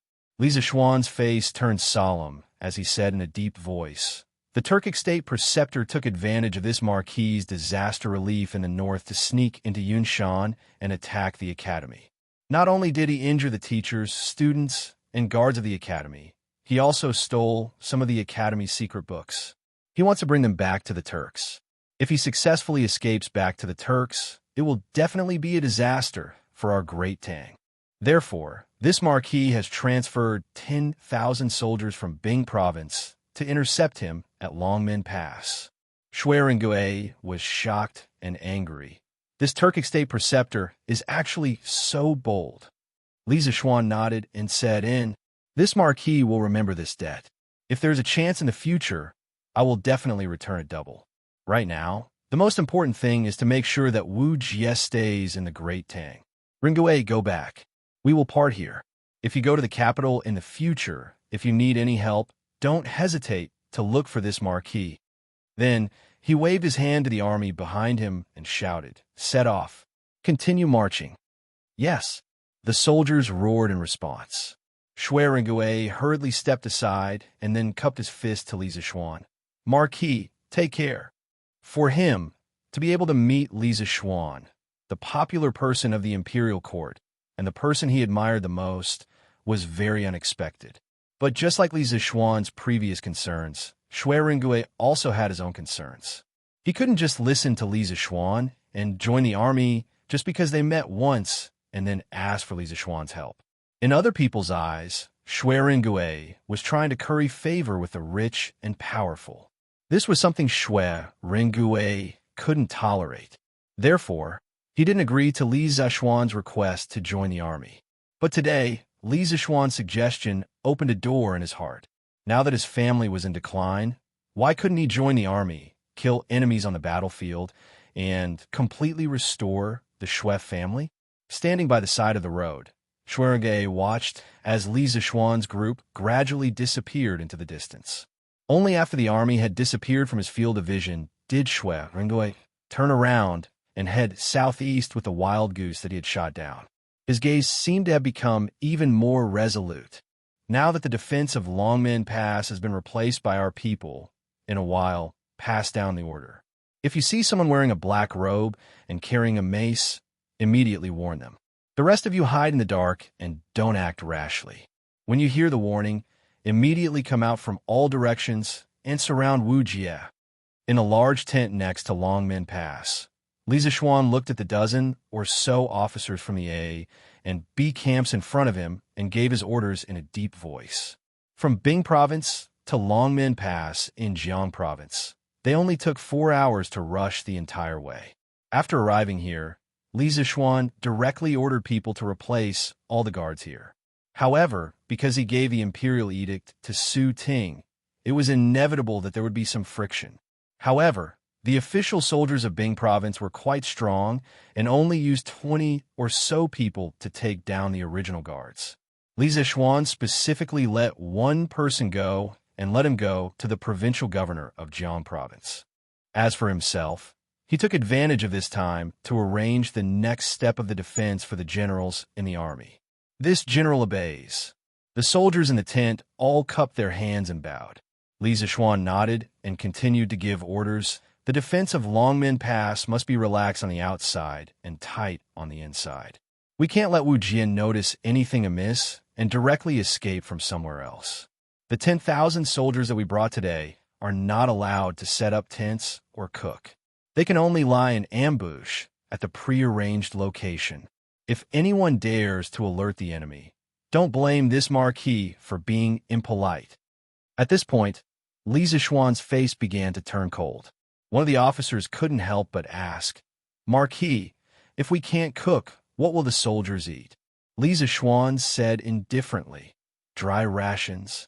Provincial Governor Wang will soon send over a batch of dry rations for the soldiers to distribute to each camp. Everyone will suffer for the next 2 days, but when we capture Wu Jie, all the suffering you've suffered today will be worth it." The officer paused for a moment, then cupped his fists and replied, "Marquis is wise. Marquis, the provincial governor of Jiang province, Lord Hong, requests an audience." Right at this moment, a soldier walked in quickly and bowed as he spoke. Li Zishuan nodded and said, "Let him in." Then he looked at the officers in front of him and said, "Everyone, go back and quickly set up the defense according to this Marquis's instructions." "Yes." The officers cupped their fists and bowed before leaving. "Teacher Wenji, how do you feel now? Do you feel any discomfort?" Yinshan Courtyard. During lunchtime, Li Tai brought the others from Dormitory 001 to Sun Simiao's courtyard to visit the seriously ill Li Gang. Sun Simiao went to the Tang Alliance Medical Center early in the morning because Li Gang's condition was under control. Hu Jing was enough to take care of the courtyard, so he didn't need to waste time here. Seeing the haggard Li Gang lying on the bed in the room, Li Tai couldn't help but feel sad and hurriedly asked, "Qin Ke, Bao Lin, Huayu, Ziffin, you're here. Sit down." Li Gang's eyes were originally closed, but when he saw Li Tai and the others come in, he opened his eyes and said with relief. Chapter 1539. Miss Jing, how is Teacher Wenji? Cloud Mountain, Sun Simiao's courtyard. Hu Jing was brought into the room by Yuchi Baolin. After taking Li Gang's pulse for a while, she put down Li Gang's wrist with a heavy expression. At this time, Li Tai hurriedly asked. The others also looked nervously at Hu Meng. Hu Meng was silent for a moment before he finally said softly, "Teacher Wenji said too much to you guys just now. His body can't take it anymore, and he has already fainted. When Master comes back at noon, he will give Teacher Wenji acupuncture. His condition should be better. Teacher Wenji is already very old, and last night he was injured. Those injuries may only be minor injuries to ordinary people and will be healed in 2 days, but for Teacher Wenji, they can take his life. This morning, I heard someone say that although Teacher Wenji was injured last night, he was still fearless in front of Wu Jie and even righteously denounced Wu Jie as a barbarian martial artist. Teacher Wenji must have been holding on for the sake of the academy. However, he has consumed a great deal of his life potential. Elder's pulse and aura of life are getting weaker and weaker. What Master and I can do is to keep him alive and try our best to keep him alive for a few more days." "What?" Hearing this, Li Tai, Qin Huayu, and the others all opened their eyes in shock. Sun Ziffin anxiously said, "Miss Jing, is there really no other way? As long as we can cure Teacher Wenji, we will find any rare herbs for you." Li Tai's eyes lit up, and he quickly nodded. "Yes. Ziffin is right. Miss Jing, if you need any herbs, just tell me. If I remember correctly, there should be a ginseng that is nearly 1,000 years old in the palace. Do you think it will be useful for Teacher Wenji?" 1,000-year-old ginseng? Hu actually opened her small mouth in surprise.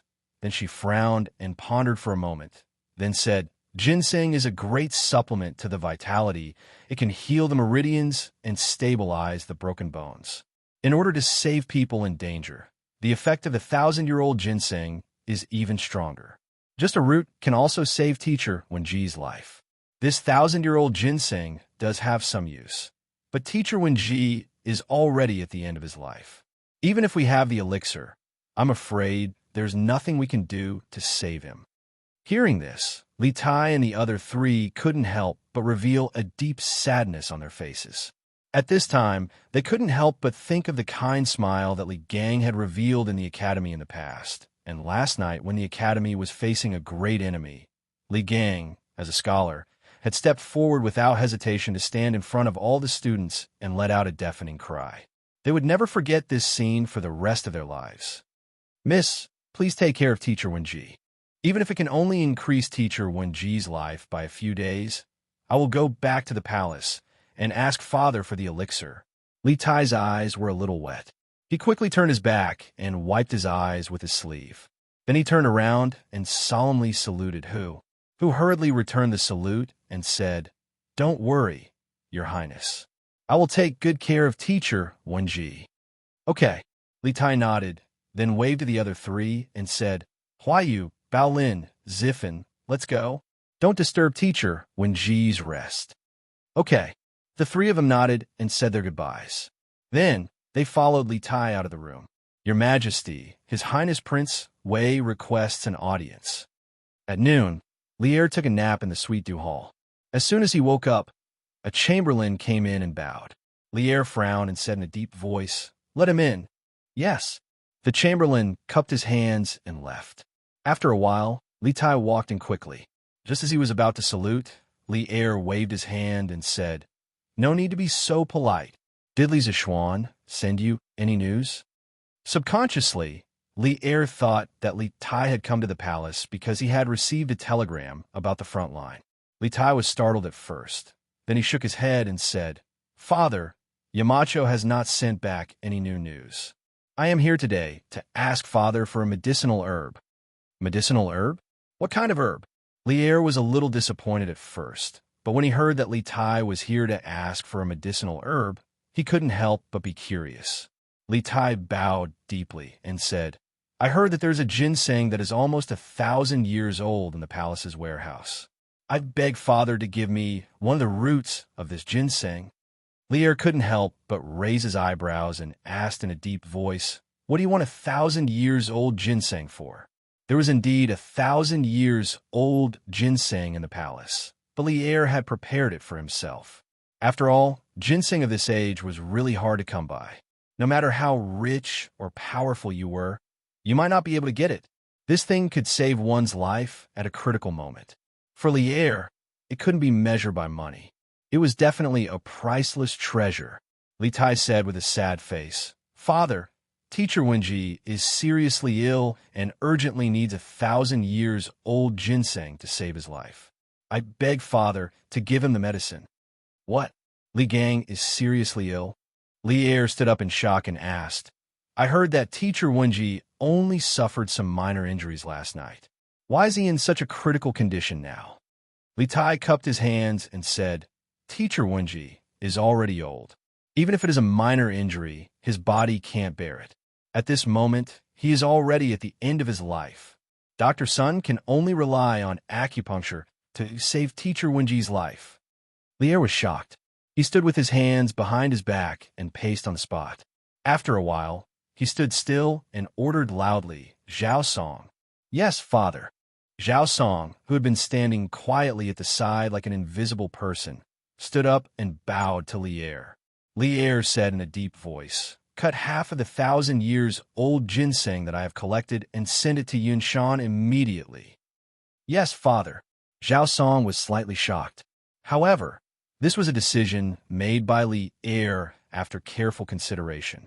He couldn't say much and could only agree with it. After that, Zhao Song slowly left the hall. Li Tai said excitedly, "Thank you, Father." Lier closed his eyes and waved his hand. He sighed and said, "Wenji is not only a teacher of Yanhuang College, but also a rare treasure of Tang Empire. I don't want him to leave this world." The hall fell into silence. After a while, Lier asked again, "Does Li Zishuan know about this?" Li Tai cupped his hands and said, "The Yamacho is currently setting up a defense line in the north to stop Wu Jie. I was afraid that if I told them about this, it would distract the Yamacho, so I didn't tell the Yamacho." "Yes, you did the right thing." Hearing this, Li Er couldn't help but nod in praise. The most important thing right now is to keep Wu Jie here and snatch back the Academy's information. You go back and guard the telegraph. If Li Zishuan sends back any news, report it to this emperor immediately. Once I'm done with my work, I will personally go to Yinshan tomorrow to visit teacher Wenji. Li Tai bowed and said, "Yes, father. I will take my leave now." "Wait." Li Tai was about to leave when Li Er shouted again. Li Tai quickly stopped and heard Li Er say, "Qin Ke, bring some guards with you when you go out in the future. Chang'an City has not been peaceful recently." These words had a deeper meaning. Hearing this, Li Tai couldn't help but be puzzled. "Father, Chang'an City is under the emperor's rule. How can it not be peaceful?" Li Er looked at him and said, "Where there is sunlight, there will be darkness. You can't go wrong by being careful." Li Tai didn't understand, but he still replied, "Yes, father." Imperial teacher, the Tang Empire's Dragon Gate is not far ahead.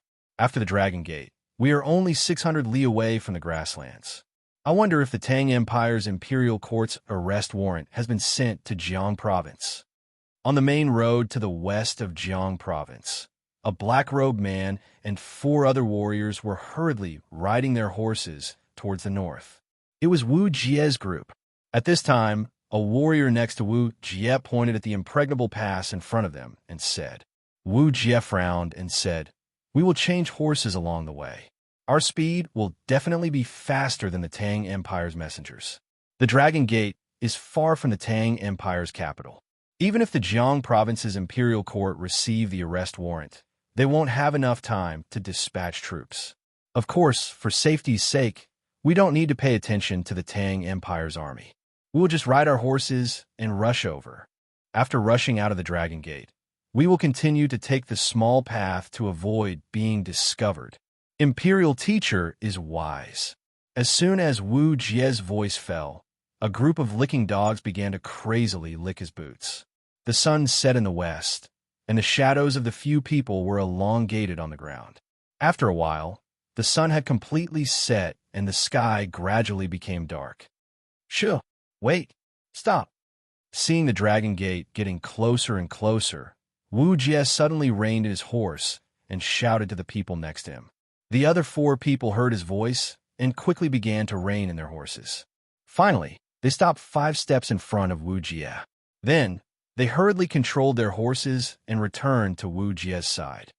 "Imperial teacher, why aren't we going?" a warrior asked in bewilderment. Wu Jie looked at the Dragon Gate not far away and said with a dignified face, "It's too quiet here. I'm afraid there's a trap. Be careful. You, go ahead and explore the path." At the end of his words, Wu Jie pointed to a warrior next to him and said, although he didn't believe that the Tang Empire's army would set up a defense so quickly, his intuition told him that there might be an ambush here. "Yes, Imperial teacher," the man responded and continued to urge his warhorse to gallop towards the Dragon Gate. "Who are you? Quickly dismount. It's so late. Why did you come out?" When the horses were still a few dozen feet away from the Dragon Gate, a general shouted, "Shoo!" The warrior reined in his horse and stopped not far in front of the general. He then dismounted and cupped his hands. "General, this humble one lives in Yangji village in the north of Jiang Province. I have been helping people transport goods in the south. A few days ago, I received a letter from my family saying that my mother is seriously ill. This humble one hurriedly rushed home to see my mother for the last time. I hope the general can make it convenient for me." Listening to this person's accent, it was actually very standard Chinese, and there was a little bit of an accent from Chang'an. The general pondered for a moment and said, "Since it's urgent, for the sake of your filial piety, let's go." After saying that, he waved his hand, and the gate of the Dragon Gate was immediately opened. The warrior quickly rode his horse and rushed to the gate. Chapter 1540. Wu Jie felt that there was an ambush in the peaceful Dragon Gate Pass, while Li Zishuan felt that there were Turks hiding in the forests around Dragon Gate Pass. Neither of them had any evidence, nor were they absolutely certain. They were just relying on their intuition. Intuition. The intuition of an expert was a very vague feeling, but many experts believed in this vague intuition. This was because they had escaped from death countless times and relied on this intuition. What's more, at Lisa Xuan and Wu Jie's current level of cultivation, they often had a kind of vague premonition of danger.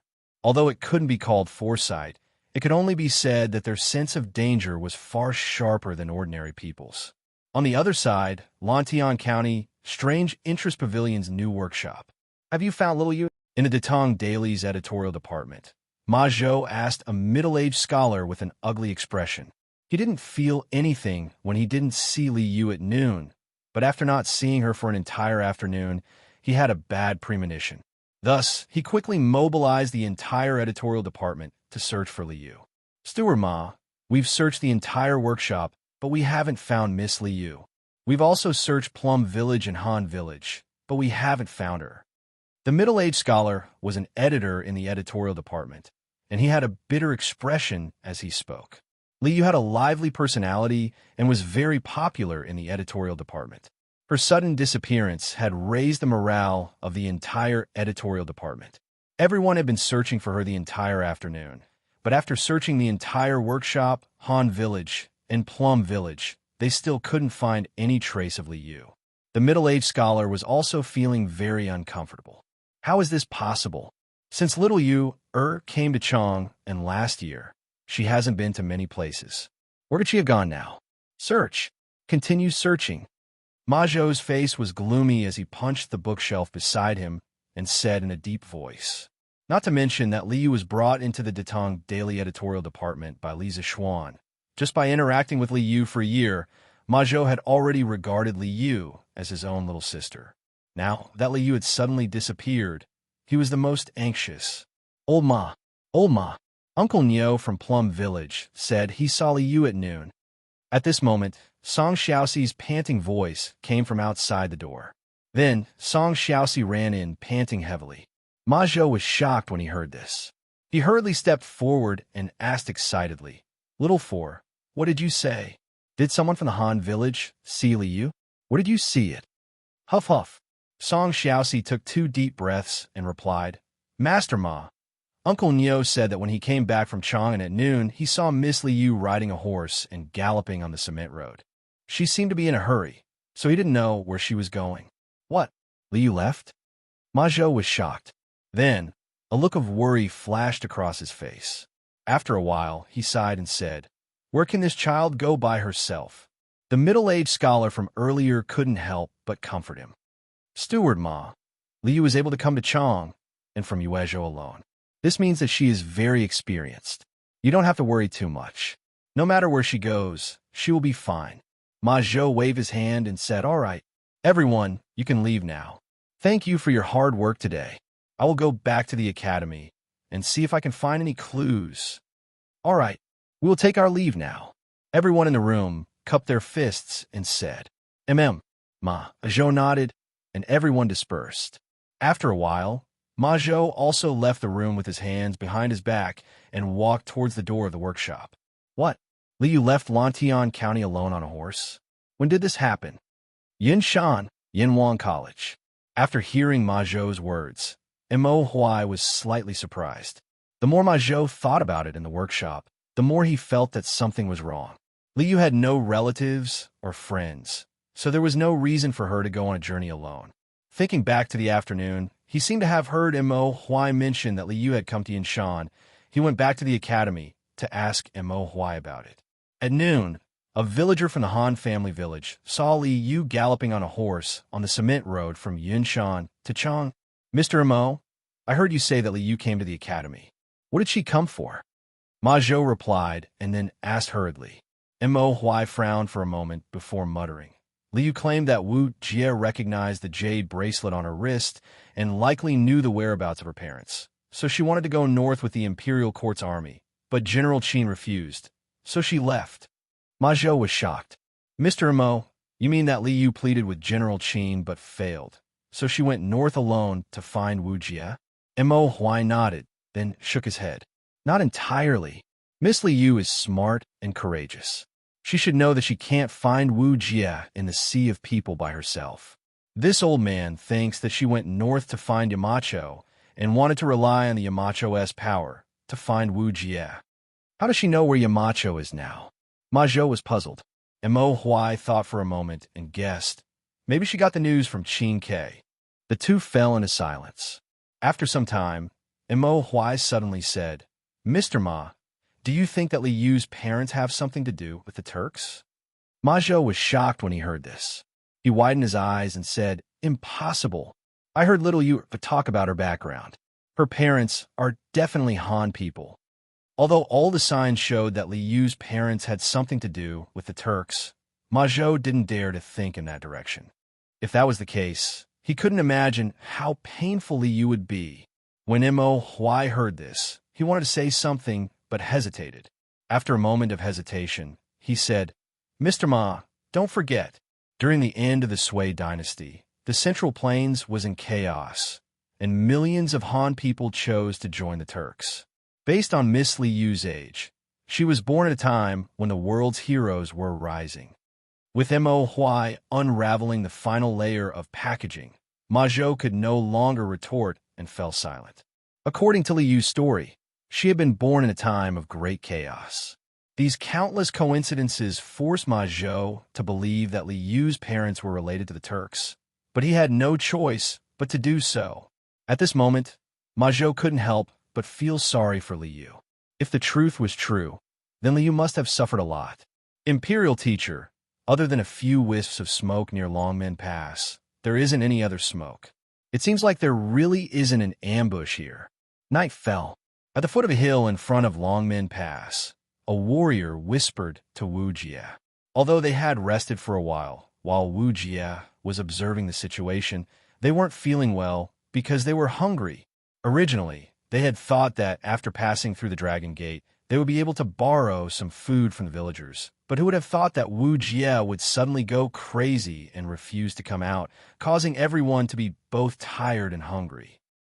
Since that's the case, let's prepare to pass. Although the ominous premonition in Wu Jie's heart hadn't weakened in the slightest, he also knew that hiding here wasn't a solution. If they delayed any longer, they really wouldn't be able to leave the Great Tang. So a vicious light flashed in his eyes as he sternly ordered. Even if there was an ambush, Wu Jie was confident that he could break out of the encirclement and escape Longmen Pass. This was the confidence he had in his own strength. On Cloud Mountain, 3 Grandmasters and 2,000 Imperial Guards couldn't do anything to him, so Wu Jie didn't believe that he would be defeated in a small Longmen Pass. Yes, Imperial Teacher. The 3 martial artists responded excitedly, then mounted their horses one after another, adjusting the direction of their horses. At this time, Wu Jie also jumped on his horse, and the 4 of them lined up in a row, intending to use brute force to rush out of the Dragon Gate.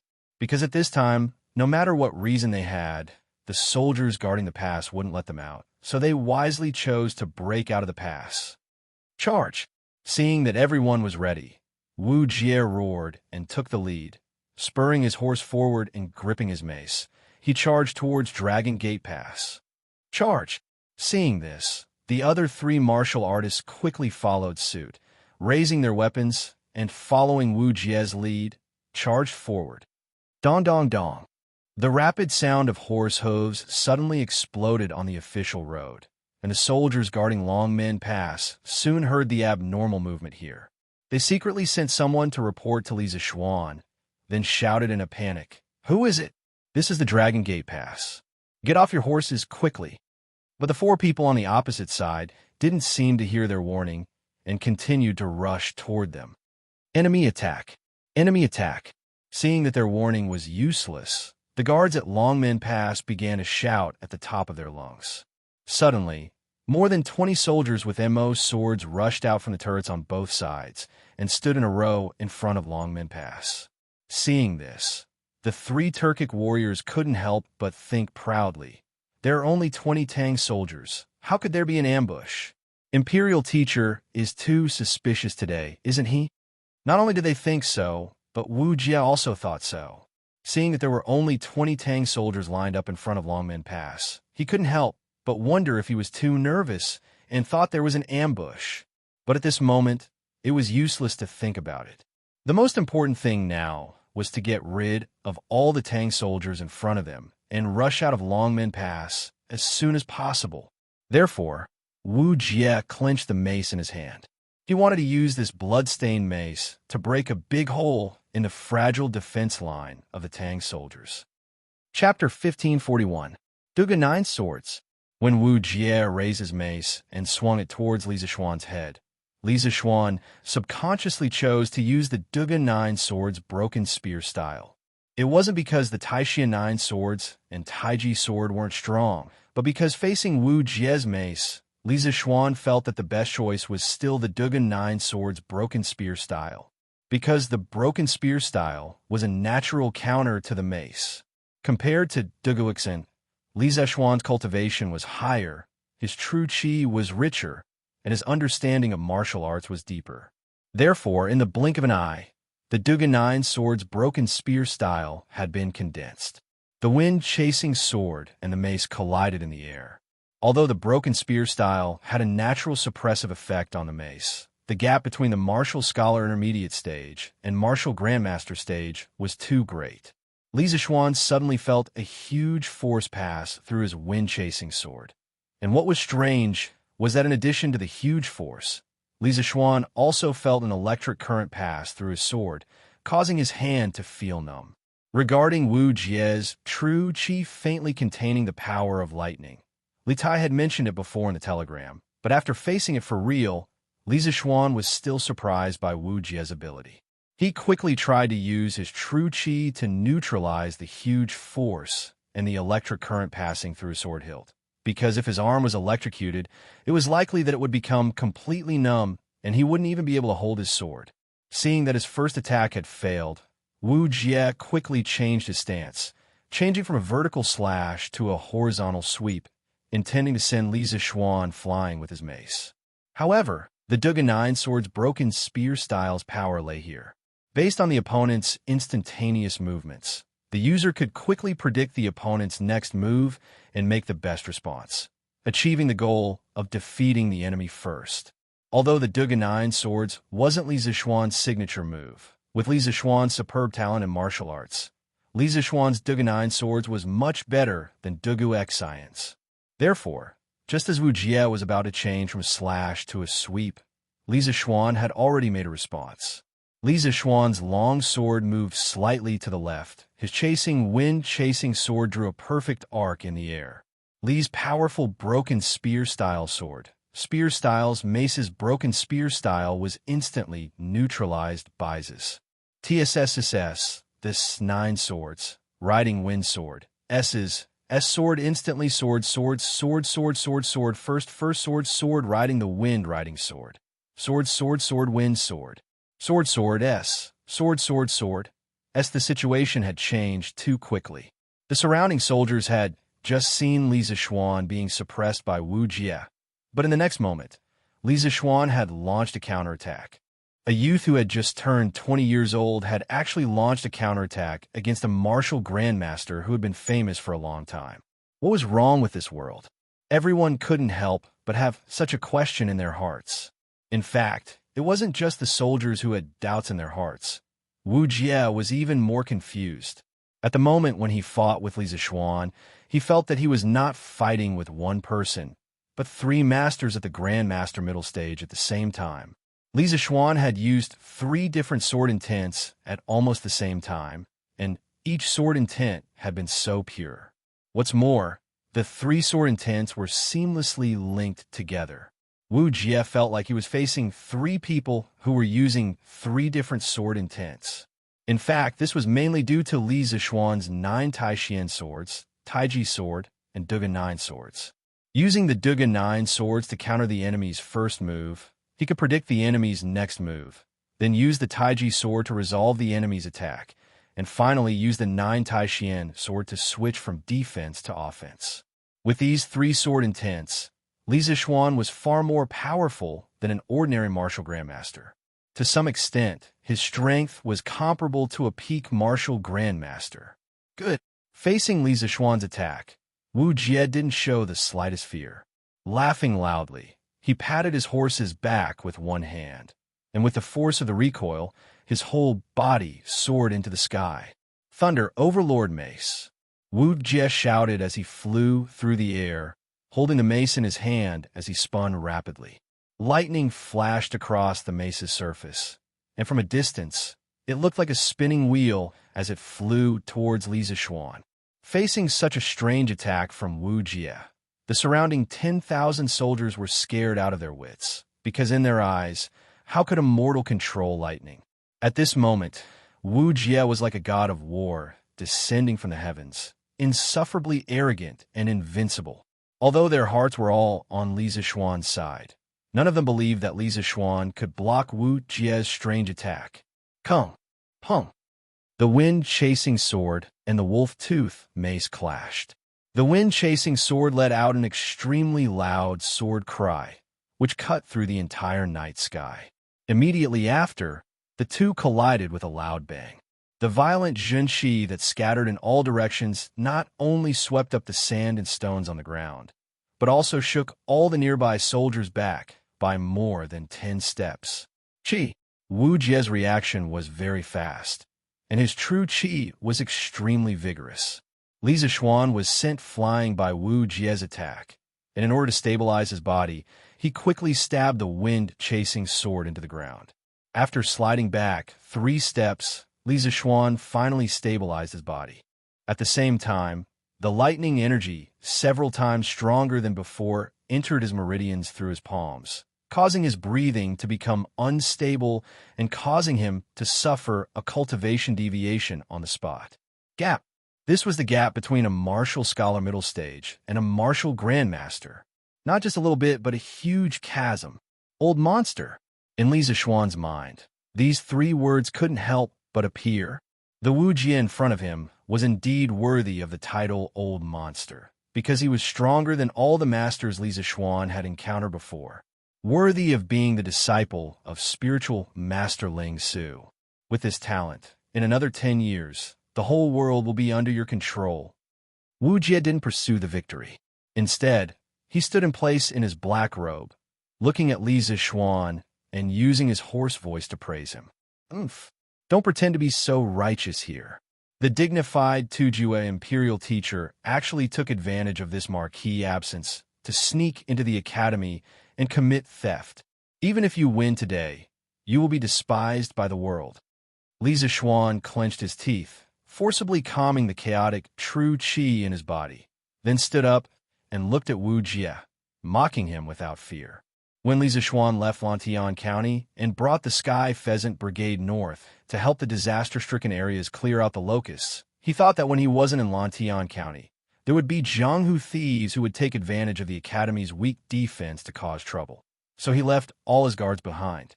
But he never imagined that the dignified Tujue imperial teacher, a martial grandmaster level super expert, would personally sneak into Yanhuang College, effortlessly destroy all the Academy's defenses, and steal most of the Academy's confidential information. This made Li Zishuan's heart burn with a nameless fire, and now that he finally had the chance to scold Wu Jie, how could he let it go? Hearing this, Wu Jie couldn't help but fall silent, because in this matter, he was indeed opportunistic, taking advantage of other people's difficulties, and in any case, couldn't be considered honorable. After a moment of silence, Wu Jie finally opened his mouth. You're right. This time, this imperial teacher sneaked into Yanhuang College because Yunshan, which originally had 3 martial grandmasters, only has 1 martial grandmaster left.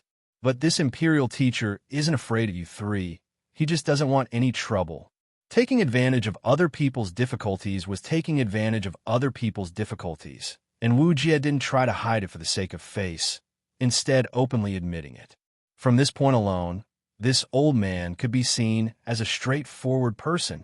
Hearing this, Li Zishuan couldn't help but look at Wu Jie in surprise. He hadn't expected Wu Jie to admit it so easily, making him unable to say the words he had prepared just now. Oomph. It's not that this marquis looks down on you Turks, but the Academy's confidential books. Even if you brought them back to the Turks, no one would be able to understand them. Moreover, your actions are tantamount to starting a war between the Great Tang and the Turks. Is Shili ready to start a war with the Great Tang?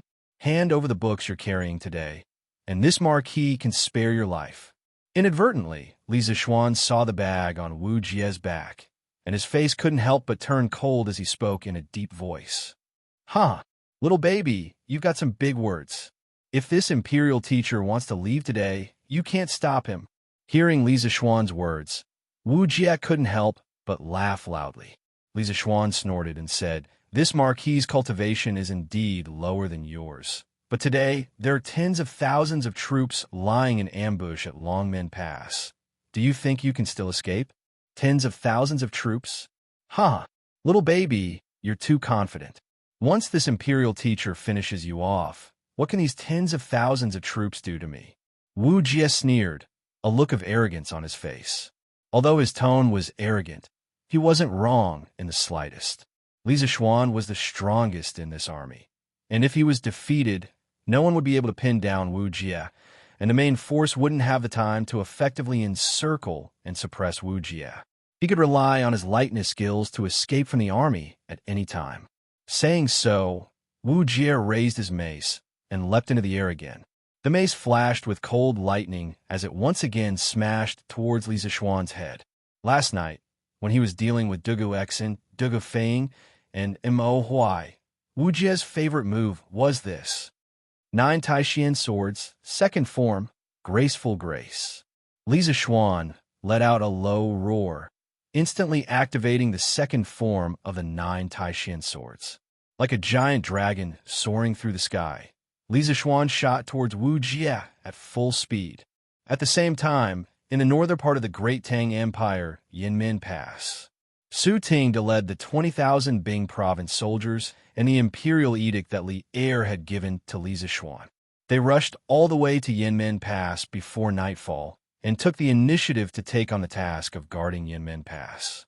After half a day of rushing, the soldiers and horses were already tired. After Su Tingde arranged for night patrols, the rest of the soldiers returned to their tents to sleep. But what they didn't know was that a life and death crisis was approaching them, closer and closer. General, the Tang army that arrived in the evening has already set up camp. Now is the time when their men and horses are tired. Should we send out the army now and directly take down the Tang army at Yinmen Pass? In the grass outside Yinmen Pass, a dense group of Turkic soldiers were hidden, each of them accompanied by a warhorse. But at this time, all the warhorses were kneeling in the grass. This way, even if someone passed by, they wouldn't notice the army hidden in the grass. Chapter 1542.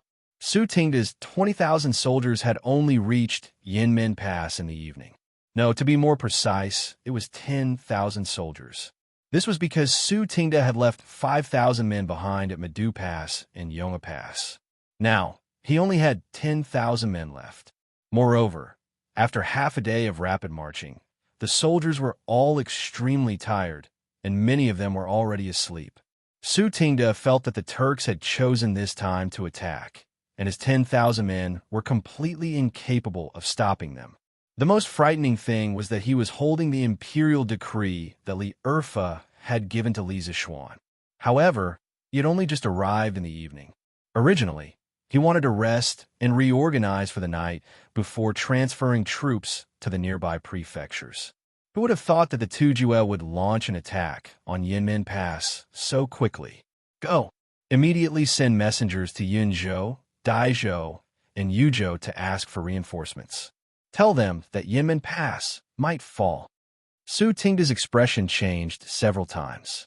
At this time, he could also faintly hear the chaotic sound of horse hooves not far away. He took a deep breath and barely managed to stabilize his mind. He looked at the soldier and said word by word, "Commandant, what about you? The Turks have tens of thousands of wolf cavalry. We're definitely no match for them. Commandant, why don't you withdraw first?" The soldier hesitated for a few moments before bowing to Su Tingde. "Bastard, do you know that a commanding general fleeing before battle is a capital offense? And besides, This general is the commandant of the Great Tang's Bingzhou subjugation prefecture. Even if I die, this general will die with my brothers. A general of the Great Tang can only stand and die. I will never cower before the battle. Hurry and send men to the nearby prefectures to ask for reinforcements." Su Tingda angrily bellowed. He was afraid of death, and he had not lived long enough. He still wanted to become a higher official, obtain more glory and wealth, and enjoy a more comfortable life. But at this moment, as a Great Tang soldier and the commander of this army, he could not sneak away alone. After all, Su Tingda had experienced the chaos of the Sui dynasty and the chaos of the rebellion against the emperor. He did not want his family to once more live a life of wandering about and destitute. The reason was that simple, nothing more. "Commandant, I want to stay behind and fight against the Turks with Commandant. Commandant, please send someone else to ask for reinforcements." The soldier hesitated for a moment, then clasped his fists and said stubbornly. Su Tingda was touched, but his face turned cold. He said coldly, "Zheng Hong, you dare to disobey a military order?" The soldier trembled and hurriedly said, "This general doesn't dare." Su Tingda snorted and shouted, "Then why aren't you sending the order?" After being yelled at by Su Tingda, the soldier was a little scared. After a moment of hesitation, he bowed and said, "This general obeys." Looking at Su Tingda, the soldier reluctantly retreated from the tent. "Sigh, Zheng Hong. Oh, Zheng Hong, you can't blame me. Who asked you to be the only son of your Zheng family?" Looking at Zheng Hong's back as he left, Su Tingda muttered to himself, "Kill." At this moment, a burst of battle cries came from the pass. Su Tingda's expression gradually turned cold. He stood up, took the long sword hanging on the wall, and walked straight out of the tent. "Commandant, the Turkic army is already attacking. Our brothers won't be able to hold on much longer. You should leave quickly." Su Tingda had just walked out of the big tent when a soldier hurriedly ran over and said, "How many enemies are there? Who's the leader?" Su Tingda frowned and asked. The soldier cupped his fists and said, "There are about 50,000 enemies, and the leader is the Turkic Khan, Ashine Ashur. Commandant, Ashine Ashur brought all the Turkic elites. We definitely won't be able to hold on. Please retreat as soon as possible." "It's him?" Hearing that, Su Tingda was stunned at first. Then he said coldly, "We have a hold on even if we can't. Whoever dares to flee tonight will be killed without mercy. Yemen Pass terrain is narrow. Even if we use a pile of orders, we have to completely block the pass. Quickly beat the drum and summon all the soldiers to kill the enemy with me. I've already sent people to the nearby prefectures to ask for help. We only need to hold on for 2 hours, and there will definitely be reinforcements coming to save us." "Yes, Commandant." Seeing that Su Tingda was so confident, a fighting spirit rose in the soldier's heart. He swallowed his saliva and cupped his fists. Dong, dong, dong. A moment later, a series of drum beats sounded from the south of Yanmen Pass. As time passed, the drum beats became louder and more frequent. At this time, Su Tingda had already climbed up the tower of Yanmen Pass. Although the Turkic people were not good at sieges, Yanmen Pass was far from being a city. This was because Yanmen Pass was situated on the official road in the middle. The horizontal width of the city walls was only a few hundred feet. As such, the number of soldiers that could be accommodated on the city walls was extremely limited. When the Turkic soldiers got close to the city gates, they abandoned their horses and directly carried a thick tree trunk and slammed it into the city gates of Yanmen Pass. Naturally, Su Tingda would not let the Turkic people crash into the city gates of Yanmen Pass just like that. He quickly shouted, "Release the arrows! Release the arrows!" Whoosh, whoosh, whoosh. Hundreds of arrows were released in an instant, shooting at the Turkic soldiers charging at the city gates. After a round of arrows, dozens of Turkic soldiers fell to the ground in an instant.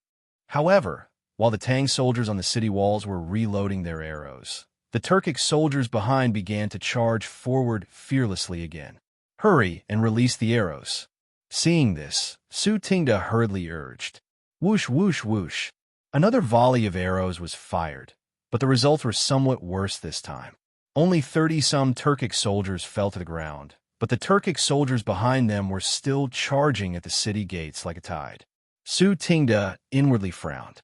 First of all, the Turkic soldiers outnumbered the Tang soldiers by 4 to 5 times. At this rate, they probably wouldn't be able to kill all the Turks even if they spent the entire night. Moreover, the light at night was poor, so the accuracy of the archers was definitely not as good as during the day. Many of the arrows would miss. Most importantly, in order to maintain the speed of the march, Su Tingda's army had not brought many arrows, only 10-some thousand. Based on the current accuracy, it would be good enough if they could kill 1,000 Turkic soldiers. But the Turks had 50,000 soldiers. How was he going to fight the Turks with this? Rolling logs and stones? There were some remaining rolling logs and stones on the walls of Yenmen Pass, but there were not many of them, and they would not be able to withstand the assault of 40 to 50,000 Turkic soldiers. Should they use sabers or swords? But if they did so, their advantage as defenders would be gone, and in the end, they would still be unable to avoid defeat. Thuish. Just as Su Tingda was deep in thought, the sound of something tearing through the air suddenly rang out. Su Tingda focused his eyes and saw a metal arrowhead shining with a cold light in front of him. It was easy to dodge a spear in the open, but difficult to defend against a hidden arrow. Su Tingda felt that he couldn't dodge this hidden arrow. "Commandant, watch out!" At this critical moment, a soldier at Su Tingda's side leaped up and tackled Su Tingda to the ground. The arrow brushed past Su Tingda's cheek and struck the soldier's shoulder. Squelch! This was the sound of an arrow piercing flesh. The arrow was heavy and powerful. It did not stop at the soldier's shoulder. More than half of the arrow had pierced through the soldier's body. "Protect the commandant!" Someone shouted, and 4 or 5 soldiers immediately surrounded Su Tingda. "Huh, what a pity. If we could kill the Tang commander directly, we might be able to take down Yenmen Pass effortlessly." In the Turkic army, Ashina sure put away his longbow and lamented regretfully. Clearly, that arrow just now was shot by him. "General, there's no need to be regretful. The fact that the Tang army could reach Yenmen Pass so quickly shows that they didn't bring many arrows. These arrows can at most be shot 10 more times. When they run out of arrows, we can break through the gate and enter." A soldier beside Ashina could not help but laugh. "Ha! That's right. When the Tang army runs out of arrows, we will enter the pass directly. Then, we will welcome the state preceptor." Ashina laughed heartily. Taiji sword techniques, 38th style. Phoenix wings spread. Taiji sword techniques, 28th style. Shooting stars chase the moon. 9 strategies beyond the swords. Broken spear style. Taiji sword techniques, 18th style. Black dragon swings its tail. Taiji sword techniques, 20th style.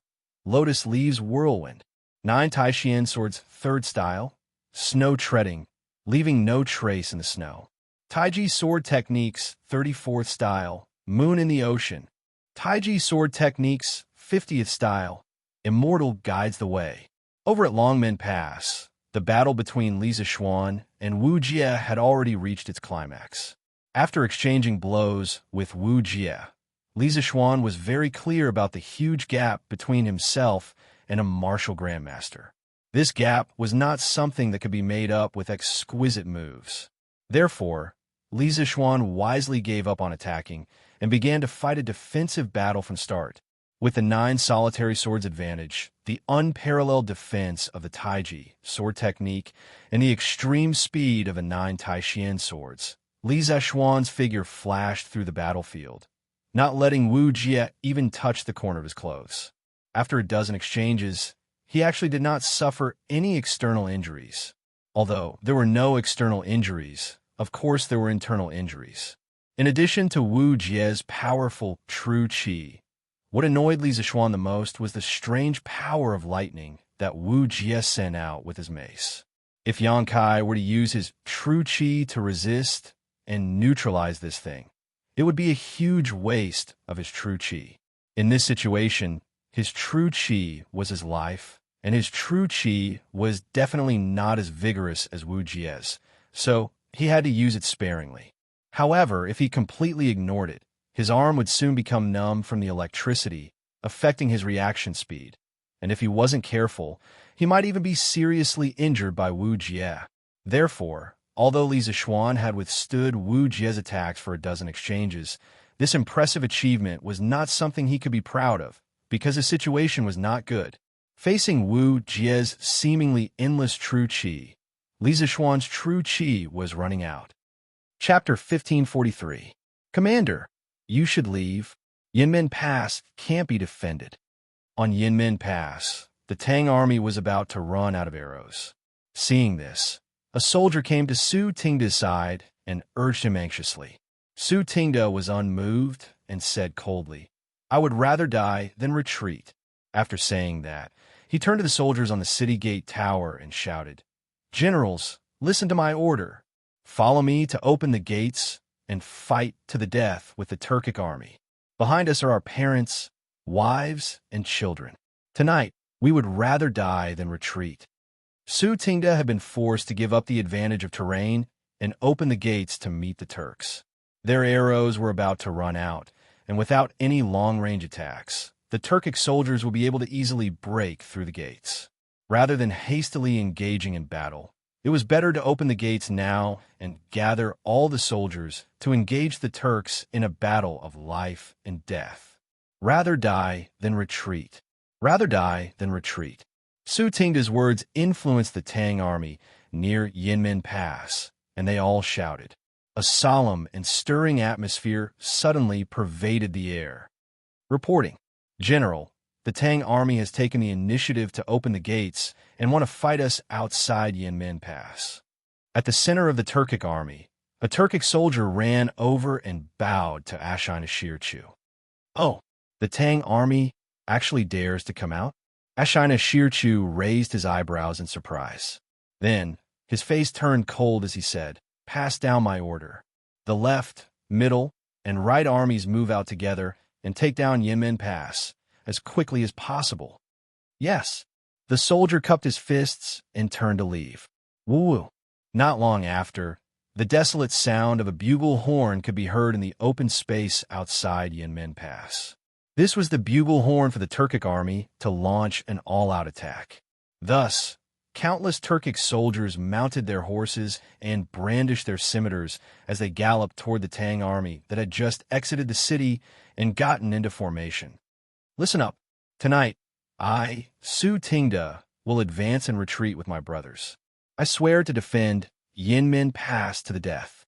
Below the city wall, Su Tingda pulled out the sword at his waist and pointed at the Turkic army. "Defend Yinmen Pass to the death.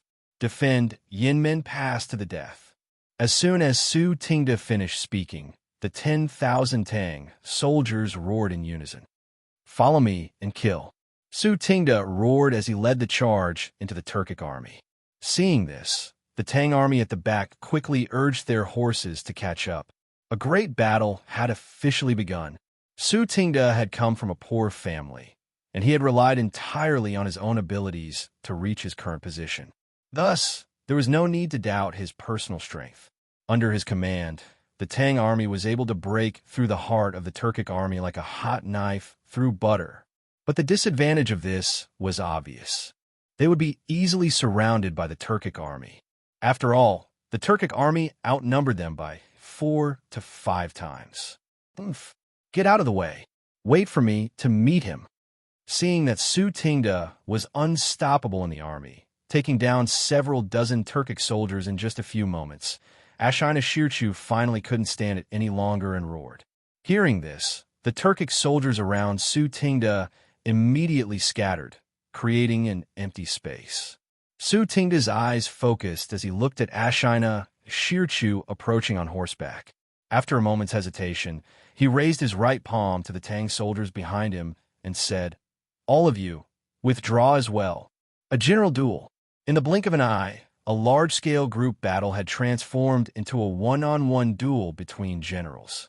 In ancient war dramas, like the Romance of the Three Kingdoms, it was common to see the commanders of two sides fighting one-on-one, and the one with superior martial strength would emerge victorious. Many people would be confused. Was there really such a phenomenon in history of generals fighting generals? In truth, this sort of situation had happened before, but it was not a scene from the Romance of the Three Kingdoms, but there were many restrictions. First, generals fighting generals had already appeared in the spring and autumn period.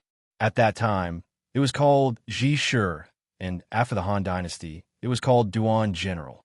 Both had the same meaning. In the middle of the spring and autumn period, there were records of the Great War between the Jin and Chu states. At that time, King Zhuang of Chu led an army to attack Handan and met the Jin general Zhao Cheng. Zhao Cheng was unable to resist and abandoned his carriage to escape. In the end, Zhao Cheng threw away his clothes and armor, as the armor would affect his speed. This was the first time in history that a general fought a general. This was because King Zhuang of Chu's physical strength was exceptional, and he was considered one of the strongest amongst all the emperors. During the Warring States period, such a phenomenon rarely occurred. At that time, the Seven Kingdoms had already been perfected, and they relied on large-scale armies to fight. During the Han Dynasty, when Hui Zubing and Li Guang were repelling the Xiongnu, they also fought with enemy generals. However, this was a battle between the soldiers of the Central Plains and the nomadic enemies. It was somewhat similar to the current situation between Su Tingde and Ashina-Shirchu. During the War of Chu and Han, Xiongnu and Liu Bang fought, and such a phenomenon also occurred.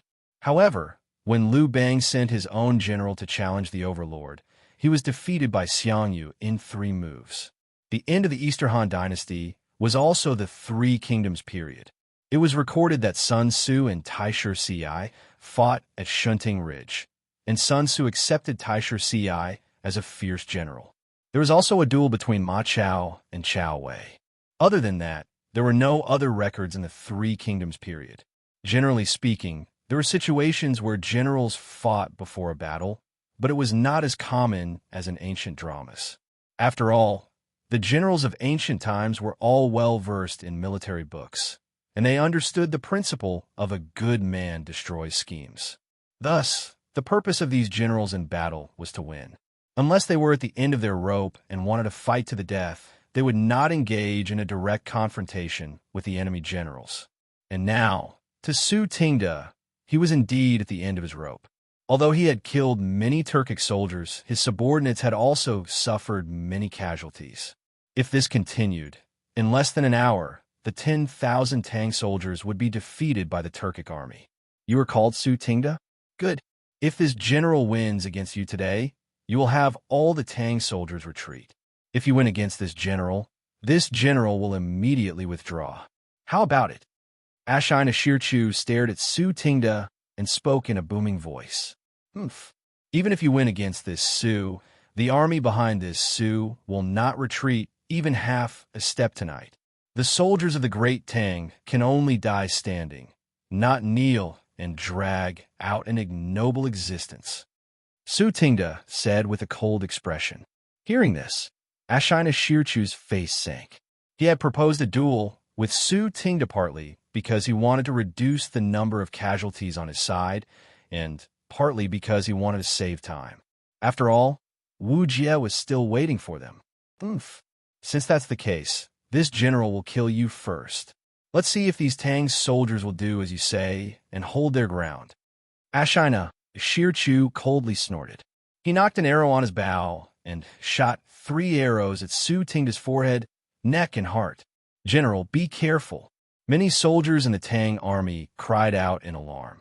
Su Tingde was lying on his back. The 3 arrows missed his body and brushed past the bridge of his nose. But on the other side, Ashina-Shirchu took advantage of the moment when Su Tingde was dodging the arrows to rush forward and slash at Su Tingde's neck with a slender sword. This person was actually proficient in both long range and close combat. Moreover, the speed of these 2 attacks was as fast as lightning, making it impossible to guard against. For a moment, Su Tingde was caught off guard. He hurriedly brandished his sword to block Ashina-Shirchu's killing blow. However, Ashina-Shirchu was a grandmaster.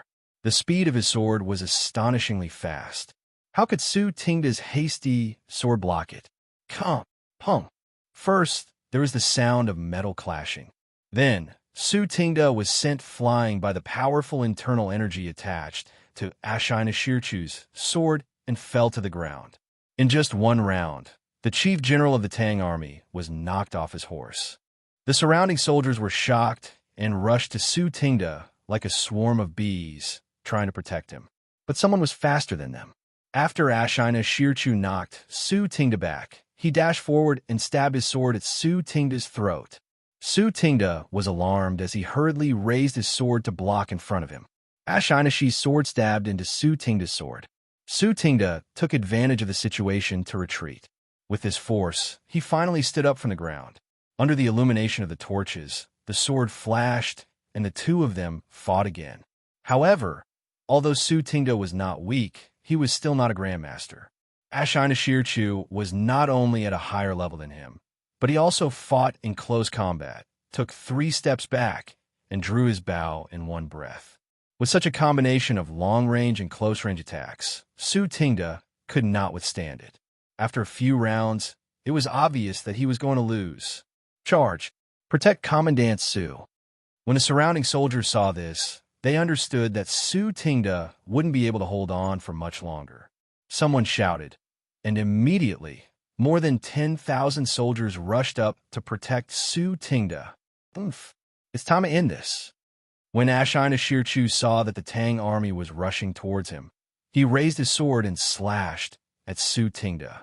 Su Tingda swung his sword to block, and then Ashina Shirchu used his left palm to hit Su Tingda's chest. Bam! Su Tingda was like a kite with a broken string after receiving Ashina Shirchu's palm strike that was filled with true chi. He fell heavily to the ground. Commandant! Commandant! The 10,000 soldiers were shocked. They hurried forward to help Su Tingda up. Kill. Flatten him and pass. Ashina Shirchu guessed that Su Tingda was not going to live. He waved his hand and ordered the Turkic soldiers beside him. Charge! Bam! Bam! Bam! Hearing the order, the 50,000 Turkic soldiers immediately charged at the Tang army. What was worse was that the Tang army's commander-in-chief had been severely injured by Ashina Shirchu, and the 10,000 soldiers were in a desperate situation without their commander-in-chief. Chapter 1544. Li Zishuan was heavily injured by Wu Jie and fell to the ground. Just now, Wu Jie's berserk true chi had been transmitted into his body through his sword, crazily wreaking havoc in his meridians, causing Li Zishuan, who was already in a weakened state, to the point where he couldn't help but spit out a mouthful of blood.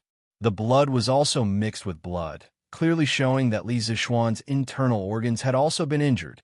But this wasn't the worst part. The worst part was that when Li Zishuan's sword had struck Wu Jie's chaotic thunder body had transmitted a considerable amount of lightning energy to Li Zishuan, causing Li Zishuan to feel as if he had been struck by lightning. His entire body was numb, and he couldn't even move a finger. This was because he didn't have any true chi in his body to neutralize this lightning. Pung pung pung. On the battlefield, seeing Li Zishuan heavily injured by Wu Jie, the 10,000 soldiers from Bing province charged towards Wu Jie without fear of death. But at this moment, Wu Jie was abnormally strong. None of the Tang army soldiers who got close to him could withstand a single blow from him. All of them were sent flying by his mace. In an instant, the Tang army's formation was in chaos. Seeing this, Wu Jie very wisely chose to fight while retreating. Because of the battle with Li Zishuan just now, although Li Zishuan hadn't been able to injure him, he had paid a heavy price. At this moment, he only had less than 40% of his true chi left. If he continued to fight with the Tang army, Wu Jie believed that there would only be one end for him, and that was death from exhaustion. As for the heavily injured Li Zishuan, Wu Jie didn't think of taking advantage of the situation to kill him, because he was very clear on his goal, which was to escape back to the Turks with the confidential information of Yanhuang College. As a result, under his brute force, the surrounding Tang army was quickly torn apart. Wu Jie resisted the attacks of the Tang army, while relying on his lightness kung fu to gradually close in on the northern opening. It was worth mentioning that Wu Jie's lightness kung fu was also quite good. Without a master like Li Zishuan holding him back, he was like a bolt of lightning in the night, able to go wherever he wanted. Seeing Wu Jie trying to escape the encirclement, the soldiers became even crazier, rushing towards Wu Jie without any regard for their own lives. But now that they had lost their formation, and with no one to command them, they were like a swarm of bees running around randomly, unable to pose the slightest threat to Wu Jie, who was constantly dodging left and right. Quick! Formation! Stop Wu Jie! Jiang Provincial Governor Hong Wenxing saw Li Zhan sitting motionless on the ground healing wounds, completely unable to pay attention to the battle situation. So he quickly stood and shouted to the soldiers. Formation, formation, formation. Quickly, formation, formation. The nearby soldiers quickly followed Hong Wenxing's orders, but the soldiers further away couldn't hear Hong Wenxing's orders, so the effect of Hong Wenxing's shout was extremely limited. At most, it would only be able to delay Wu Jie for a short while. At this time, Li Zishuan, who was meditating and healing, suddenly experienced a mysterious change in his body. This spirit qi in his body suddenly came to life. Last year, when the bearded man wreaked havoc in Cloud Mountain, Li Zishuan and Mo Huai had fought together. In that battle, Li Zishuan had relied on his understanding of another mysterious gas between heaven and earth, spirit qi, to directly advance to the middle stage of the martial scholar realm. Since then, Li Zishuan had felt that his body had changed, especially the true qi in his body, which seemed to have been mixed with something else. At that time, Li Zishuan had called this spirit qi. Heaven and earth had spirits, and all living things were born. Li Zishuan didn't know what spirit qi was, or what kind of elements it was made of, but he was sure that it wasn't oxygen, but he was very sure that his meridians could directly absorb a special kind of qi from the natural world. Without any experience in this area, he could only attribute it to spirit qi. But strangely, since the last time when he had broken through to the middle stage of the martial scholar realm and crazily absorbed the spirit qi, the special spirit qi, and his body had completely quieted down. Usually, not only could he not feel its existence, he basically couldn't use it. Just like just now, when his true qi was exhausted, the spirit qi didn't move at all. At this moment, Li Zishuan, who was numb from the powerful electric current, suddenly felt the spirit qi in his body begin to stir. Li Zishuan could clearly feel this spirit qi in the air around him crazily rushing into his body, and the remaining electric current in his body began to quickly converge towards his dantian. Gradually, the numbness in his limbs was lifted, and he could move again. The electric current that Wu Jie had transmitted to him was actually completely swallowed up by the spirit qi in his dantian.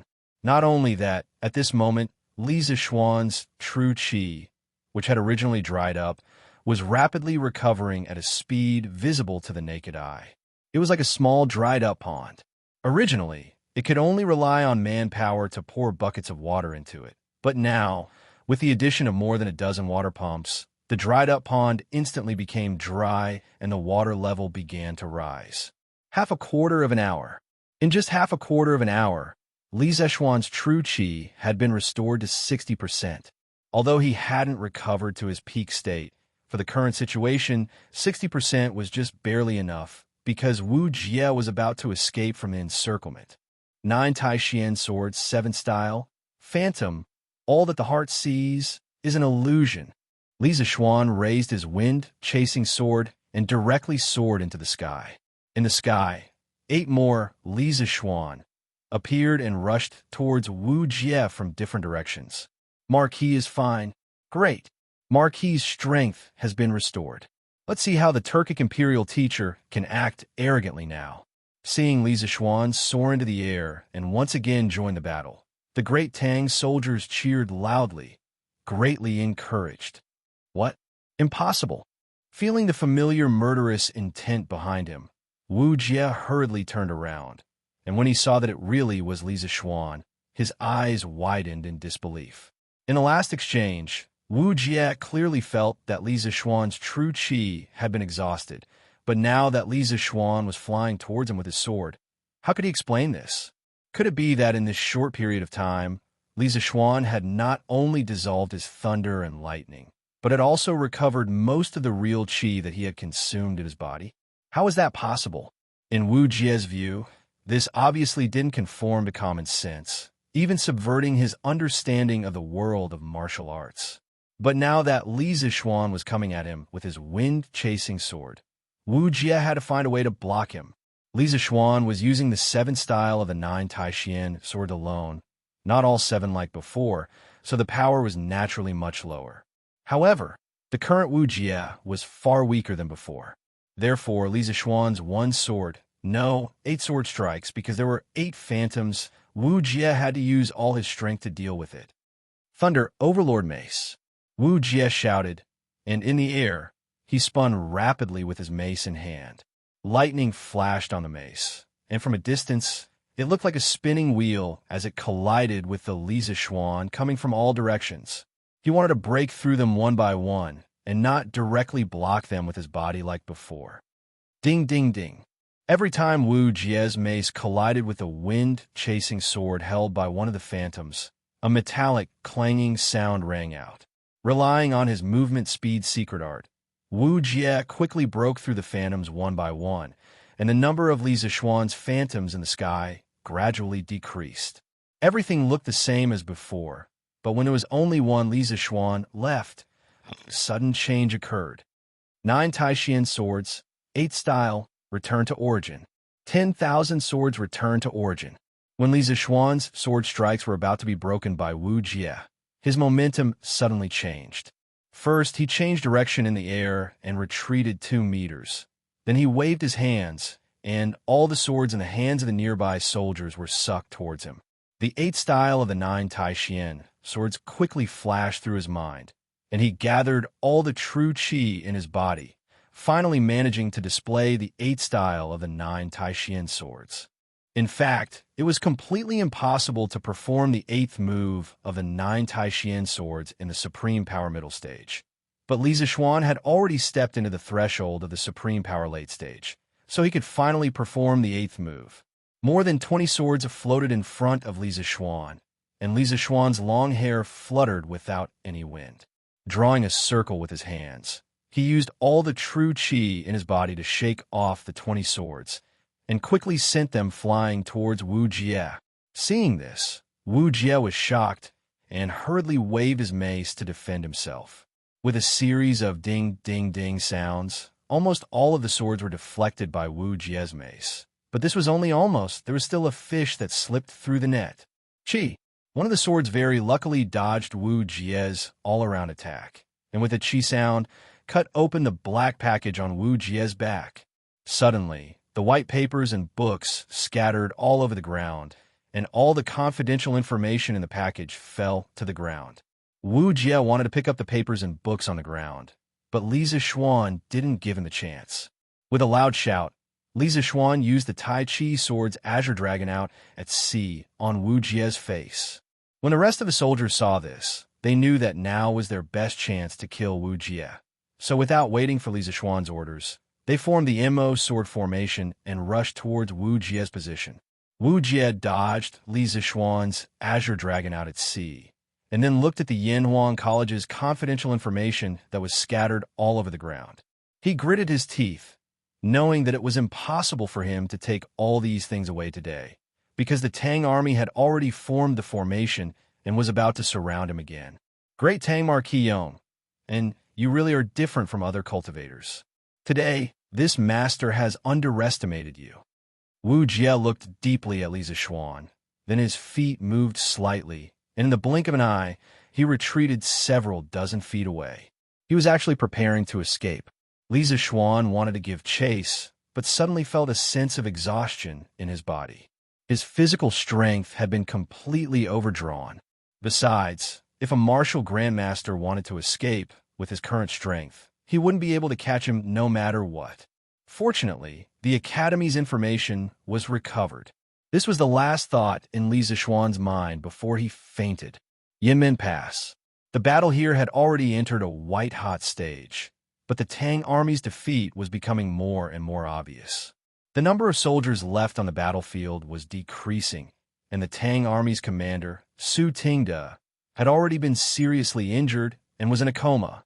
Directly rush out, don't care about these remnants. Rescue the imperial teacher is more important. Seeing that only a few of the 10,000 soldiers Su Tingda brought with him were left, and they were no longer a threat to him, Ashina Shirchu decisively gave the order. He didn't lead his troops to Great Tang to break through the pass, but to rescue the imperial teacher. As for how many Tang soldiers they defeated, it was completely meaningless to him. Yes, General. The messenger immediately passed down Ashina Shir's order. Immediately, the Turkic soldiers pushed their horses to the limit and charged straight for the city gate. The Tang army had rushed for several hundred li during the day, and not only were the men tired, the horses were also tired. Facing the Turkic army at full speed, how could they resist? Not long after, a torrent of soldiers passed through Yinmen Pass and headed south. Chapter 1545. Quick, let's go to Longmen County and get a doctor. Dragon Gate Pass, inside the tower. Li Zishuan had already been helped to his bed. Jiang Province's provincial governor Hong Wenxing hurriedly ordered the soldiers beside him. This time, Li Zishuan had borrowed troops from Bing Province. In order to ensure the speed of the march, there was no doctor accompanying him. Hong Wenxing could only send people to Longmen County to find a doctor. Yes. As soon as he finished speaking, a soldier immediately cupped his fists and replied. After the soldier left, Hong Wenxing turned to the soldiers in the room and said, "You guys stay here and take care of Marquis. This official will return to Jingping Province to mobilize troops to pursue Wu Jie." Zhengping Province was the administrative center of Jiang Province. The provincial governor's office and Jiang Province's Zhicheng House's camp were both located there. Hong Wenxing only brought a few dozen guards with him to Dragon Gate Pass and didn't bring many troops. Dragon Gate Pass was filled with Li Zishuan's troops from Bing Province. Hong Wenxing didn't have the authority to mobilize them, so he could only go back and mobilize more troops. Wu Jie is alone, so his speed of escape must be very fast. The military situation is urgent. I'm afraid it's too late for Senior Hong to return to Jingping Province to mobilize troops. This general, Fong Gongtong, is willing to lead the troops here to follow Senior Hong north to pursue Wu Jie and avenge Marquis. After Hong Wenxing finished speaking, a young general stepped out and cupped his fists. During the day, Su Tingda took 20,000 soldiers to Mat Do Pass, Yonghe Pass, and Yinmen Pass to set up defenses. At the same time, he left behind a few capable generals for Li Zishuan, and this Fong Gongtong was one of them. Hearing this, Hong Wenxing's eyes lit up. He nodded and praised. Good. Then I'll have to trouble Fong Gongtong to lead 8,000 soldiers to pursue Wu Jie with this official. Just now, during the battle between Li Zishuan and Wu Jie, because Hong Wenxing wasn't good at martial arts, he couldn't help much from the sidelines, which made him feel quite apologetic. What's more, Li Zishuan had been seriously injured by Wu Jie at the Dragon Gate, so if Hong Wenxing, as the Jiang Province's provincial governor, didn't do anything, he would definitely be punished by Lier. Therefore, whether it was for public or private reasons, Hong Wenxing had no choice but to lead troops to pursue Wu Jie. Not long after, Hong Wenxing and Fong Gongtong led the 8,000 prefecture soldiers out of the Longmen Pass and headed north. The rest of them stayed at Longmen Pass to protect Li Zishuan. At the same time, the news that Yinmen Pass had been broken quickly began to spread. The governors of Yinzhou, Shuo, Yuzhou, and Daizhou, the four prefectures of the Hedong Circuit near the northern border, began to move. Overnight, they mobilized soldiers from their local prefectures to Madu Pass and Yonghe Pass, hoping to stop the Turkic army from advancing further south. After all, 2 years ago, Shili Khan had taken advantage of the change in power in the Great Tang Empire to send an army of 100,000 soldiers to attack the Great Tang from Yinzhou. They had been unstoppable, first attacking Jing Province, and then advancing all the way to the capital of the Great Tang, Chang'an. Many people could still vividly remember that scene. Who could guarantee that the 50,000 Turkic soldiers wouldn't run to the gates of Chang and then show off their might to Li Er? If that really happened, all the officials of the 4 prefectures of the Hedong circuit would probably be demoted by Li Er. Thus, when they learned that Ashina sure had led 50,000 Turkic wolf cavalry into the pass, the governors of these prefectures instantly lost their composure. They hastily dispatched soldiers to pursue and trap the Turkic army in the Hedong circuit. The soldiers of these 4 prefectures added together numbered at least 70 to 80,000, but they had come from different directions. If they really did run into the Turkic army, they would still suffer a significant loss. Hiya! On the official road north of Longmen Pass, 2 men in black were madly galloping. In this era, there were no headlights or street lamps, so traveling at night was very dangerous. Fortunately, there was still some moonlight tonight, and the official road was relatively wide. Thus, even though these 2 were running so fast, they didn't fall into the ditches on either side of the road. State teacher, we'll reach Horsto Pass soon. Since that Li Zishuan was able to set up an ambush at Longmen Pass, there might also be a large number of Tang soldiers at Horsto Pass. Are we still going to force our way through? The man who was following behind said, "There's no need. Our men should be arriving soon." The black-robed man riding at the front said in a hoarse voice. This man was Wu Jie, who had escaped from Longmen Pass.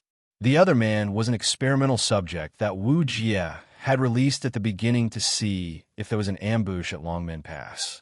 Wu Jie hadn't expected that the experimental subject would successfully escape, while the other 3 Turkic warriors were left behind in the Tang army camp at Longmen Pass.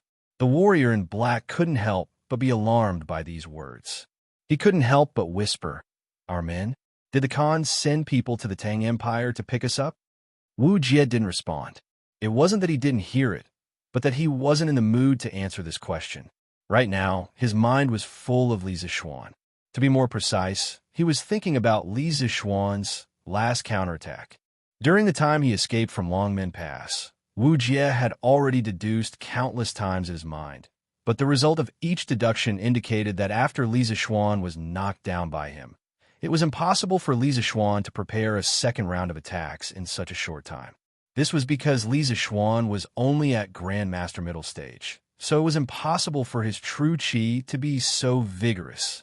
The only explanation was that Li Zishuan had recovered 50 to 60% of his true qi during the short time he was entangled by the Tang army.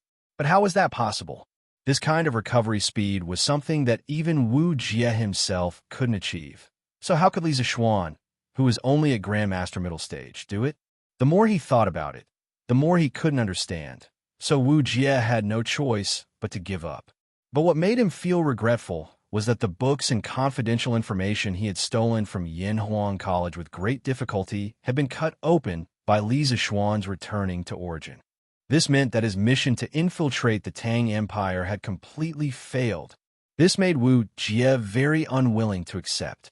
10 days ago, Han Lijing had seen several Turkic warriors sneaking into the Tang Empire on Mount Baishan, and Wu Jie was among them.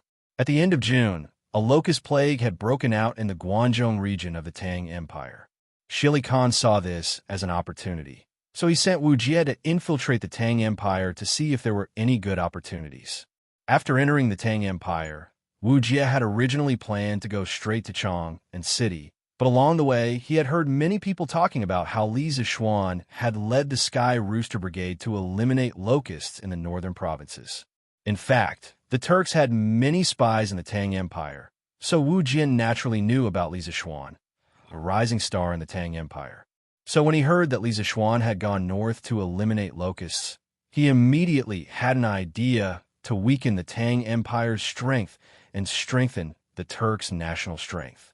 That was to sneak into Yinhuang College, steal all the engineering books and information, and bring them back to the Turks to slowly study. Wu Jie had been patiently waiting for a good opportunity to sneak into the college, and he hadn't expected that it would really happen. On the 3rd day after he arrived at Yinshan, the bearded man bid farewell to Li Gang, Wang Ji, and the other Yinhuang College teachers and left Yinshan, saying that he was going out to sea. In just a few days, Yinshan which had originally been guarded by 3 grandmasters, only had Immerse as its sole grandmaster. Wu Jie believed that it was time to sneak into Yanhuang College. But in order to ensure that nothing went wrong, he had patiently observed the surroundings of Yanshan for several days. And after confirming that there was no danger, he had chosen to sneak into the college last night to steal the books. But he hadn't expected that after stealing the books, on the way back to the Turks, he would encounter Li Zishuan's ambush. It had to be known that he and the 4 Turkic warriors he had brought with him were all riding 2 horses, and they had been rushing through the night. It wouldn't be an exaggeration to say that their speed was much faster than the speed of the messengers from Chang and to the northern provinces and counties. Looking at it this way, at first he had schemed against Li Zishuan, but later on, Li Zishuan had schemed against him, and in the end, the 2 of them had fought to a draw. Thinking of this, Wu Jie's eyes couldn't help but become dignified. In his heart, he thought that Li Zishuan would definitely become the greatest enemy of the Turks in the future. Kill. Sure enough, by the time Wu Jie arrived at Horse Dipper Pass, the 2 sides had already engaged in a fierce battle. Ashina sure was truly worthy of being a Turkic general. After breaking through Yanmen Pass, he had broken through Yonghe Pass as quickly as possible, and now he had arrived at Horse Dipper Pass before Wu Jie.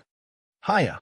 Hearing the battle cries in front of him, Wu Jie understood that reinforcements had arrived, and he quickly urged his horse forward. General Ashina, quickly give the order to retreat to the grasslands. The Tang army should be here soon. Arriving in front of Ashina, Wu Jie ordered in a hoarse voice. Ashina, nodded subconsciously, but then he suddenly remembered something and hurriedly asked, Imperial teacher, I heard in the letter that you stole a lot of books from Yanhuang College. Where are those books now? Wu Jie's face sank, and he turned around and said, Li Zishuan set up an ambush at Dragon Gate Pass, and those books were taken back by him. What? Ashina, he was shocked when he heard this, and he asked in disbelief, why would Li Zishuan set up an ambush at Dragon Gate Pass? Shouldn't he be fighting locusts in the north of the Great Tang Empire? Wu Jie sullenly said, how did this king know about this? Losing the books was a very shameful matter for Wu Jie, and now he was being questioned by Ashina. So how could he be happy? He was the imperial teacher of the Turks, second only to one person. Hearing the unfriendly tone in Wu Jie's voice, Ashina couldn't help but be startled, and then he wiped his nose and asked as calmly as possible, Dare I ask, imperial teacher, how many people did Li Zishuan set up at Dragon Gate Pass? Wu Jie lightly said, about 10,000 people. Li Zishuan was seriously injured by this king, and the Great Tang army should also have 700 to 800 people injured. Only 10,000 people? And Li Zishuan is seriously injured? Ashina eyes lit up when he heard this, and after hesitating for a moment, he said, Imperial teacher, why don't we give Li Zishuan a surprise attack and take back those books from Li Zishuan? Chapter 1546. Something happened. We gave him the authority to mobilize the soldiers of the northern 32 provinces. What could possibly happen to him? Within the Suidu Hall, Li Er couldn't help but speak out after hearing Li Tai's words that were filled with worry. In Li Er's view, no matter how powerful Wu Jie was, how could he threaten Li Zishuan, who had so many soldiers under his command? A martial grandmaster was still a human, not a god. Li Tai was slightly relieved to hear this, but then his brow furrowed again. Imperial father, Wu Jie suddenly sneaking into the Great Tang. Was it Khan Xieli who ordered him to do so? And could Khan Xieli still have a backup plan? For example, he might have hidden a large number of soldiers on the northern border of the Great Tang. Once Wu Jie succeeds, the Turkic army will enter the pass to receive him. Li Er's expression suddenly turned grim. After a moment of silence, he nodded. Qingke, your analysis is correct. This situation is extremely likely. It should be that Li Zishuan has made many divine weapons for the Great Tang in the past year. After Xieli heard about it, he sent Wu Jie, a martial grandmaster, to sneak into Cloud Mountain to steal. This way, Xieli must have a backup plan. I really didn't expect that Xieli, a fierce and ruthless character, would send someone to do such a shady business? Li Er couldn't help but slam the table and stand up. Li Tai stood up and clasped his hands. Imperial Father, if this is really the case, then Yamacho's situation is not good. This afternoon, Your Eminence and the other generals calculated that Wu Jie would most likely arrive at Longmen Pass in the evening. Mountain Chieftain is an intelligent man and should have been able to guess Wu Jie's route, but time is tight. Even if he can transfer soldiers from Bing Province, it would be impossible for him to gather more than 50,000 soldiers in such a short amount of time. If Wu Jie and the Turkic soldiers lying in ambush in the Great Tang's territory work together, Mountain Chieftain leading a lone army at Longmen Pass will not be able to stop Wu Jie from fleeing north. The little fatty who had wanted to compete with Li Zixuan back then was now racking his brains and thinking about Li Zixuan's safety. It had to be said that Li Zixuan had a special kind of charisma. Charisma? How could Li Er not understand what Li Tai was talking about?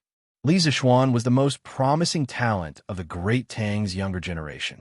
He didn't want anything to happen to Li Zixuan, but what else could he do? At this moment, Li Zixuan was several hundred li away from the capital. If something were to happen, it would have already happened. Thinking of this, Li Er couldn't help but walk back and forth in front of the hall with his hands behind his back. Beep, beep, beep.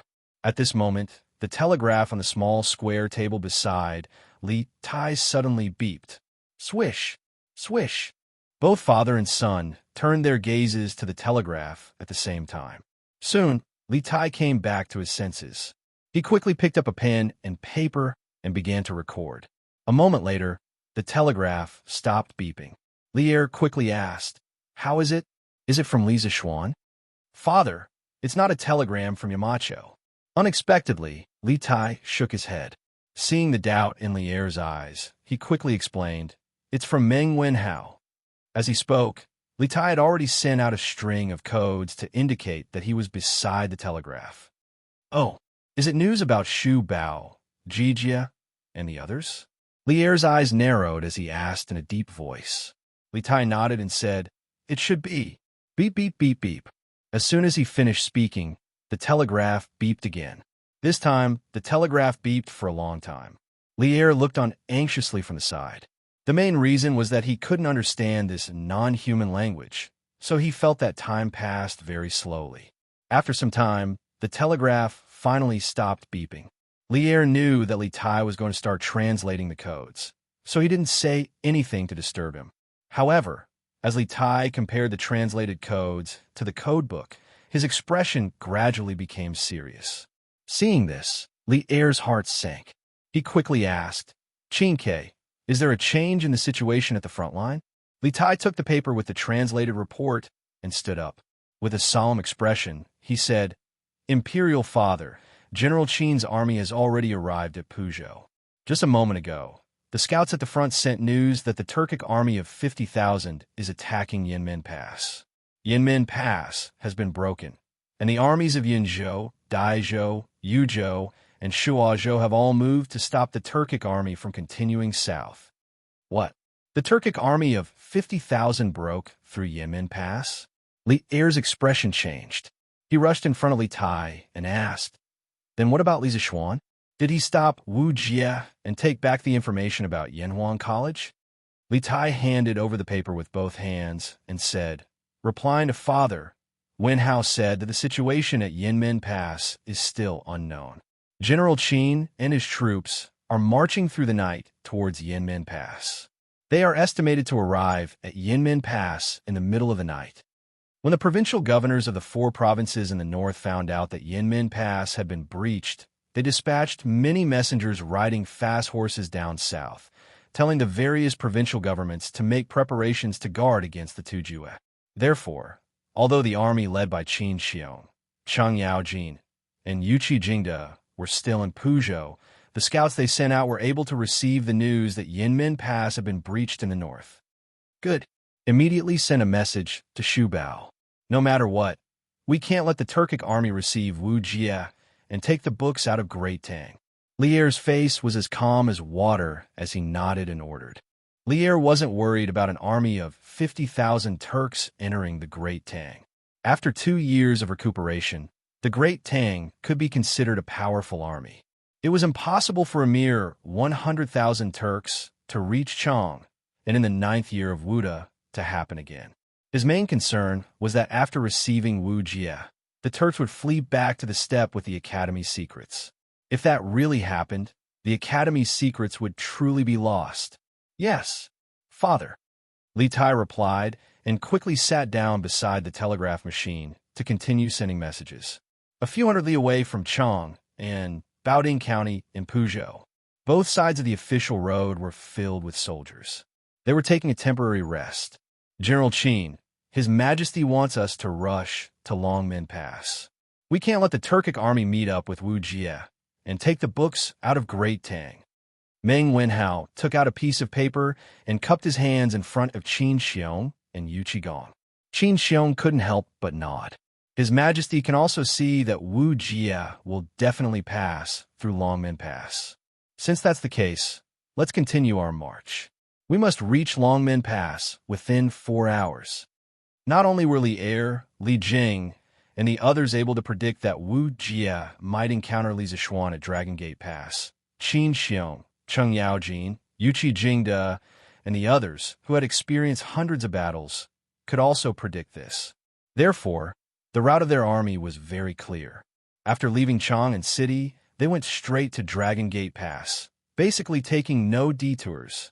That's right. Military intelligence is like fire, and time waits for no one. Come, pass on my order. All soldiers of the 3 armies are to immediately mount and continue marching. Yu Qijingde shouted loudly, instructing. Yes. A few moments later, the 10,000 elite soldiers mounted once more and galloped forward under Qin Xiong's lead. This time, Qin Xiong was leading all light cavalry, and their specialty was their mobility and speed. In addition, Meng Wenhao had followed the army to Zhengzhou and was quite proficient in riding. Otherwise, he would have suffered a lot on this expedition. Marquis's internal organs were injured, and then he forced himself to circulate his energy. This is damaging his vitality, ah?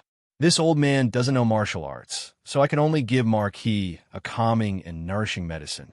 As for when Marquis will wake up, that's hard to say. Longmen Pass inside the turret. 2 soldiers finally kidnapped a famous doctor from Longmen County to treat Li Zishuan. After the old doctor checked Li Zishuan's pulse, he couldn't help but shake his head with a heavy expression. What do you mean? Dr. Liu, aren't you the best doctor in Longmen County? Why can't you treat Marquis? One of the soldiers who brought the old doctor to Longmen Pass asked anxiously. The other 3 soldiers in the room also looked at Dr. Liu with red eyes. The white-bearded old man suddenly looked troubled. He sighed and said, I don't know martial arts, and I'm only good at treating external injuries. However, Marquis has internal injuries, and I can't do anything about it. Please find someone else. I'll give Marquis a prescription. Perhaps it can slightly reduce Marquis's injury. After that, he ignored the angry stares of the people in the room and started writing the prescription. No, you have to save Marquis. Marquis is a good person. Longmen County was also affected by the locust plague. If it weren't for His Highness, Prince of Shu, who led Marquis's Sky Pheasant Brigade to eliminate the locust plague, Longmen County would definitely be in famine this year. If you don't cure Marquis, how can you live with your conscience? A soldier with a big beard stood out and said unwillingly to the old man. In fact, not only did Li Ke's team eliminate the locust plague in Longmen County, but many counties in Bing Province also received the favor of Li Ke and Li Zishuan. Therefore, when they saw that Li Zishuan was unconscious, many soldiers who followed Li Zishuan to Longmen Pass were secretly anxious. They wished they could take his place. This was the will of the people. This was what it meant to be repaid with kindness. When the old man heard that, he couldn't help but pause. He slowly straightened his body and said with a pained expression, How can I not know that Marquis is a good person? How can I not know that the locust plague in Longmen County was eliminated because of Marquis's Sky Pheasant Brigade? It's just that I really can't do anything. If possible, I'm willing to exchange my life for Marquis's. But I can't.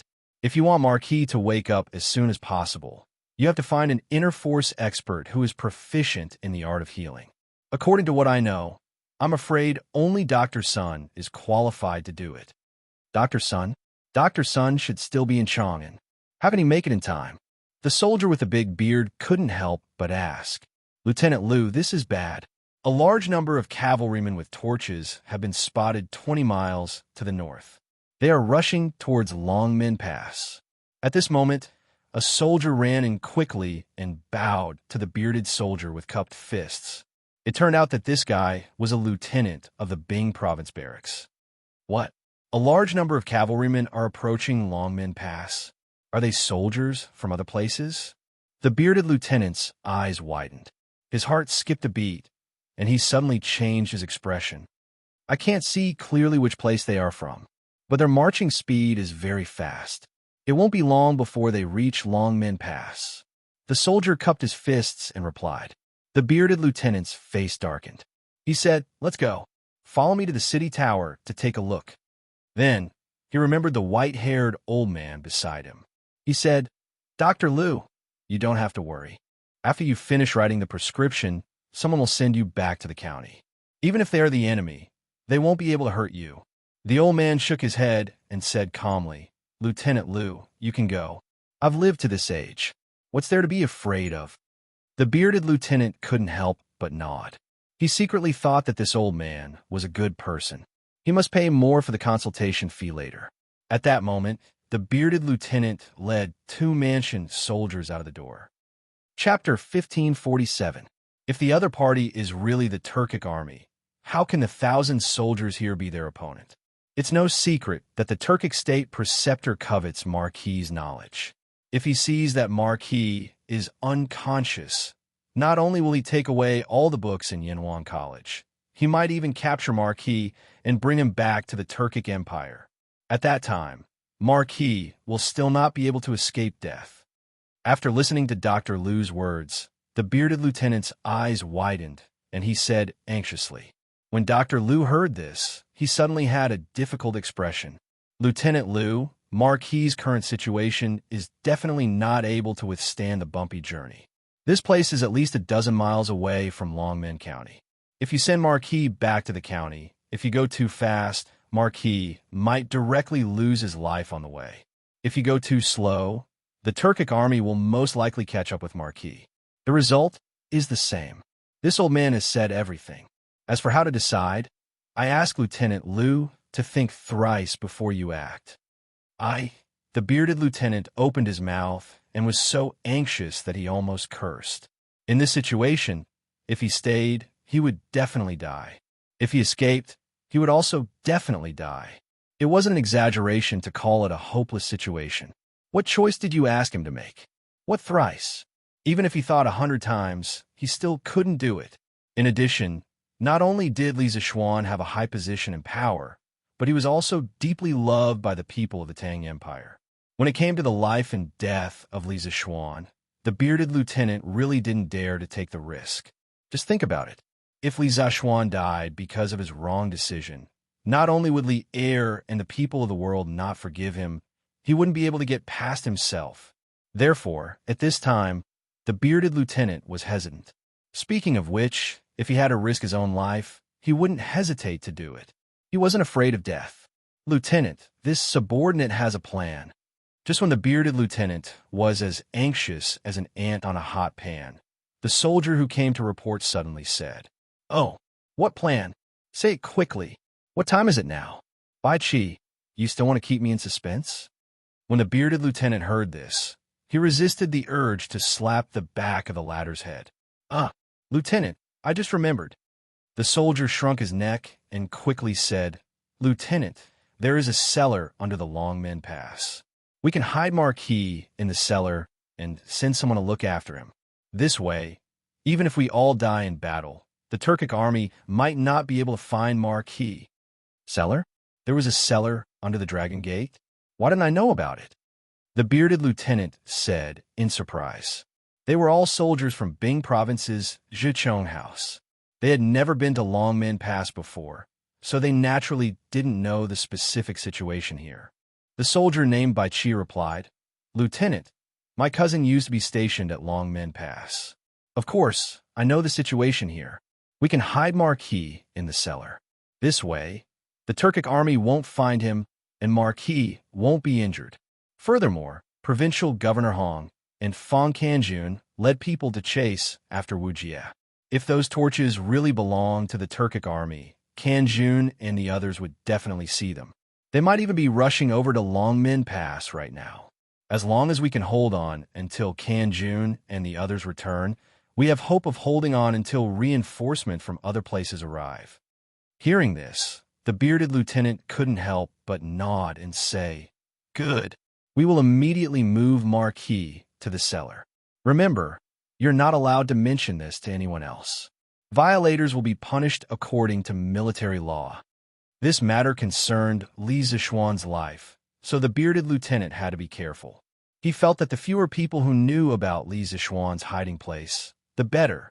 It wasn't that he didn't trust the other soldiers outside, but he was worried that some people would be threatened by the Turkic army and be forced to reveal Li Zixuan's whereabouts. Hiding Marquis in the cellar isn't a bad idea. This old man is willing to stay in the cellar and take care of Marquis. At this time, Dr. Liu said, previously he had planned to write 2 prescriptions for Li Zixuan to ease his injuries, but with the army at the border, even if he wrote the prescriptions, he wouldn't have time to get the medicine. Instead, he might as well stay by Li Zixuan's side. If anything happened, he would be able to treat him immediately. The bearded lieutenant couldn't help but look at Dr. Liu in surprise. After hesitating for a moment, he said, "Dr. Liu, Liu Xianda, won't hide it from you. Tonight, Longmen Pass is likely to be flooded with blood. Are you sure you want to stay?" Dr. Liu waved his hand and said, "How could this old man not know this? But Marquis' life is in danger. If this old man abandons him, not only will I be a doctor in vain, I will also be a human. Anyway, this old man is already so old. If the Turkic army wants to kill me, then kill me. If this old man can save Marquis' life, this old man will have no regrets."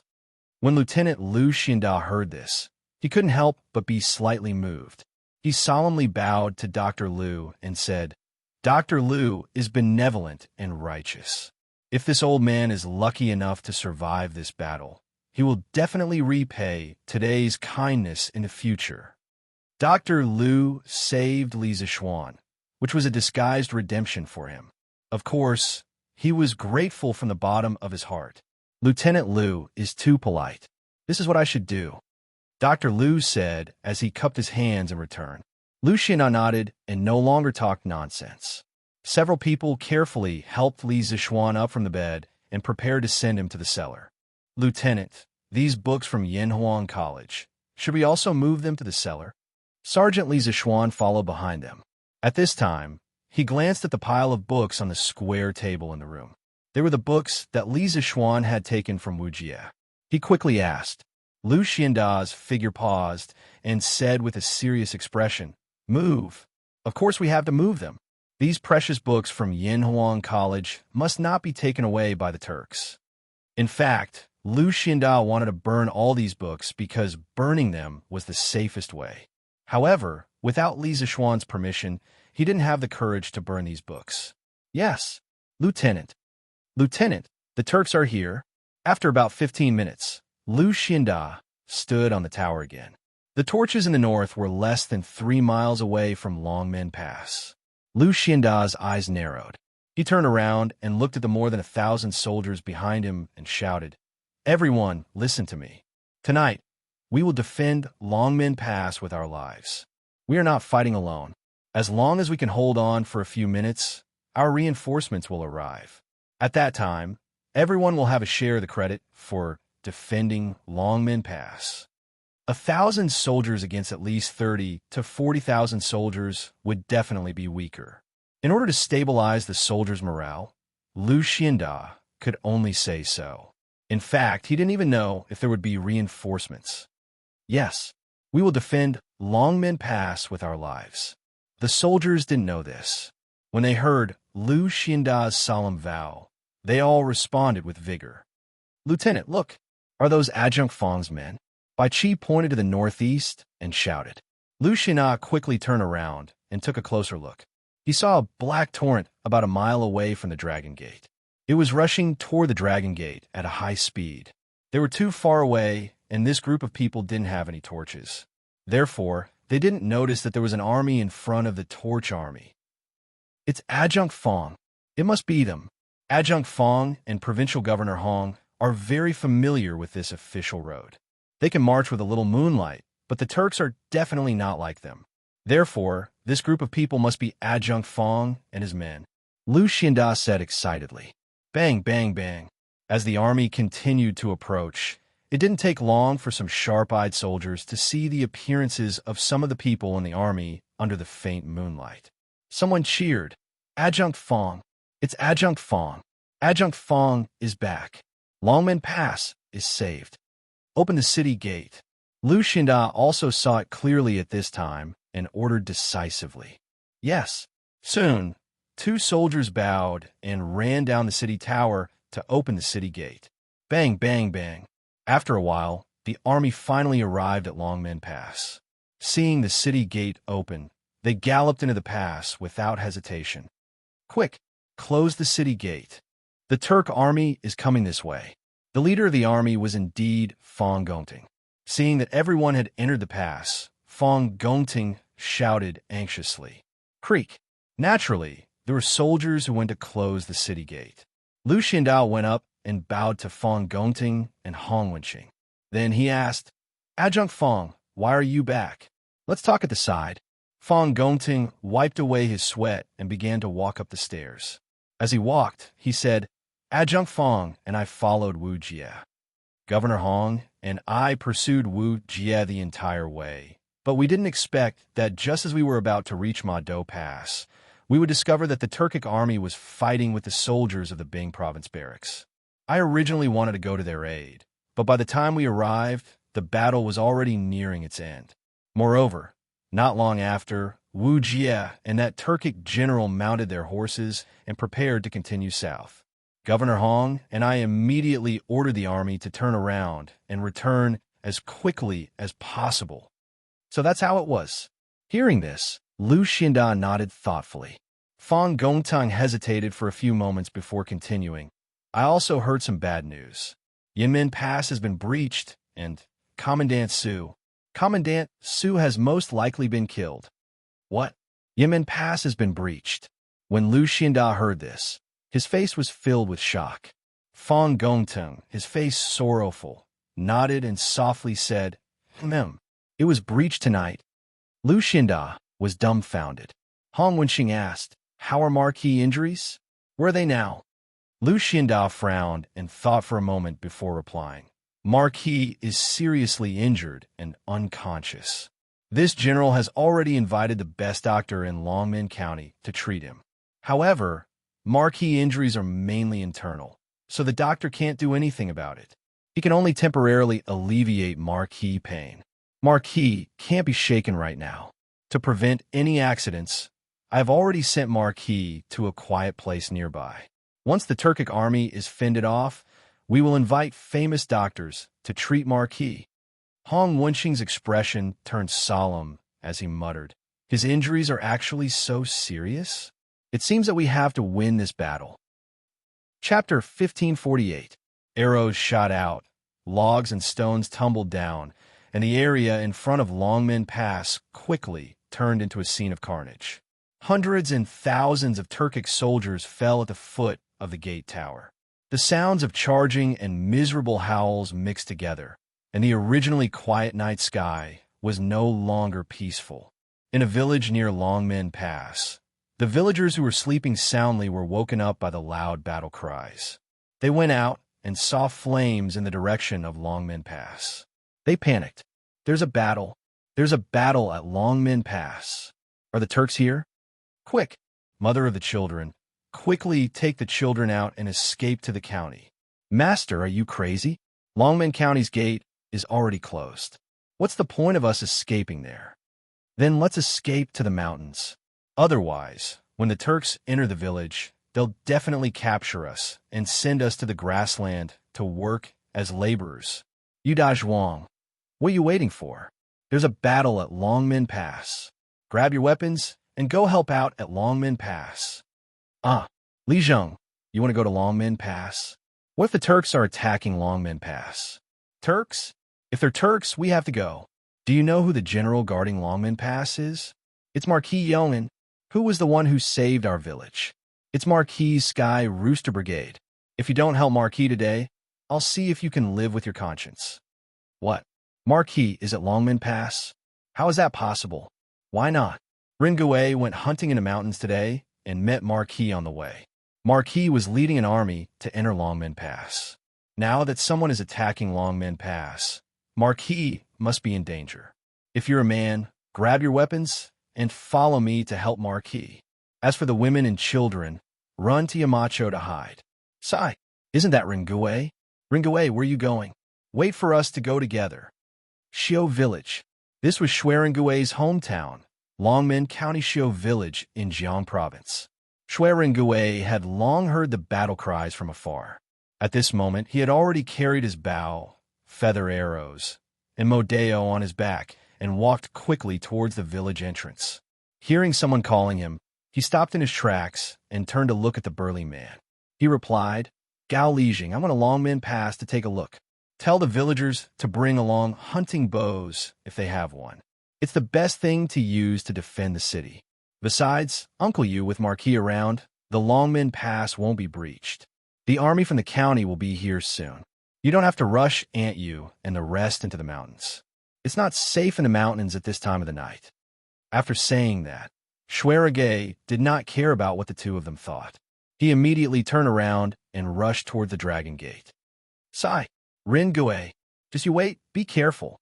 The big man, surnamed Gao, stood on his tiptoes and looked at Shui Ringui's back anxiously. Seeing that Shui Ringue had run far away, he helplessly turned around and said, Did you hear that? Yu Dazhuang? Quickly grab your weapons and call the rest of the villagers. Follow me to save Marquis. Let the women and children in the village hide at home. Don't go to mountains. What if they encounter a pack of wolves? Quick! Yu Dazhuang had already woken up. He quickly replied, Okay, Li Zheng, I'll go inform the rest of the villagers. The children's mother, take the children and hide at home. Don't come out. I'll be back soon with Li Zheng. After saying that, Yu Dazhuang quickly walked toward the small courtyard of a farmer's house in the east. If Li Zishuan was not at Longmen Pass, Yu Dazhuang would never have the guts to fight with the Turkic army. Now, no matter how brave the Turkic people were, he had to go because Li Zishuan was the benefactor of the entire Longmen County. He had to repay him for saving his life. Moreover, if they could block the Turkic army outside Longmen Pass, they would have saved his family. The woman behind him shouted worriedly, Husband, you have to be careful. Because many villagers had already been awakened by the battle cries in the direction of Longmen Pass. It didn't take long for 40 to 50 youths with wooden bows, sickles, and shovels to gather at the entrance of Xiu Village. Under the leadership of Gao Lijeng, this small group quickly headed towards Longmen Pass. Moreover, the other villagers of Xiu Village were also informing the other villages. It wouldn't be long before the other villages also sent a group of youths to support Longmen Pass. I didn't expect the Tang army to prepare rolling stones and logs in advance. We can go on like this. The Tang army behind us is about to arrive. I wonder if the state teacher has a good idea. In front of Longmen Pass, under the Turkic army's flag, Ashina Shier turned his head and asked Wu Jie. At this moment, Wu Jie was sitting cross-legged on his horse with his eyes closed, seizing the time to recover his internal strength. After all, a great grandmaster was also a human. From last night until now, not only did he not sleep for a moment, he also fought with several experts and thousands of Tang soldiers. Whether it was internal strength or mental strength, he had consumed a lot. If it was any other person, they definitely wouldn't be able to last until now. Hearing Ashina Shier's question, Wu Jie opened his eyes and said, The Tang army has been guarding the gate for so long, but Li Zishuan hasn't come out. This means that Li Zishuan has completely lost his ability to fight. In the Tang army, there are no experts who can fight against this state teacher. At this moment, I have recovered 60% of my strength. Perhaps I can help you break the gate. Wu Jie understood Ashina Shier's meaning. He was now the strongest person in the Turkic army. In this battle of life and death, he couldn't just sit back and do nothing. Besides, now that Longmen Pass didn't have the little monster Li Zishuan as a threat, he could be even more unscrupulous. Hearing this, Ashina Shier's face lit up with excitement. He laughed heartily and said, "With state teacher's words, this general can rest assured. After we take back the books of Yanhuan College and kidnap the Marquis of Yong, Ashina Shier will definitely ask the Khan for a reward for state teacher." Wu Jie didn't respond. He changed from sitting cross-legged on his horse to riding. No one could see his face under the black robe, and no one could tell whether he was happy or angry at this moment. A moment later, he stretched out his hand and said in a hoarse voice, "Bring this state teacher's mace over." Previously, he had been sitting cross-legged on his horse to heal, so he naturally didn't carry the heavy mace on his back. Although he didn't care about the weight, it would inevitably affect his healing. Yes, the two Turkic soldiers carried Wu Jie's mace over, and from their expressions, it was clear that this mace was extremely heavy, at least 1 or 200 jin. But Wu Jie stretched out his arm and easily grabbed the mace. Then he lightly said, "This state teacher will go and break the gate. You take the elite wolf cavalry and follow behind." His tone didn't allow anyone to object. Clearly, he was the one who had the final say here. Ashina Shier's face didn't show any displeasure. Instead, he respectfully cupped his fists and said, "State teacher can rest assured. This general will definitely not fall behind." Wu Jie imperceptibly nodded. Then, he stroked the mane of his warhorse and muttered meaningfully, "What a pity for such a good horse." Saying so, he no longer hesitated. He kicked the horse's belly and shouted, "Hiya, pung pung pung." Soon, Wu Jie's warhorse began to crazily accelerate, becoming faster and faster until it couldn't distinguish between friend and foe.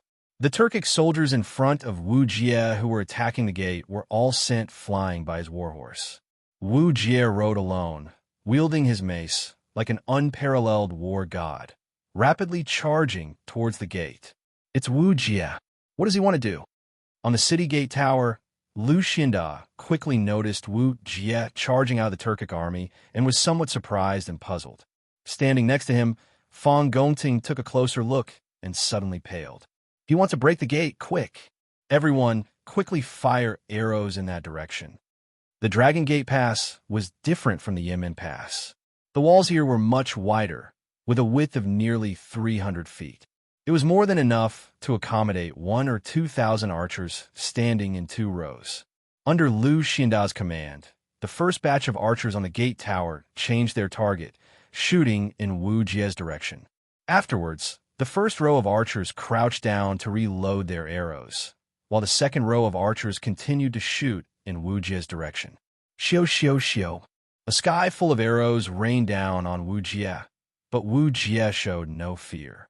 He didn't slow down his horse at all. With one hand holding the reins and the other holding the mace, he waved it in front of him. The powerful true qi in his body spread out through the mace, quickly forming a true qi cover in front of him. All the arrows that came within 3 feet of him were all sent flying. In this way, the Turkic soldiers around Wu Jie were completely out of luck. Wu Jie could block the sky full of arrows, but they couldn't. After 3 volleys of arrows, there wasn't a single Turkic soldier standing next to Wu Jie. Of course, this wasn't necessarily a bad thing for Wu Jie, because this meant that there was no one in front of him to block his path. Thus, his warhorse once again sped up, leaving behind no one in the dust. 50 zhang, 40 zhang, 30 zhang, 20 zhang. In the blink of an eye, Wu Jie was only 20 zhang away from the gate. On the city gate tower, Hong Wenxing and Fang Gongteng saw Wu Jie's brave and invincible stance and couldn't help but feel a sense of powerlessness. Facing a martial grandmaster-level Turkic wolf cavalry as the vanguard, defending the city had become very difficult. They were already in a weak position, and with the addition of a martial grandmaster-level Wu Jie, they were even more powerless. This was somewhat similar to the words Xiang Yu had said when he committed suicide in the Wu River. now that I am trapped here, the death of the heavens is not my fault. Not my fault. If the Dragon Gate really fell tonight, it wouldn't be because there was a problem with their command, but rather because Wu Jie's personal strength was too strong. One man could fight against 1,000 soldiers. On top of the city gate tower, the archers were frantically firing arrows in Wu Jie's direction, but none of them seemed to be of any use. The rain of arrows didn't seem to be able to harm Wu Jie in the slightest. When he was about 15 meters away from the city gate, Wu Jie slapped his horse's back and leapt off. Taking advantage of the super speed he had gained from riding his horse, Wu Jie kicked his horse's head with all his might, gaining another burst of speed. Grabbing his mace, he flew towards the city gate at an even faster speed. The warhorse was hit by Wu Jie's kick in the air and immediately let out a mournful whine, blood gushing out of its head as it collapsed to the ground. At this moment, Wu Jie was still in the air, swinging his mace to block the incoming arrows while secretly accumulating his strength. Once he reached the gate, he would use his strongest attack and blow the gate open. At this moment, a young man climbed up the stairs from the side of the city gate tower. The soldiers who saw him were stunned at first, but quickly stepped forward to stop him. However, the young man didn't have time to explain and directly jumped up, stepping on the shoulders of the soldiers, and quickly flew towards the edge of the city wall. After seeing Wu Jie rapidly approaching, the young man didn't hesitate. While in the air, he knocked an arrow and aimed at Wu Jie. Xiao xiao xiao. The youth shot out like a bolt of lightning, releasing 3 arrows in quick succession. Bolstered by the youth's true chi, the 3 arrows flew toward Wu Jie's chest and ribs in a triangular formation. The speed of the arrows was so fast that they actually created 3 sonic booms as they flew through the air. Wu Jie, who was flying towards the gate, suddenly felt a sense of crisis. Looking up, he saw 3 arrows flying towards him at an extraordinary speed. Danger! These 3 arrows had the ability to pierce through his true chi defense. Almost in an instant, Wu Jie made such a judgment in his heart. Thus, he quickly raised his mace and swung it in the direction of the 3 arrows. Ding, ding, ding.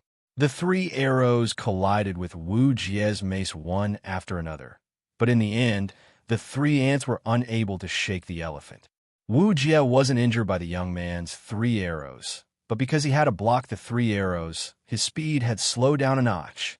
However, he still had to break through the Dragon Gate tonight. Wu Jie faintly glanced in the direction of the young man's battle, then ignored him and continued to fly towards the city gate. Because after a few more meters, because of the angle, the people on the city wall wouldn't be able to shoot arrows at him. At that time, he would be able to use the strength he had accumulated for so long to break through the gate. Shui Rengui, you're the Shui Rengui who hunted in the mountains during the day. The sudden appearance of the 3 arrows not only disrupted Wu Jie's rhythm, but also shocked Fang Gongting and Lu Xianda, who were commanding the battle from the city tower. During the day, when the army had been marching, Li Zixuan had greatly praised Shui Rengui's archery skills. At that time, all of them had been present. Now, seeing Shui Rengui suddenly climb up the city tower and decisively shoot arrows at Wu Jie, Fang Gongting and Lu Xianda were both surprised and stunned. 2 generals, where is Marquis? Shui Rengui didn't have time to exchange pleasantries with the 2 of them. Once again, he knocked another arrow and aimed at Wu Jie, instantly releasing another 3 arrows. After that, he let out a sigh of relief. Not bothering to look at the results, he directly asked Fang Gongting and Lu Xianda. Chapter 1549.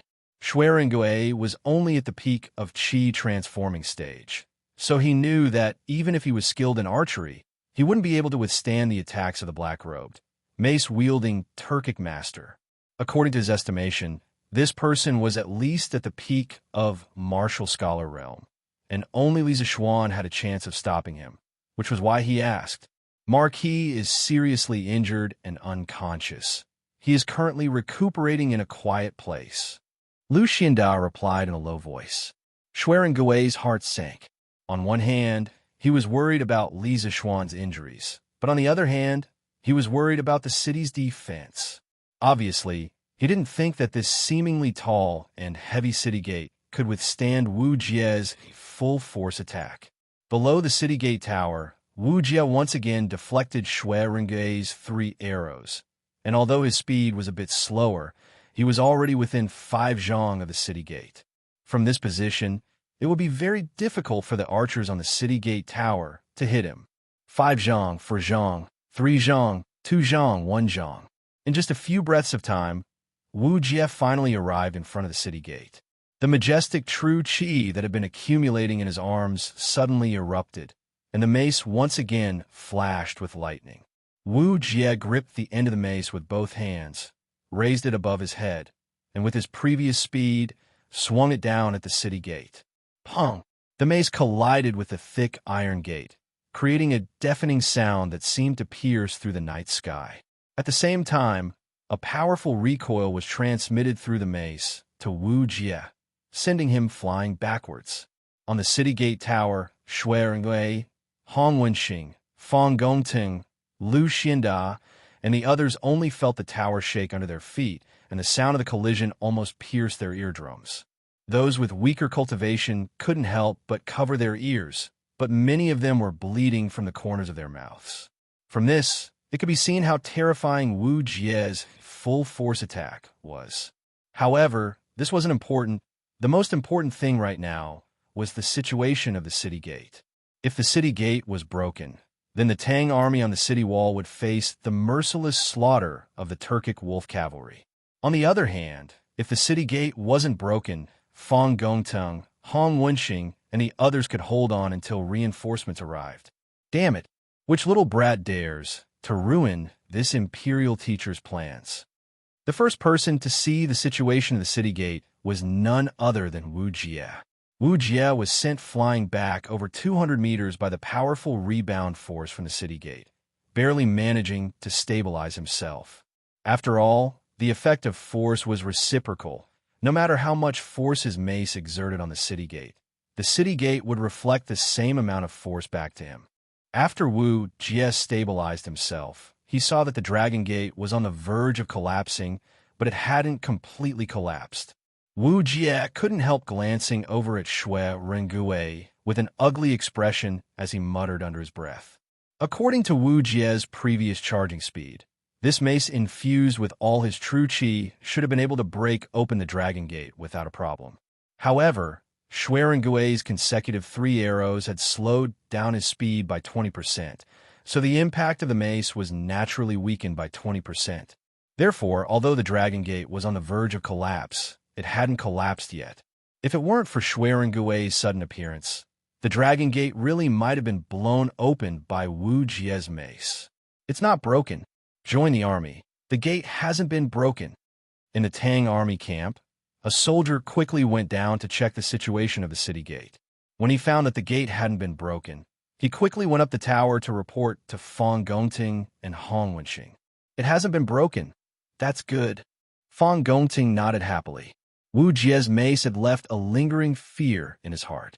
At that time, he could feel the city wall under his feet shaking. Now that he knew the gate hadn't been broken, he couldn't help but breathe a sigh of relief. But the next words of the messenger soldier made Fang Gongting unhappy. Join the army. The gate is shaking. I don't think it can withstand Wu Jie's second attack. What? Fang Gongting almost vomited blood. After a moment of depression, he quickly ordered, "Quick! Send people to reinforce the gate. Pile up all the heavy objects behind the gate. We can't let Wu Jie break it." "Yes. Join the army." The messenger soldier cupped his fists and turned to leave. "Marquis, if you're fine, how could those Turks be so arrogant in my Tang Empire? Please get better quickly. Nothing must happen to you." On the other side, in the cellar below the Longmen Pass, Dr. Liu also heard the deafening sound of Wu Jie's mace breaking the gate.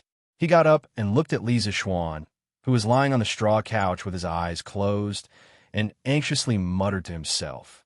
He wasn't afraid of death, but he was worried that after the Turks broke the gate, not only would they kill and loot the nearby villages, causing great suffering, he was also worried that the Turks would carry out a carpet search to find this place and capture Li Zixuan. At this time, Li Zishuan could be said to be powerless. If he was found by the Turks, he wouldn't have the slightest ability to resist. Thus, Dr. Liu was secretly worried. As for Li Zishuan, at this time, his situation wasn't very good. During the battle with Wu Jie, his body had undergone a strange change, and in a very short time, he had recovered 60% of his true qi. However, this was only the recovery of his true qi, and the injuries caused by Wu Jie's powerful lightning energy had not healed. Moreover, when he used the origin-returning sword on Wu Jie, not only had he exhausted the little bit of true qi he had just recovered, he had also aggravated his internal injuries. Because of Wu Jie's powerful true qi, Yang Kai's internal organs had been displaced, and the residual lightning energy in his meridians had taken advantage of the opportunity to wreak havoc in his meridians, causing his current situation to become even worse. The strand of spiritual qi of heaven and earth in his body was no longer able to create a miracle. Instead, it had completely quieted down and did not move at all. However, Li Zishuan wasn't completely unconscious. He could hear the situation outside, but he couldn't open his eyes or mouth. He was like a living dead with only a little bit of consciousness left. Li Zishuan knew that the Turks were attacking the Dragon Gate, and he also knew that the Dragon Gate wouldn't be able to hold on for much longer. He knew all of this, and he was very anxious in his heart, but he couldn't do anything. He used all of his strength, but he couldn't even move a finger, let alone open his eyes or get out of bed to fight. At this time, if only Sun Simiao was here, because Old Sun was not only a divine doctor, but also had a pure Taoist qi in his body, which was extremely beneficial for healing his internal injuries. Not good. Wu Jie is coming again. On the city gate tower, Xuerengui's face changed, and he anxiously shouted. It was Wu Jie, who was below the city gate tower, who had mounted a war horse and was planning to use the same trick to attack the city gate again. Release the arrows. Quickly release the arrows. Prepare the rolling stones and logs. As soon as Wu Jie gets close to the city gate, push them down. Fang Gongting's face suddenly became extremely ugly. The Dragon Gate was already on the verge of collapse after Wu Jie's first attack. If Wu Jie knocked it down a second time, how could the gate withstand it? Yes, join the army. Wu Jie's bravery also made the soldiers on the city gate tower a little scared, but they were all soldiers, and they had an innate instinct to obey orders. Hearing Fang Gongting's order, everyone braced themselves, overcame the fear in their hearts, and rushed towards Wu Jie's direction, drawing their bows and launching another attack. Xuerengui also didn't stay idle. He once again raised the big iron bow in his hand, knocked an arrow, and directly pulled the bowstring. With a xiao sound, an arrow whistled through the air and flew towards Wu Jie. Xuerengui didn't stop and continued to knocking the bowstring, drawing the bow, and shooting. All of these movements were done in one breath, and only after shooting 3 arrows in succession did he stop for a moment and take a deep breath. Although these 3 arrows seemed easy to shoot, only he knew how much true qi it took for a qi transformation junior like him to shoot these 3 arrows. He felt that he could shoot 3 more arrows at most before exhausting his true qi. Below the city gate tower, Wu Jie easily used his mace to deflect Xuerengui's 3 arrows, and although his speed was a little slower, he was only 10 meters away from the city gate. From this position, if he took another 2 steps forward, the people on the city gate tower wouldn't be able to shoot him. Xuerengui took a deep breath and leaped onto the wall of the city gate tower. His body was slightly tilted towards the outside of the city, and it looked like he would fall off the city gate tower at any moment. Fang Gongting and the prefecture soldiers on the city gate tower saw this, and their hearts were in their throats. They were afraid that Xuerengui would lose his balance and fall off. If he fell, no one would be able to save him. It would be like a sheep walking into a tiger's den. Xuerengui calmed his mind, and after adjusting his body's center of gravity, he knocked an arrow on his bow and concentrated his true qi into his palm. Unlike before, this time he was going to shoot 3 arrows at the same time. His eyes stared unblinkingly at the rapidly flying Wu Jie, At the same time, he had already calculated in his mind where Wu Jie would be when the arrow reached him. Shui Rongui had condensed all of his essence, energy, and spirit into these 3 arrows. They were also the 3 strongest arrows he had ever shot in his life. Xiao xiao xiao.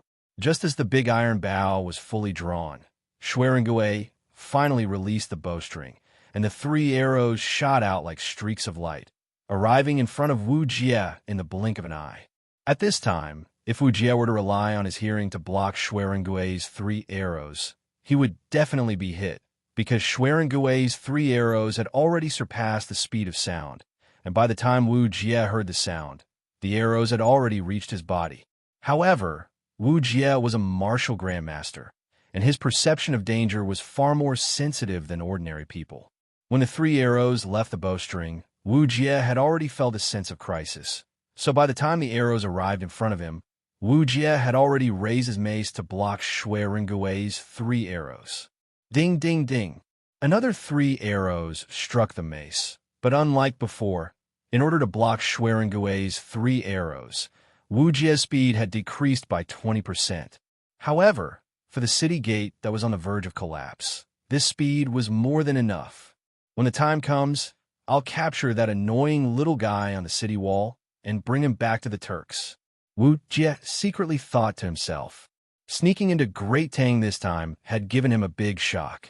He hadn't expected there to be so many experts in the Central Plains, especially the younger generation of Great Tang, such as Dugu Exen, Dugu Feng, Yuchi Baolin, Li Zixuan, Shui Rengui, and many others.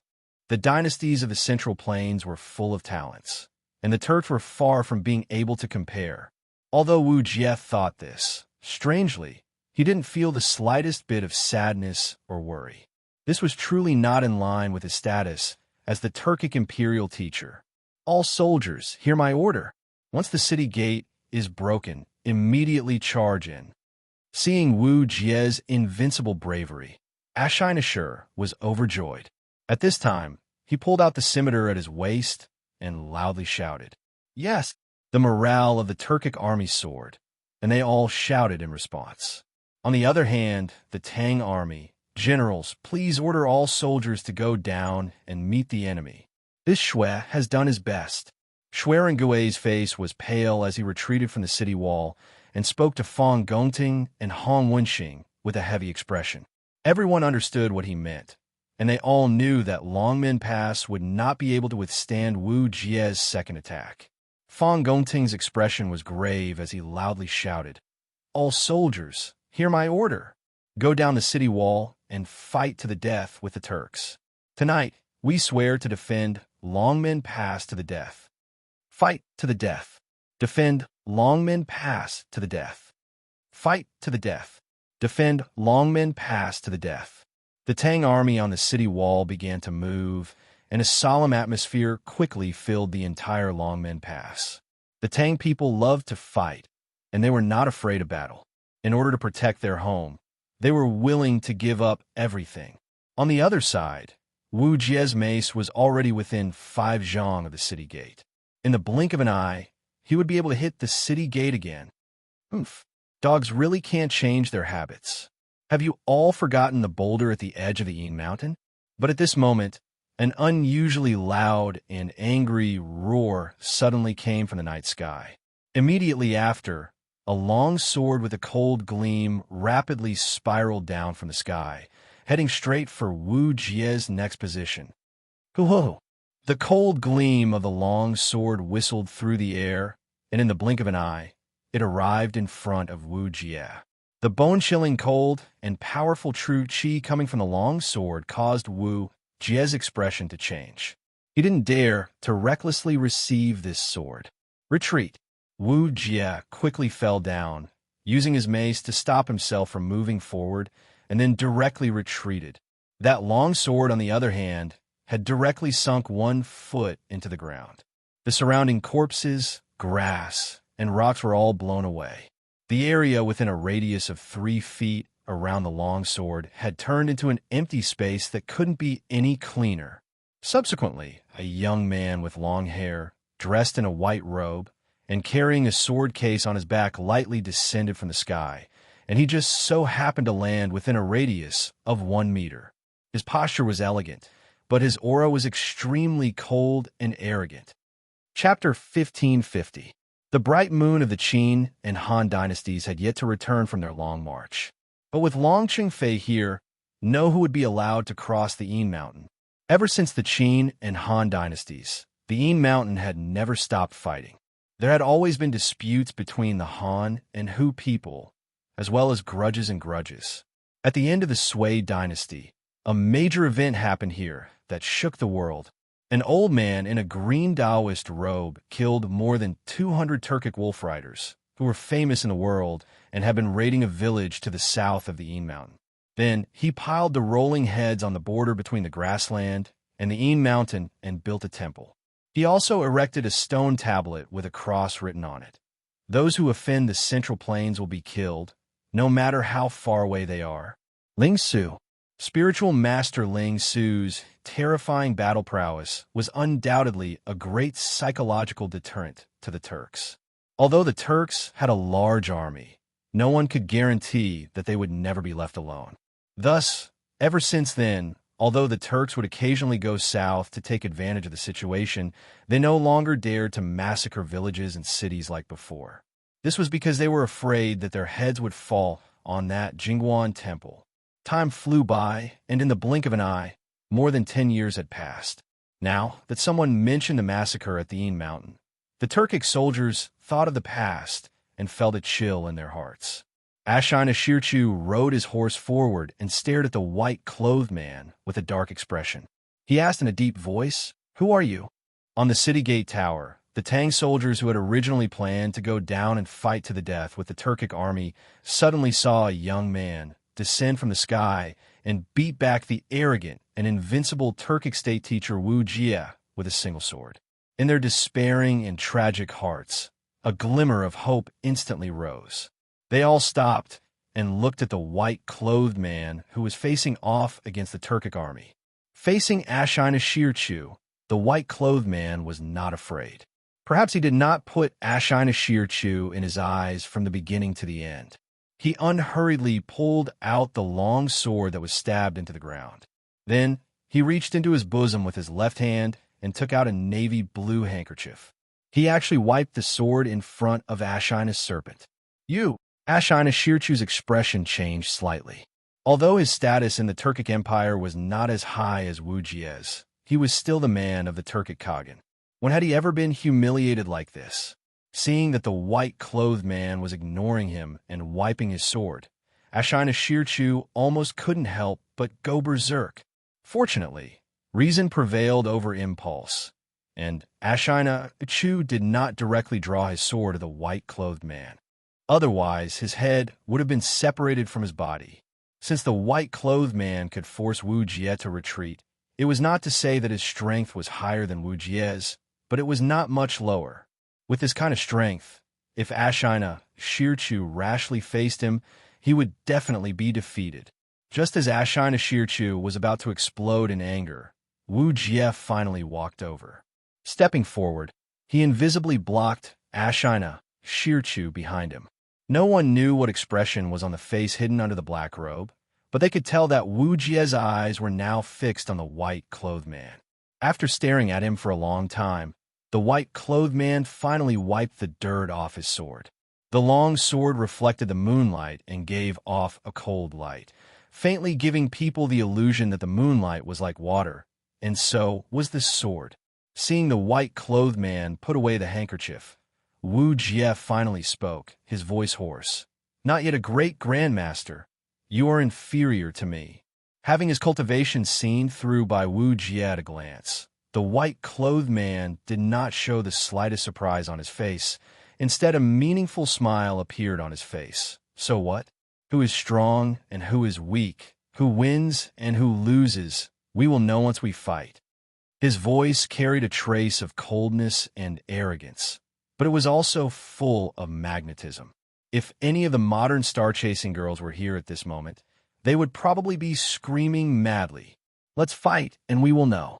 Even if he knew that his cultivation was not as good as Wu Jie's, the white-clothed man was not afraid to fight, and from his words, one could even hear a faint trace of excitement, as if he couldn't wait to fight Wu Jie. His tone was relaxed and indifferent, his posture confident and relaxed. The white-clothed man was like a celestial being from the heavens, confident and proud, able to block soldiers, block water, whatever the world threw at him. He feared nothing. This imperial tutor has never fought with nameless people. Who are you? Being provoked by the white-clothed man like this, Wu Jie was a little annoyed.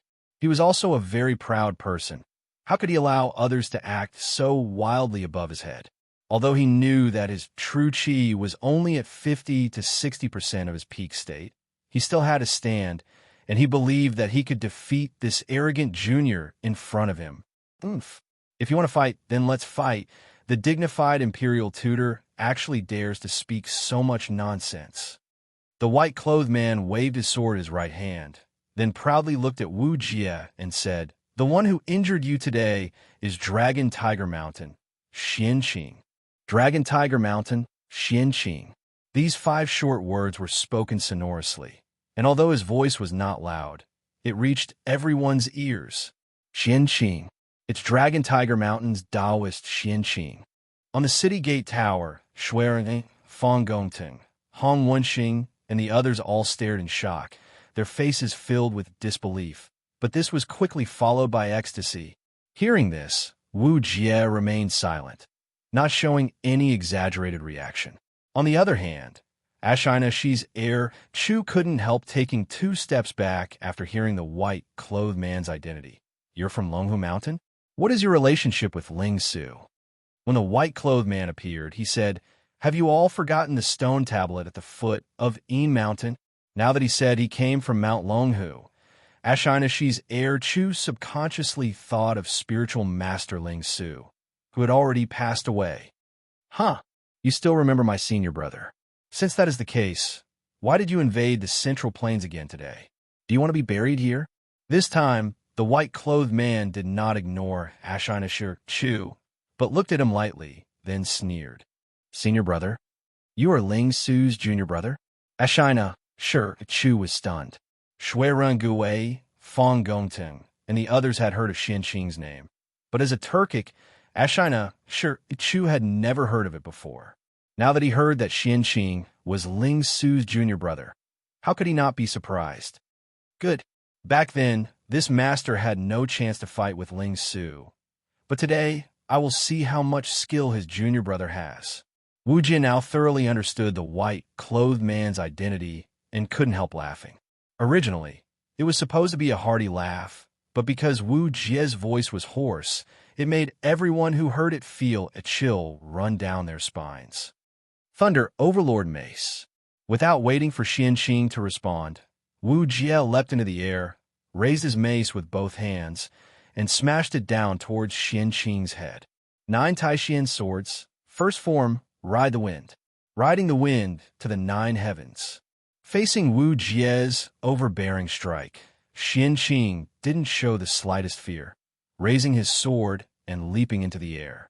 At the same time, an extremely pure sword intent burst out from his body, causing the soldiers closest to Xianqing to feel like their minds were filled with images of blades and swords. Both were 9 Taixian swords, and both were the first form of the 9 Taixian swords, but Xianqing's Ride the Wind, whether in terms of power or momentum, was far stronger than Li Zishuan's. This was the real 9 Taixian swords. Xianqing wielded his sword and pointed it straight at Wu Jie. The two of them soon met in midair, sword and mace colliding with each other, emitting a resounding metallic clang.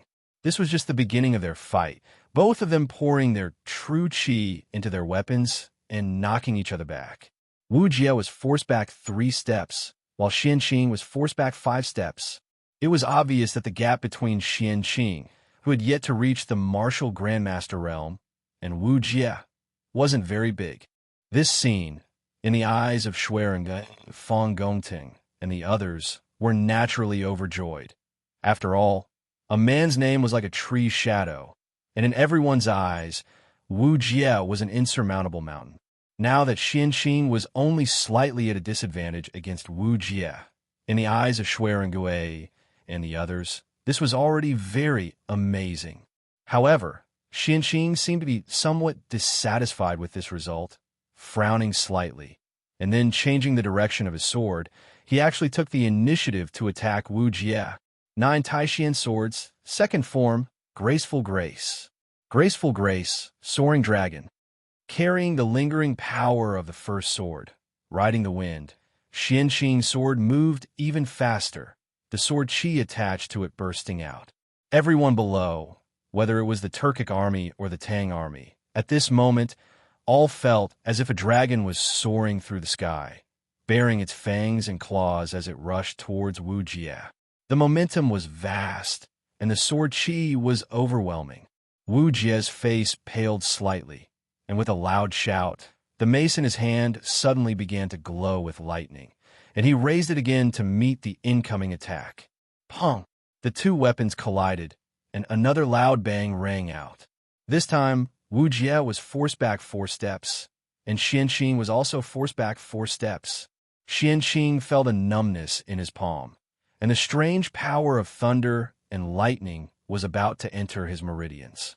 He snorted and quickly used his genuine qi to dissolve the power of thunder and lightning. Then, without pausing for a moment, he followed up with the third form of 9 Taixian swords, Snow Treading. Snow treading without a trace, swift as a swallow. Xianqing was very clear on where the 9 Taixian sword's strength lay, so he would not give Wu Jie a chance to breathe, nor would he give himself a chance to breathe. He wanted to use the first 8 swords of the 9 Taixian swords in one go, wanting to use the superimposed power of the 9 Taixian swords to completely defeat Wu Jie in his weakened state. Wu Jie continued to wave his mace to block Xianqing's unexpected sword moves, but Xianqing changed his move again. 9 Taixian swords, fourth form, Wave Breaker. Wave Breaker, Tyrannical Sea, Thunderous Fury. 9 Taixian swords, fifth form, Parting Dust. 1 sword, Desolate and Cold. 9 Taixian swords, sixth form, Flowing Cloud. Broken Smoke, Flowing Cloud, Never Return. 9 Taixian swords, seventh form, Phantom Shadow, knowing that all is an illusion.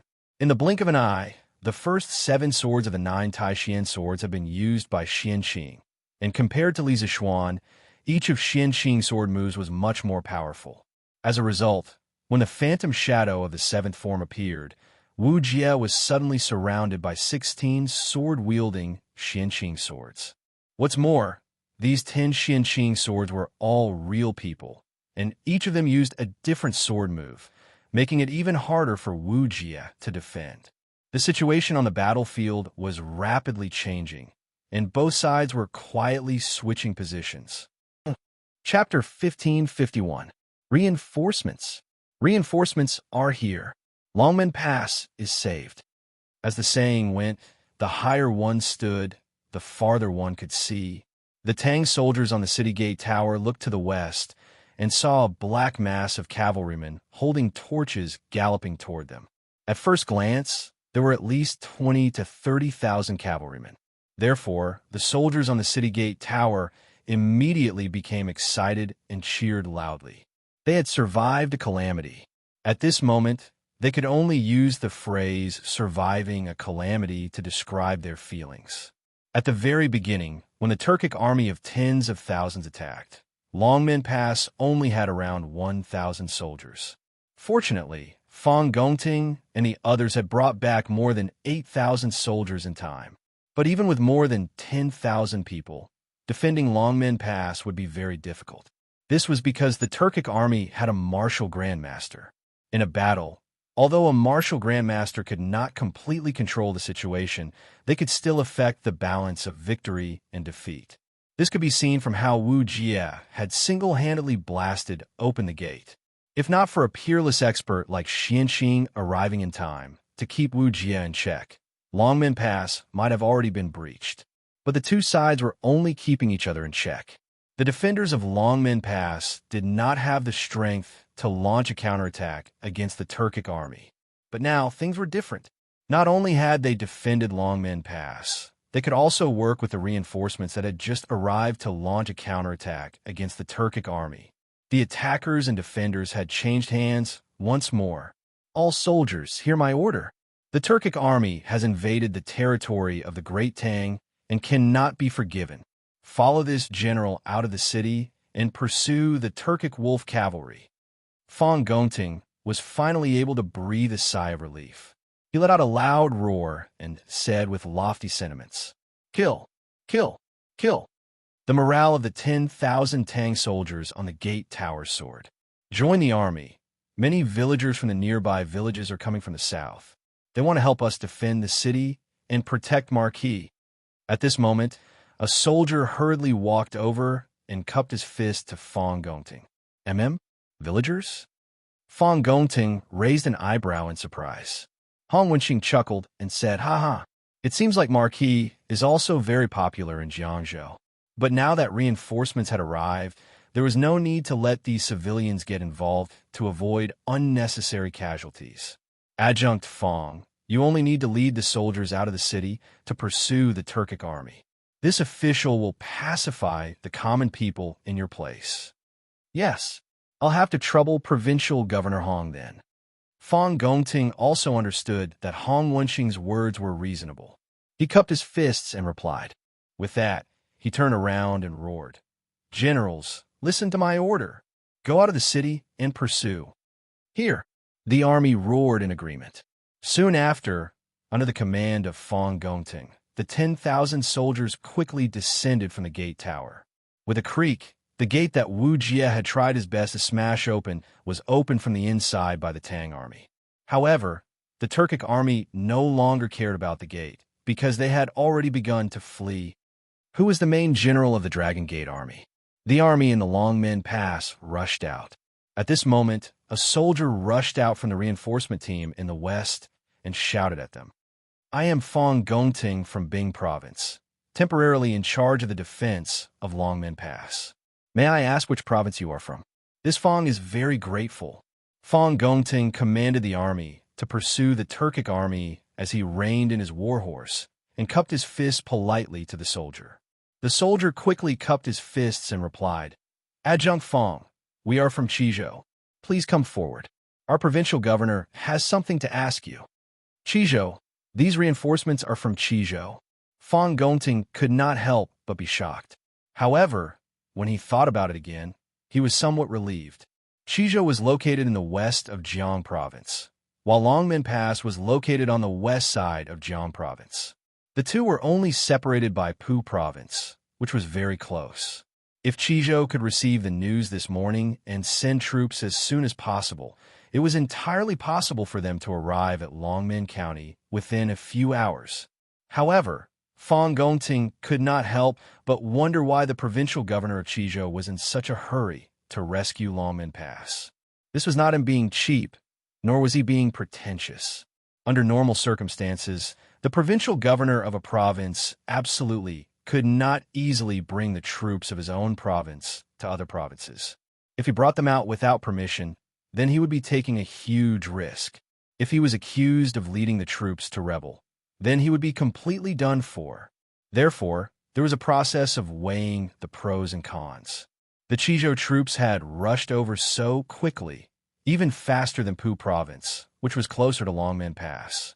This meant that after the provincial governor of Qizhou received the news that Yinmen Pass was breached and Longmen Pass was besieged, he did not hesitate and directly led the army all the way here. This made Fong Gongting very confused. As they were talking, a handsome young man wearing a scholarly robe rode over from the reinforcements. This must be the provincial governor of Qizhou. Fong Gongting was secretly shocked. This person looked very young, but he did not show it on his face. He quickly went forward and cupped his fists. "This General Fong Gongting greets the provincial governor." Wang Rinbiao's face was a little pale. He covered his mouth with his right hand and coughed softly. Lung Yao, who was beside him, quickly said worriedly, "Young master, your body, I'm fine." Wang Rinbiao waved his hand and welcomed Fong Gongting. "Adjunct Fong, you don't have to be so polite. All of you have defended Longmen Pass and prevented the people from being plunged into misery and suffering. All of you are the heroes of Great Tang." Fong Gongting cupped his fists and said, "Provincial governor is too polite. Guarding Longmen Pass is my duty. I dare not be greedy." Wang Renbiao nodded and asked, "I heard that the Marquis of Yong and is also at Longmen Pass. Where is he now?" "That's right." The reason why Wang Renbiao personally led the army to reinforce Li Zishuan was mainly because of Li Zishuan. Li Zishuan treated him as a close friend, and he had always treated Li Zishuan as a brother. How could he stand by and do nothing when his brother was in trouble? Compared to this, everything else was secondary. Even if Li Er removed him from his position because he led the army out of Qizhou without permission, Wang Renbiao had no regrets. Fong Gongting's face darkened. Marquis was heavily injured when he fought with the Turkic state preceptor. He is currently recuperating in Longmen Pass. What? Xiao Xian is heavily injured? Hearing this, Wang Renbiao couldn't help but exclaim. He couldn't care less about hiding his emotions as he hurriedly asked, "Is his injury serious? Didn't he doctor treat him?" Hearing Wang Renbiao call Li Zishuan by his name, Fong Gongting was a little confused. Logically speaking, the provincial governor of a province was lower in rank than the marquis. Even if they were of the same rank, there were very few people who would call each other by their names. In addition, although Fong Gongting might have heard of Wang Renbiao, the eldest son of the Wang family, he didn't know that Wang Renbiao was the provincial governor of Qizhou. After all, Wang Renbiao hadn't been in office for long, and Fong Gongting had always been in Bing province. He didn't know much about the situation in Qizhou. Although he had hundreds of questions in his heart, Fong Gongting still replied, "Marquis is heavily injured and is currently unconscious. We have already invited the best doctor in Longmen County to treat Marquis. However, Marquis is suffering from internal injuries, so the doctor can't do anything about Xiao Xuan's injury?" At this moment, a magnetic and cold voice suddenly sounded behind Fong Gongting. He turned around and hurriedly said respectfully, reporting to Taoist Master Xianqing, "The famous doctor in Longmen County can't do anything about Marquis' internal injuries." Xianqing was Taoist Master Spirit Void's junior brother and Li Zishuan's junior martial uncle. With this relationship, Fong Gongting believed that Xianqing would definitely not stand by and do nothing. Thinking of this, a glimmer of hope rose in Fong Gongting's eyes. Perhaps Xianqing could really cure Li Zishuan's injury? Taoist Master Xianqing?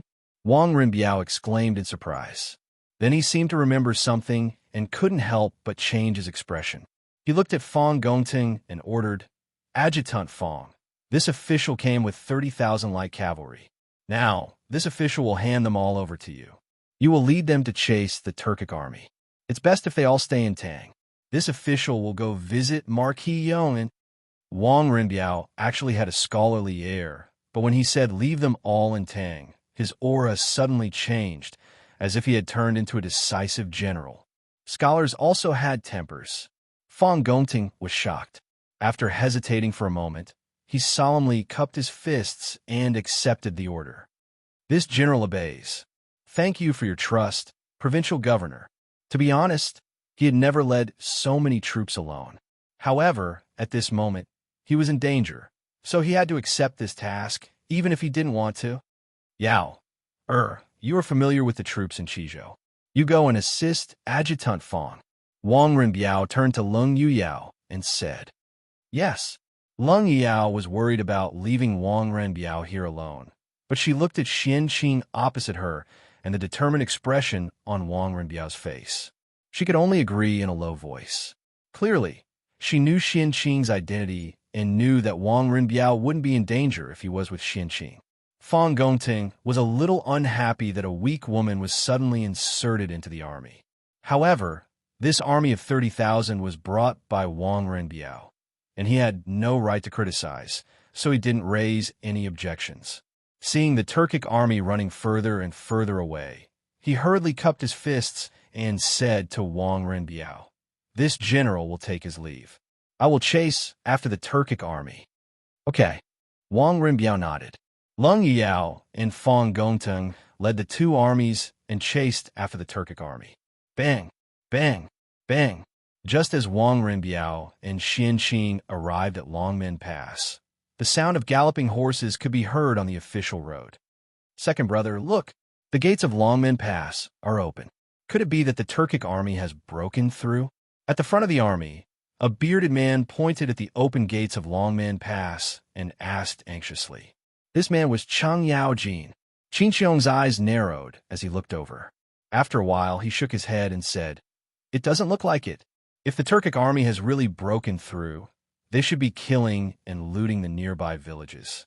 However, we haven't seen a single Turkic army along the way. This means that Longmen Pass hasn't been broken through yet. Then why is the city gate open?"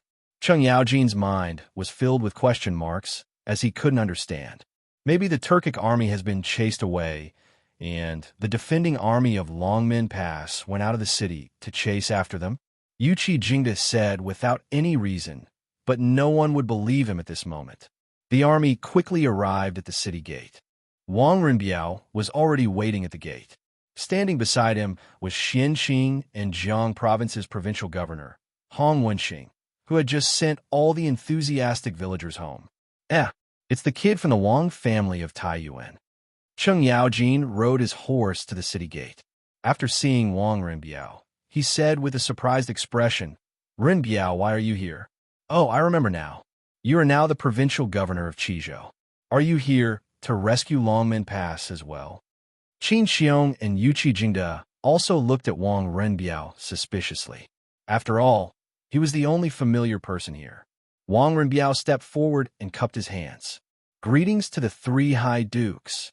I am indeed here to rescue Longmen Pass. The Turkic army has just left, and the army of Bing Province in Qizhou is desperately chasing after them. If the three high dukes want to chase after them, you should be able to catch up." Wang Rinbiao knew the purpose of Qin Xiong and the rest leading the army to Longmen Pass, so he spoke concisely. Hearing this, Qin Xiong, Cheng Yaojin, and Yuqi Jingda were all shocked. Cheng Yaojin couldn't help but say, "Damn it, the Turkic army is so cowardly. I just brought people to chase after them, and they ran away.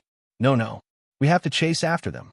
Qin Xiong nodded and didn't bother to chat with Wang Rinbiao and the rest. He waved his hand and said, "Generals, listen up. Chase after them.